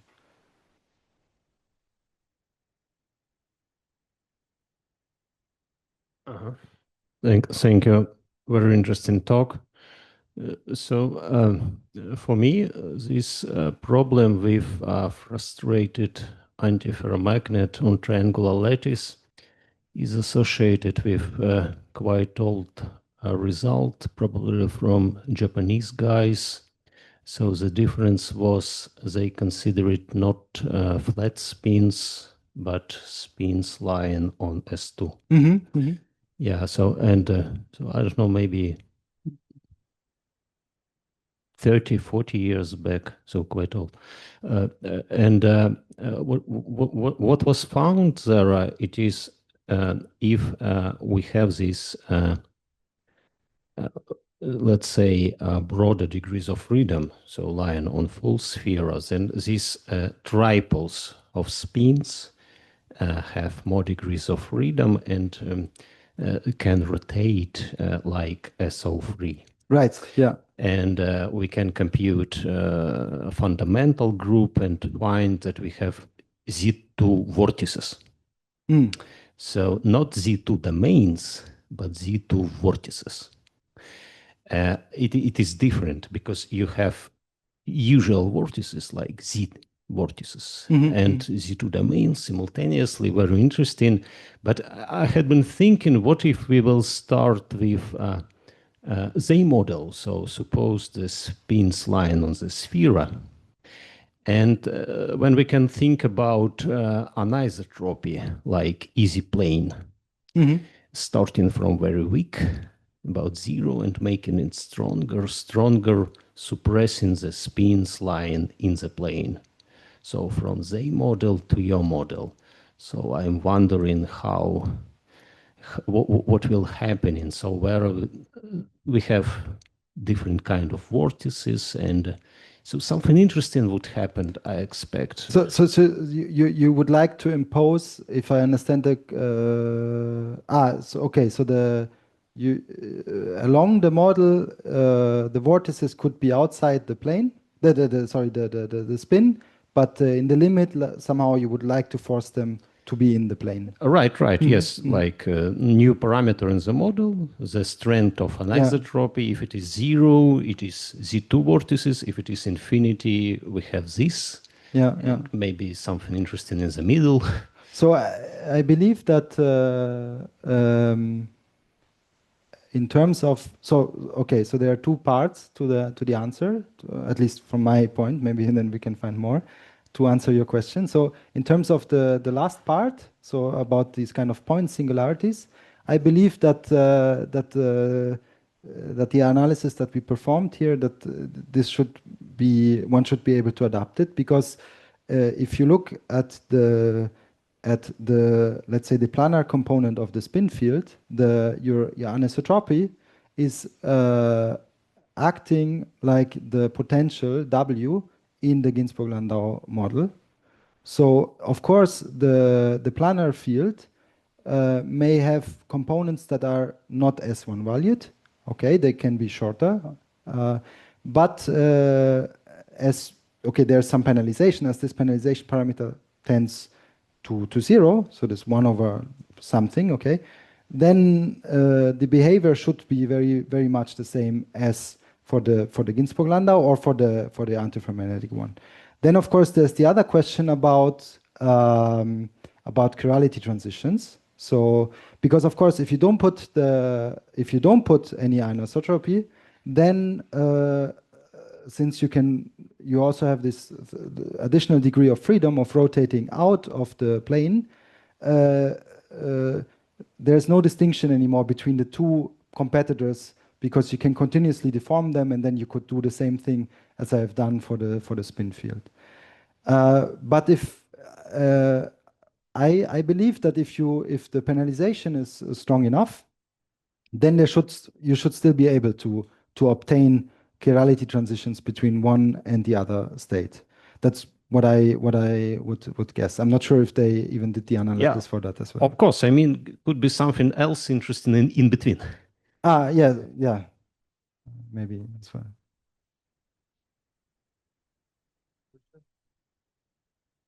Okay, if not, we can thank the speaker again. And the next speaker will be Tristan Crène from Paris, so Institut des Nanosciences de Paris. And his talk will be on topological defects and higher order Moré pattern in 2D van der Waals magnet insulator. You hear me? Yeah. So first, I would like to thank the organizers for the kind invitation here in Pisa, first time for me.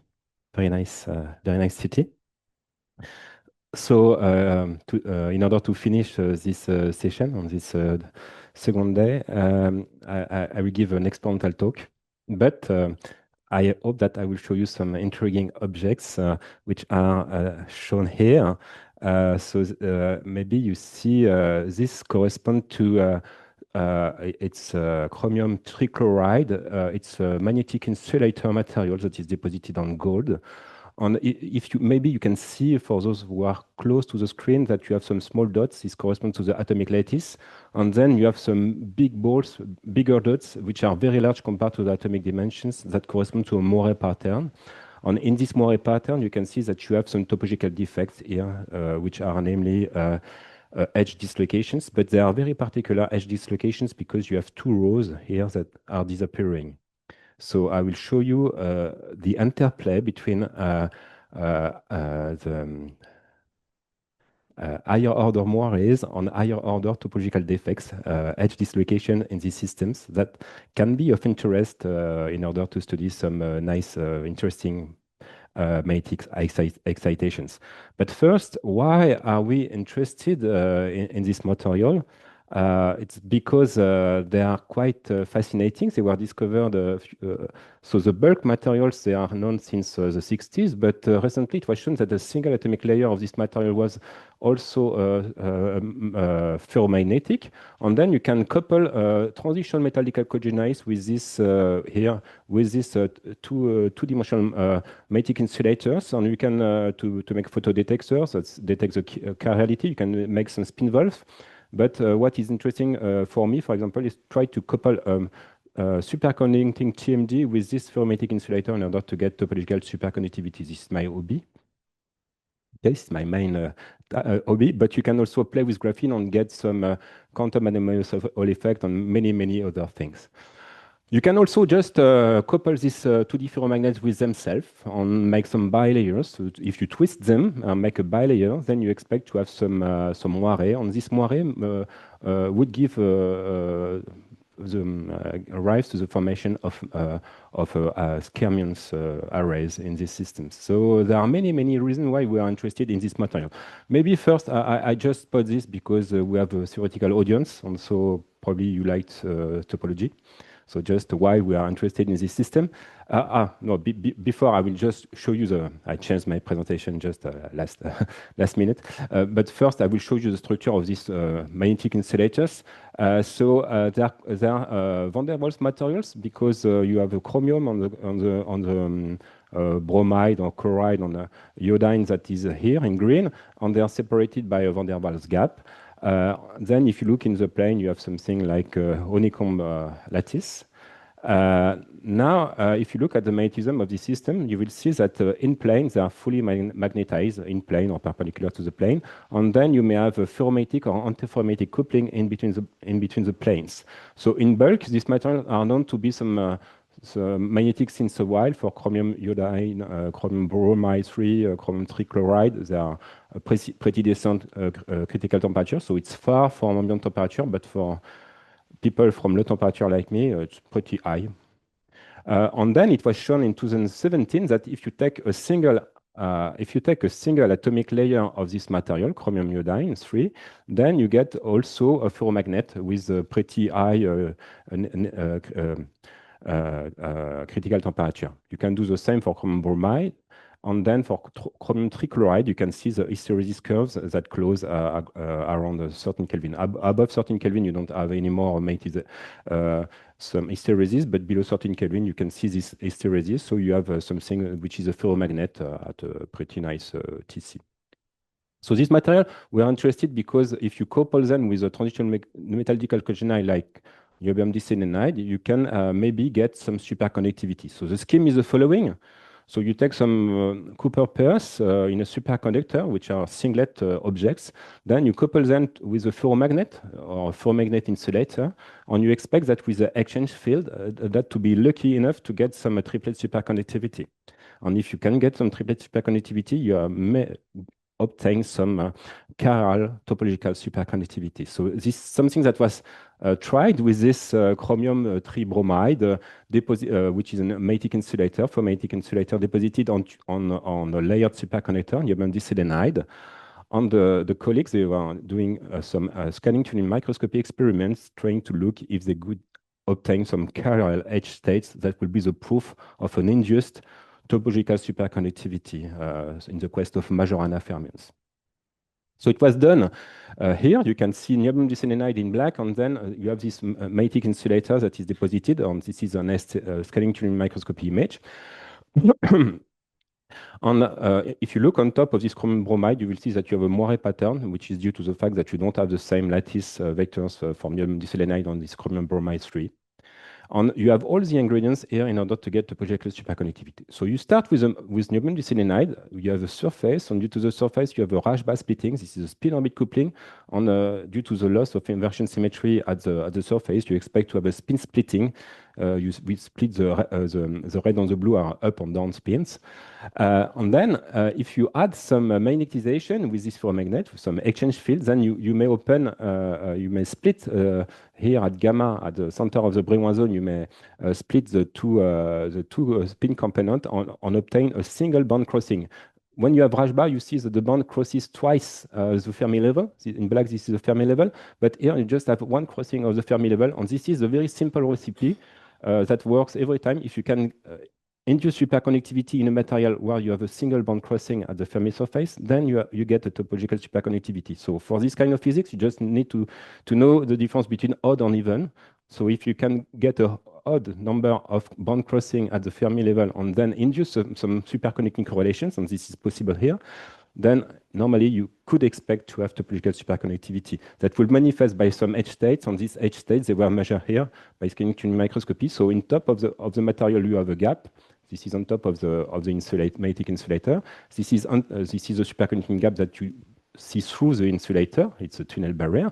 Then when you go on top of niobium diselenide, you see also the superconducting gap. This is the energy, and this is the position of the tip. And then when you are just on the edge here, when you just go on the edge, you can see some edge states. And these are some images of the edge states at the Fermi level. So it was interpreted like a topological superconductivity in this system. Unfortunately, it was shown later by some Chinese colleagues that it's not correct interpretation, but at least we dreamed a bit. Okay, so other things that were interesting is this moire pattern, because in these systems, when you look at the bulk, you have a ferromagnet, but then when you look a few layers, in particular bilayer, you can see that you have no neat magnetization at zero field. You need to apply a very strong field in order to get something that is magnetized up or down, but at zero field, there is no magnetization because you have an antiferromagnetic coupling. Then if you have an odd number of layers, you restore some ferromagnetism, okay, because you don't have a perfect compensation. And this is due to the fact that in the bulk, you have a rhomboidal stacking that is favorable to a ferromagnetic coupling in between the layers, while for a few layer system, you have a monoclinic stacking that was shown by DFT to be favorable to antiferromagnetic coupling. So this is why for few layers or bulk, one is antiferromagnetic, the other one is ferromagnetic. So now if you take two layers, okay, and then you rotate them, you make a twist material, then you get some moire. I don't see if you see the moire pattern, but this is one cell of the moire pattern. And now, locally, you may have some rhomboidal stacking with ferromagnetic coupling. On other position, you have this monoclinic stacking, where you will get some antiferromagnetic coupling. And then in between the two, the magnetization has to curl. And this is why you expect to have some non-collinear magnetism in this bilayer system. So they look quite promising to do nice physics with non-collinear spin textures. Okay, so this is why we are motivated by these materials. So how do we get these materials in practice? It's very simple. So we just take a vacuum chamber, and then you have some evaporators. This is this kind of stuff. And then you can deposit chromium iodine or chromium chloride just by heating a cell with this material, and they evaporate like some tetramers. And then you can do this on a variable kind of substrate. It's very super easy. Then you put this into a microscope. The microscope is here at room temperature. And you can get some atomic resolution for gold substrate, and then this chromium chloride here. Okay, and then once you have a good recipe, ambient temperature is quite boring, so we prefer to go at low temperature. So we go at 300 millikelvin, 7 Tesla in this nice setup that is our home-build STM. Okay, so when you take this machine, then you can look at the surface. So it looks messy, huh? I agree, it doesn't look nice. So sometimes you just have the gold substrate, sometimes you have the chromium chloride, etc. So if you look on top of the gold, you have the famous herringbone reconstruction, 22 by square root of 3. So it's a mess.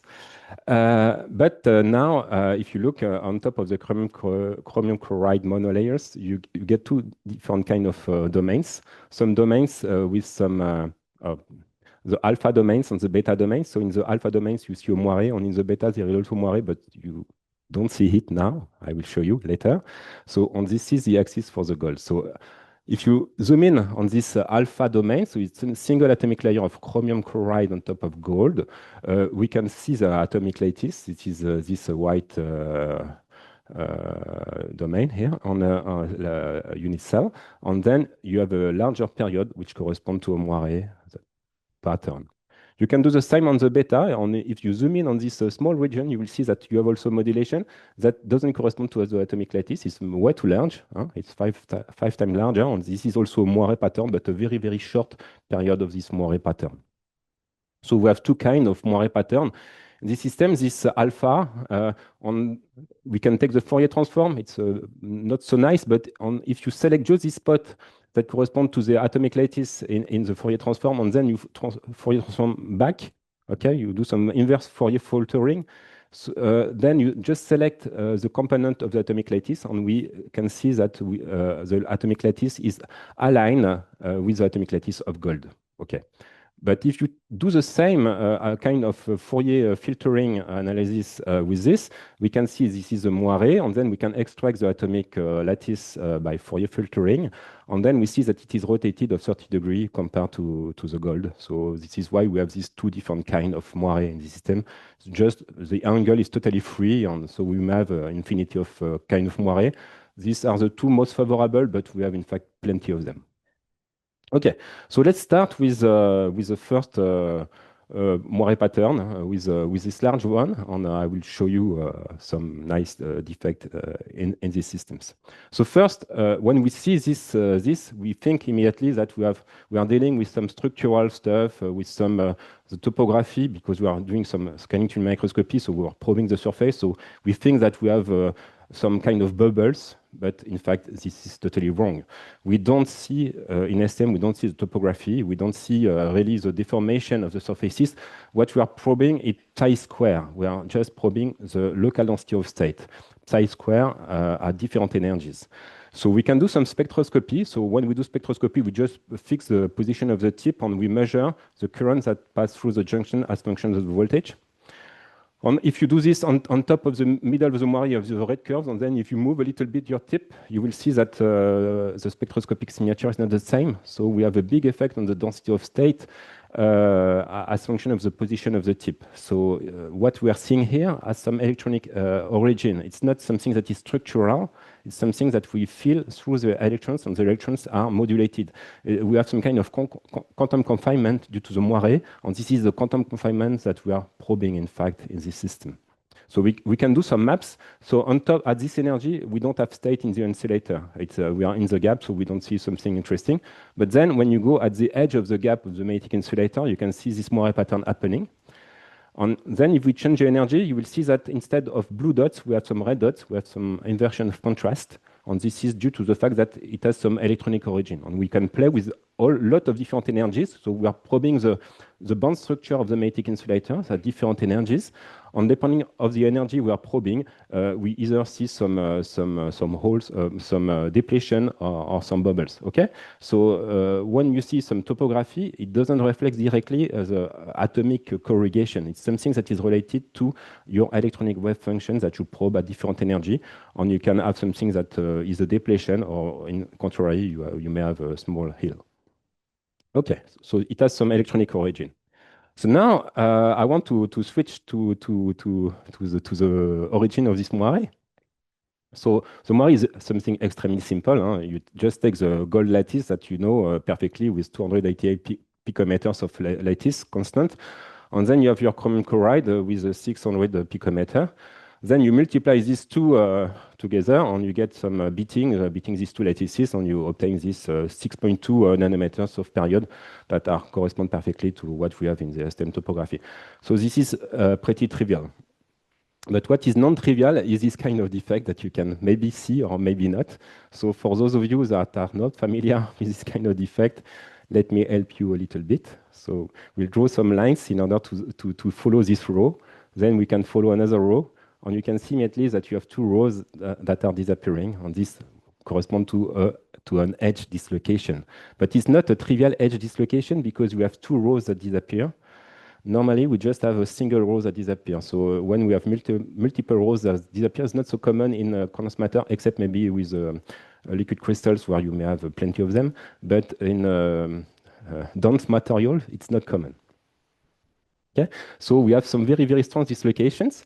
And I will explain you that these dislocations are due to the fact that we have also a pretty special Moiré lattice. Okay, so let's go to a bit before to this dislocation. So this is an example, but we have plenty of them. Okay, tens of them, 20, maybe 20. So we have many, many dislocations. On each time we see this, okay, for this particular Moiré pattern. So it seems to there is some kind of mathematical trick, mathematical structure beneath this stuff, and it's not just random. Okay, so why do we have this intrinsic property of this system? In fact, is it we can use some tools like the Burgers vector. Okay, so if you have a dislocation, what you can do in order to analyze the dislocation is to just make a circuit. So you go 3 units down, then 3 units on the right, 3 units up, and then 3 units on the left back. So you make a circuit, you go in all directions back and forth, but then you don't come back to the initial position. You need this vector in order to close the circuit, and this vector that you need to close the circuit is the Burgers vector. So if you look at the Burgers vector in our system, we see that we have a Burgers vector that is twice the unit cell, in fact -2 here, twice the unit cell initial. So it confirms the disappearance of these two rows. It's related. The Burgers vector of these rows are the same kind of tool. Okay, but now we can do a zoom in. We can do a zoom in here. And this is the zoom in, and just take the atomic lattice. So we washed out the Moiré by Fourier filtering, and we just keep the atomic lattice. And in the atomic lattice, you can see that you have a single dislocation, ordinary dislocation. Okay, so this ordinary dislocation on the right side gives you a double dislocation on the left side in the Moiré. And in fact, this is completely on this single dislocation with ordinary Burgers vector. Okay, so you can do a little simulation by taking this dislocation in the chromium chloride lattice and put this on top of gold with no dislocation in the gold, and you get exactly what we measure. Okay, so there is a perfect agreement between what we observe in experiments on these very simple simulations. Okay, so we see that a simple dislocation in the atomic lattice here gives a double dislocation in the Moiré. So why? It's because, in fact, we are dealing with some very particular Moiré. Usually, a Moiré lattice is due to the fact that in the reciprocal space, you have the wave vector of gold and the wave vector of chromium chloride that will interfere. And you have the wave vector of the Moiré is the difference between the two wave vectors here. So if you take the Fourier transform of the atomic lattice of gold, it will give you some Bragg peaks. And then if you do the same for chromium chloride, you will have these Bragg peaks. If you take the difference between the two, then you obtain some Moirés that are here, only correspond to 0.55 nanometer, which is smaller than the period of chromium chloride. So this is not the Moiré that we see because it's more than 6 nanometers.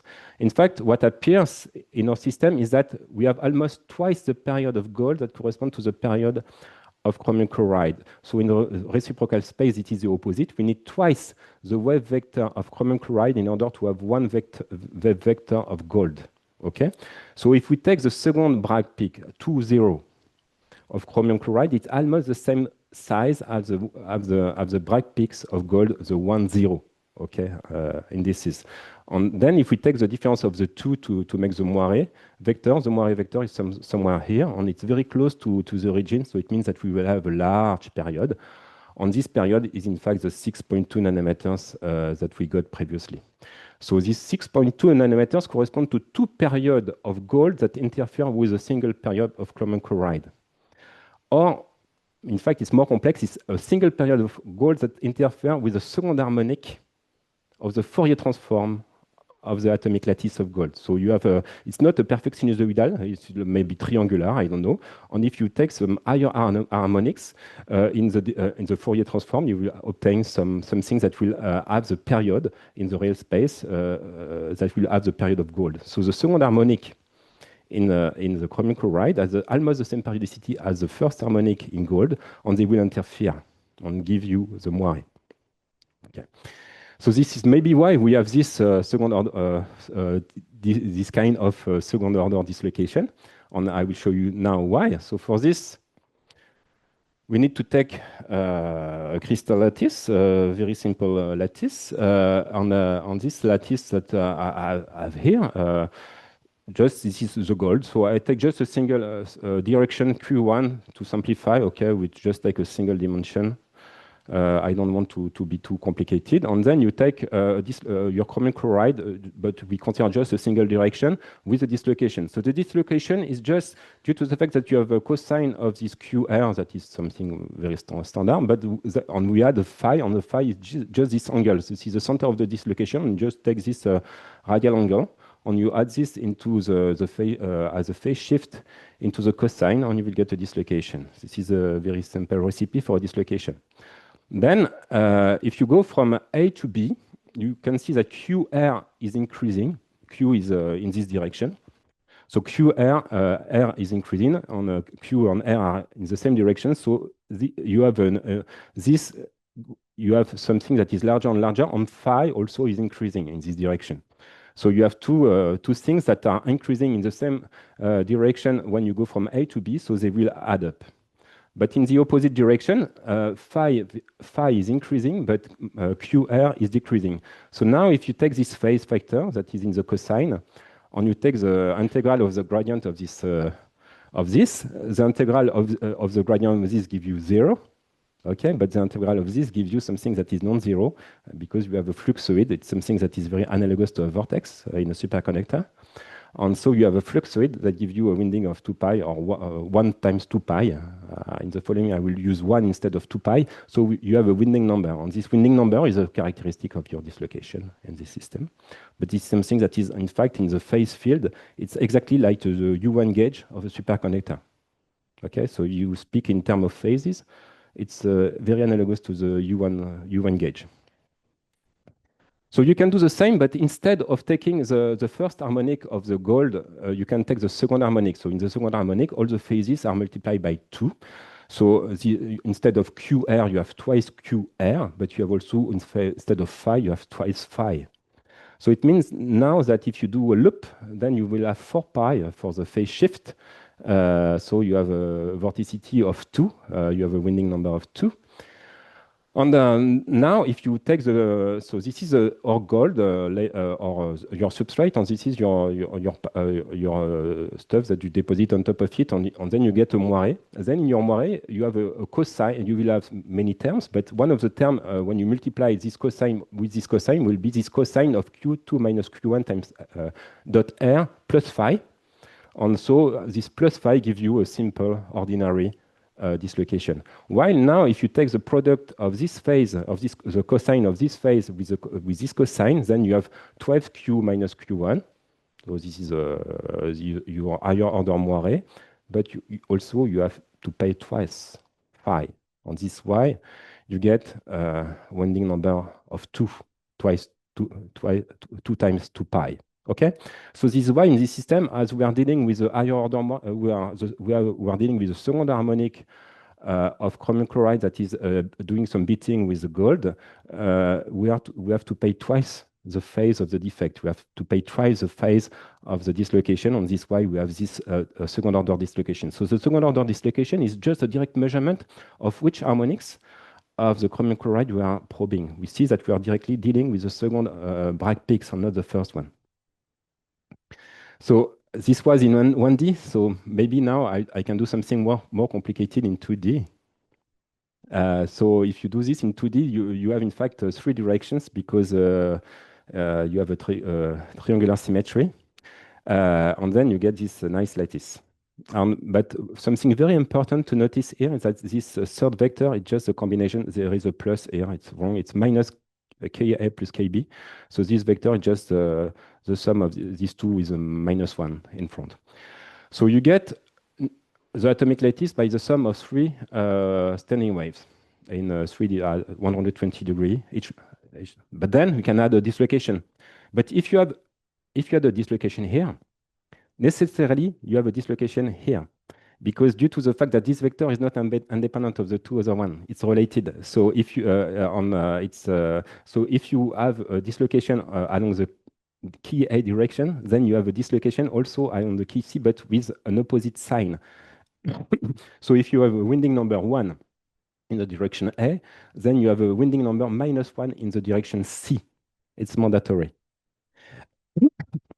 And the total winding number is 0. So if you do this, you will get this kind of structure when you add, and you will see that you have in fact 2 dislocations. You can see, for example, you have 1 dislocation here, 1 line that is disappearing, like that. And maybe if you are lucky, you can see that you have also, for example, this line that disappears. So you have 2 dislocations instead of 1 when you are dealing with a triangular lattice. So you can do some more difficult stuff by taking, for example, a dislocation here and dislocation here with a 2 winding number. So we are dealing with the topology of torus. In fact, we have the topology is Z cross Z. Huh? So you have two winding number in this system because it's in 2D. And then you get in the third direction a double dislocation. So with a winding number of -2. And that gives you something which is quite complicated here, where you have 2 lines, for example, here that are disappearing. Okay, so we have quite complex objects. And in fact, we can observe all of them by looking at different moire patterns in this system. And this is what I will show you now. That in fact, all these very particular objects, they exist, and we see them. So let's have a look to them. Okay, but first, before I want to show you the previous dislocation I was showing. So I put a line, a yellow line for dislocation. In fact, you have 2 dislocations. You see that this line also is disappearing. So previously we saw that these 2 rows were disappearing. And here you have also 2 rows that are disappearing. Okay, it corresponds exactly to the model I was showing. I was cheating, saying that just 2 rows were disappearing. In fact, you have 4 rows that are disappearing in the system. And this is due to the symmetry of the triangular lattice. It's mandatory. So we see that in the alpha domain, so the one with the large moire pattern, we have second order moire. And you have double dislocations. But now I want to switch to this beta domain because they are even more intriguing. So in this system, we have a very short moire of 1.65 nanometer. And it's not due to the beating between this 1, 0 and 2, 0, due to the fact that, in fact, you have a rotation of the 2 lattices of 30 degrees. And now what you see is this is a 1, 1 Bragg peak that is close to the 1, 0 of the chromium chloride that is close to the 1, 0 Bragg peak of gold. And so we expect to have some moire pattern that are due to the to the difference between these 2 vectors. This is what we are seeing in this image. So we have another moire pattern. But if you look well, maybe if you are lucky, you can see that you have also some very large period modulation. It's not easy to see, so I will help you.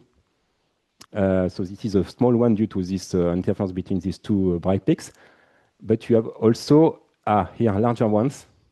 Okay, do you see them? We have some very, very, so you have the small one is the one we just have seen, this 1.65. And then if we do a large scale image, we see that we have some dark areas here that correspond to even a very, very large period moire. So we have at least 2 moire, but no, we don't have 2 moire, we have an infinity of moire because it's due to incommensurability, and incommensurability gives you zillions of moire. it's easy to see. Just take the Fourier transform of an image. Then you have the Moiré pattern, the small one. So this is the Bragg peaks of the atomic lattice. Then this, you have 6 spots here that makes an hexagon that correspond to the small Moiré.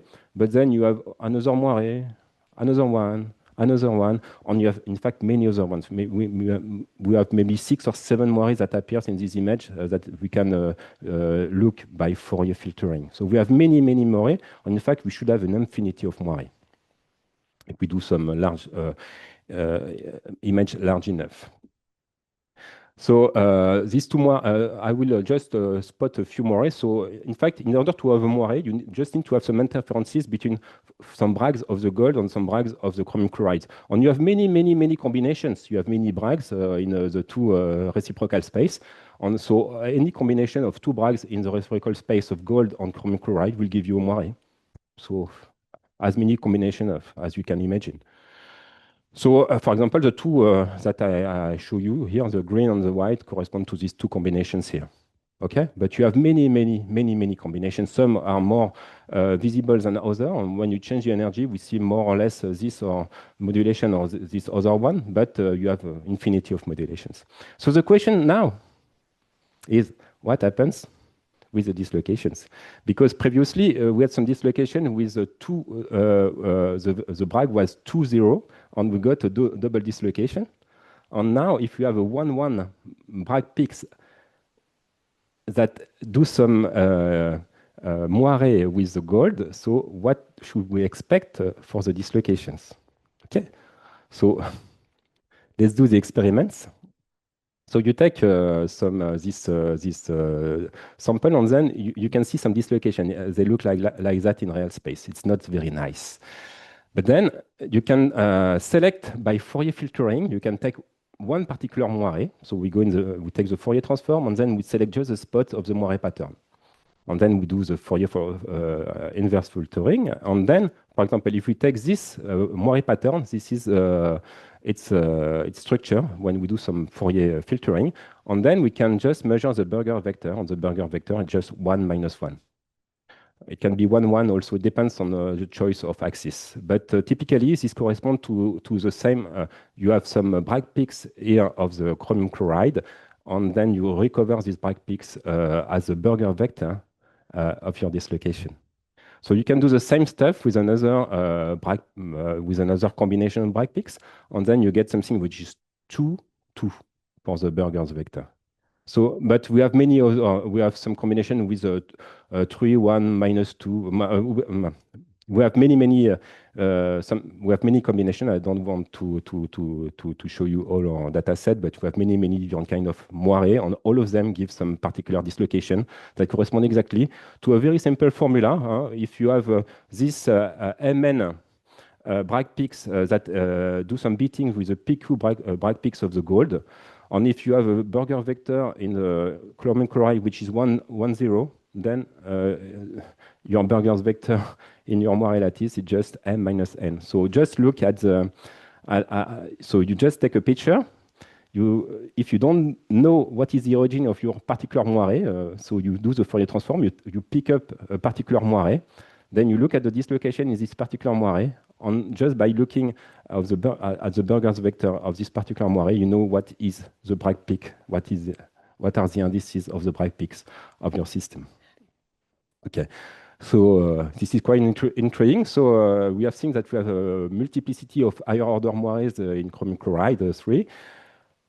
If you have a single very simple dislocation in chromium chloride, then you have multiple dislocation in your moiré pattern. And also we have some topological defect which have 2 winding numbers. So they have the topology of the torus. So it's nice to play with topology. And it poses lots of, for me, a lot of questions. If you have some defect like that, and we are dealing with some, we have a magnetic texture in the material, what will happen? It's not clear. Okay, so for the following, the outlook is to look at the magnetization of these systems.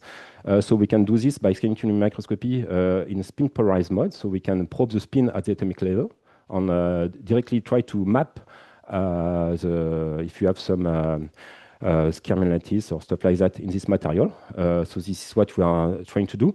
But we want also to use our new radio frequency system. This is a radio frequency line where we can shine some radio frequency on the material. And then, for example, probe in the gigahertz range, we can probe the magnetic excitation in between the layers. And we can also excite the gyration modes of the skyrmions or any other kind of magnetic texture in the material. We can excite them by shining some radio frequency, and this is what we plan to do next. Okay, and with this, I'm done. So just to say that mostly what I've showed you was the thesis defense of Eugenio Gambari, Italian student from that we had with Marie Hervé on the main player. So is Marie Hervé in this work, but she could not come today because she has the Comité National of the CNRS this week. So this is why I present, but this is mainly the work of Marie Hervé, it's not mine. And we will also some support from our colleagues in Strasbourg. And with this, I thank you. Thank you very much.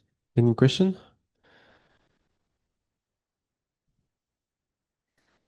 I have a question that was partly answered by your perspective slide, which was so when you make this moire with 2D van der Waals ferromagnets, we see that in this fork that it is the exchange that is changing locally between antiferromagnetic and ferromagnetic.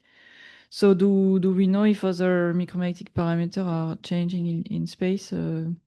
In fact, with some colleagues in Liège, we are trying to do some DFT calculations. It's not so easy because you need to have some very large supercells. So it's at the limit of what can be done by,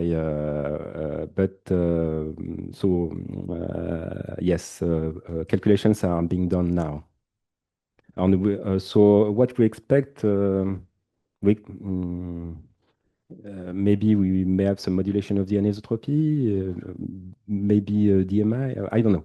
It's not clear to us now, but calculations are being done. Okay, thank you.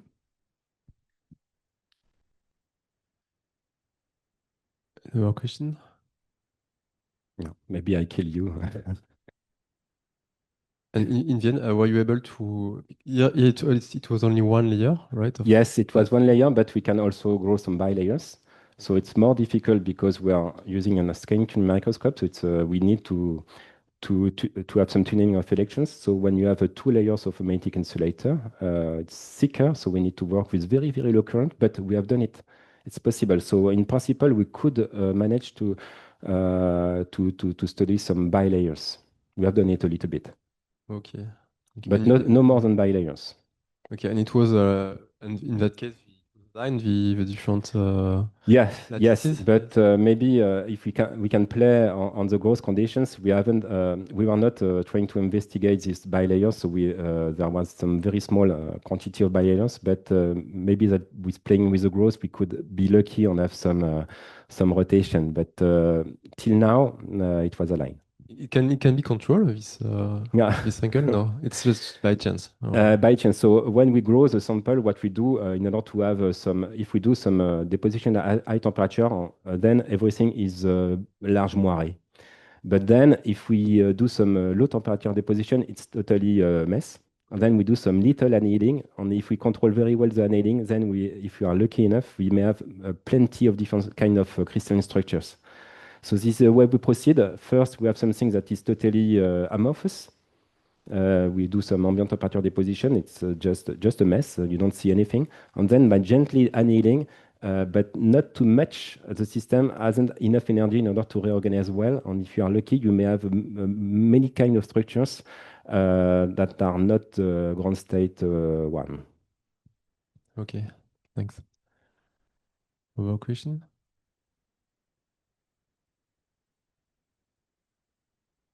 And because here you said that you cannot, if it's 2 bilayers, it's a bit difficult to tunnel, but can you still, like, using maybe multi-force microscopy, or like just imaging the geometric signal, not the... Yeah, okay. So in principle, it could be possible to use other kind of microscopy, like atomic force microscopy.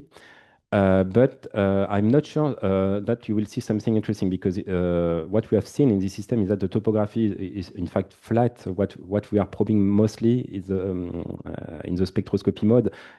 We are probing the electron wave function in the material. So maybe that if we are using just AFM, I suspect that it will be extremely flat. But maybe it can be done with low temperature AFM. I don't have one, but some colleagues are just nearby and I can do it. Use a magnetic tip, like just to see the magnetism. Okay. So with a magnetic tip, so you are probing.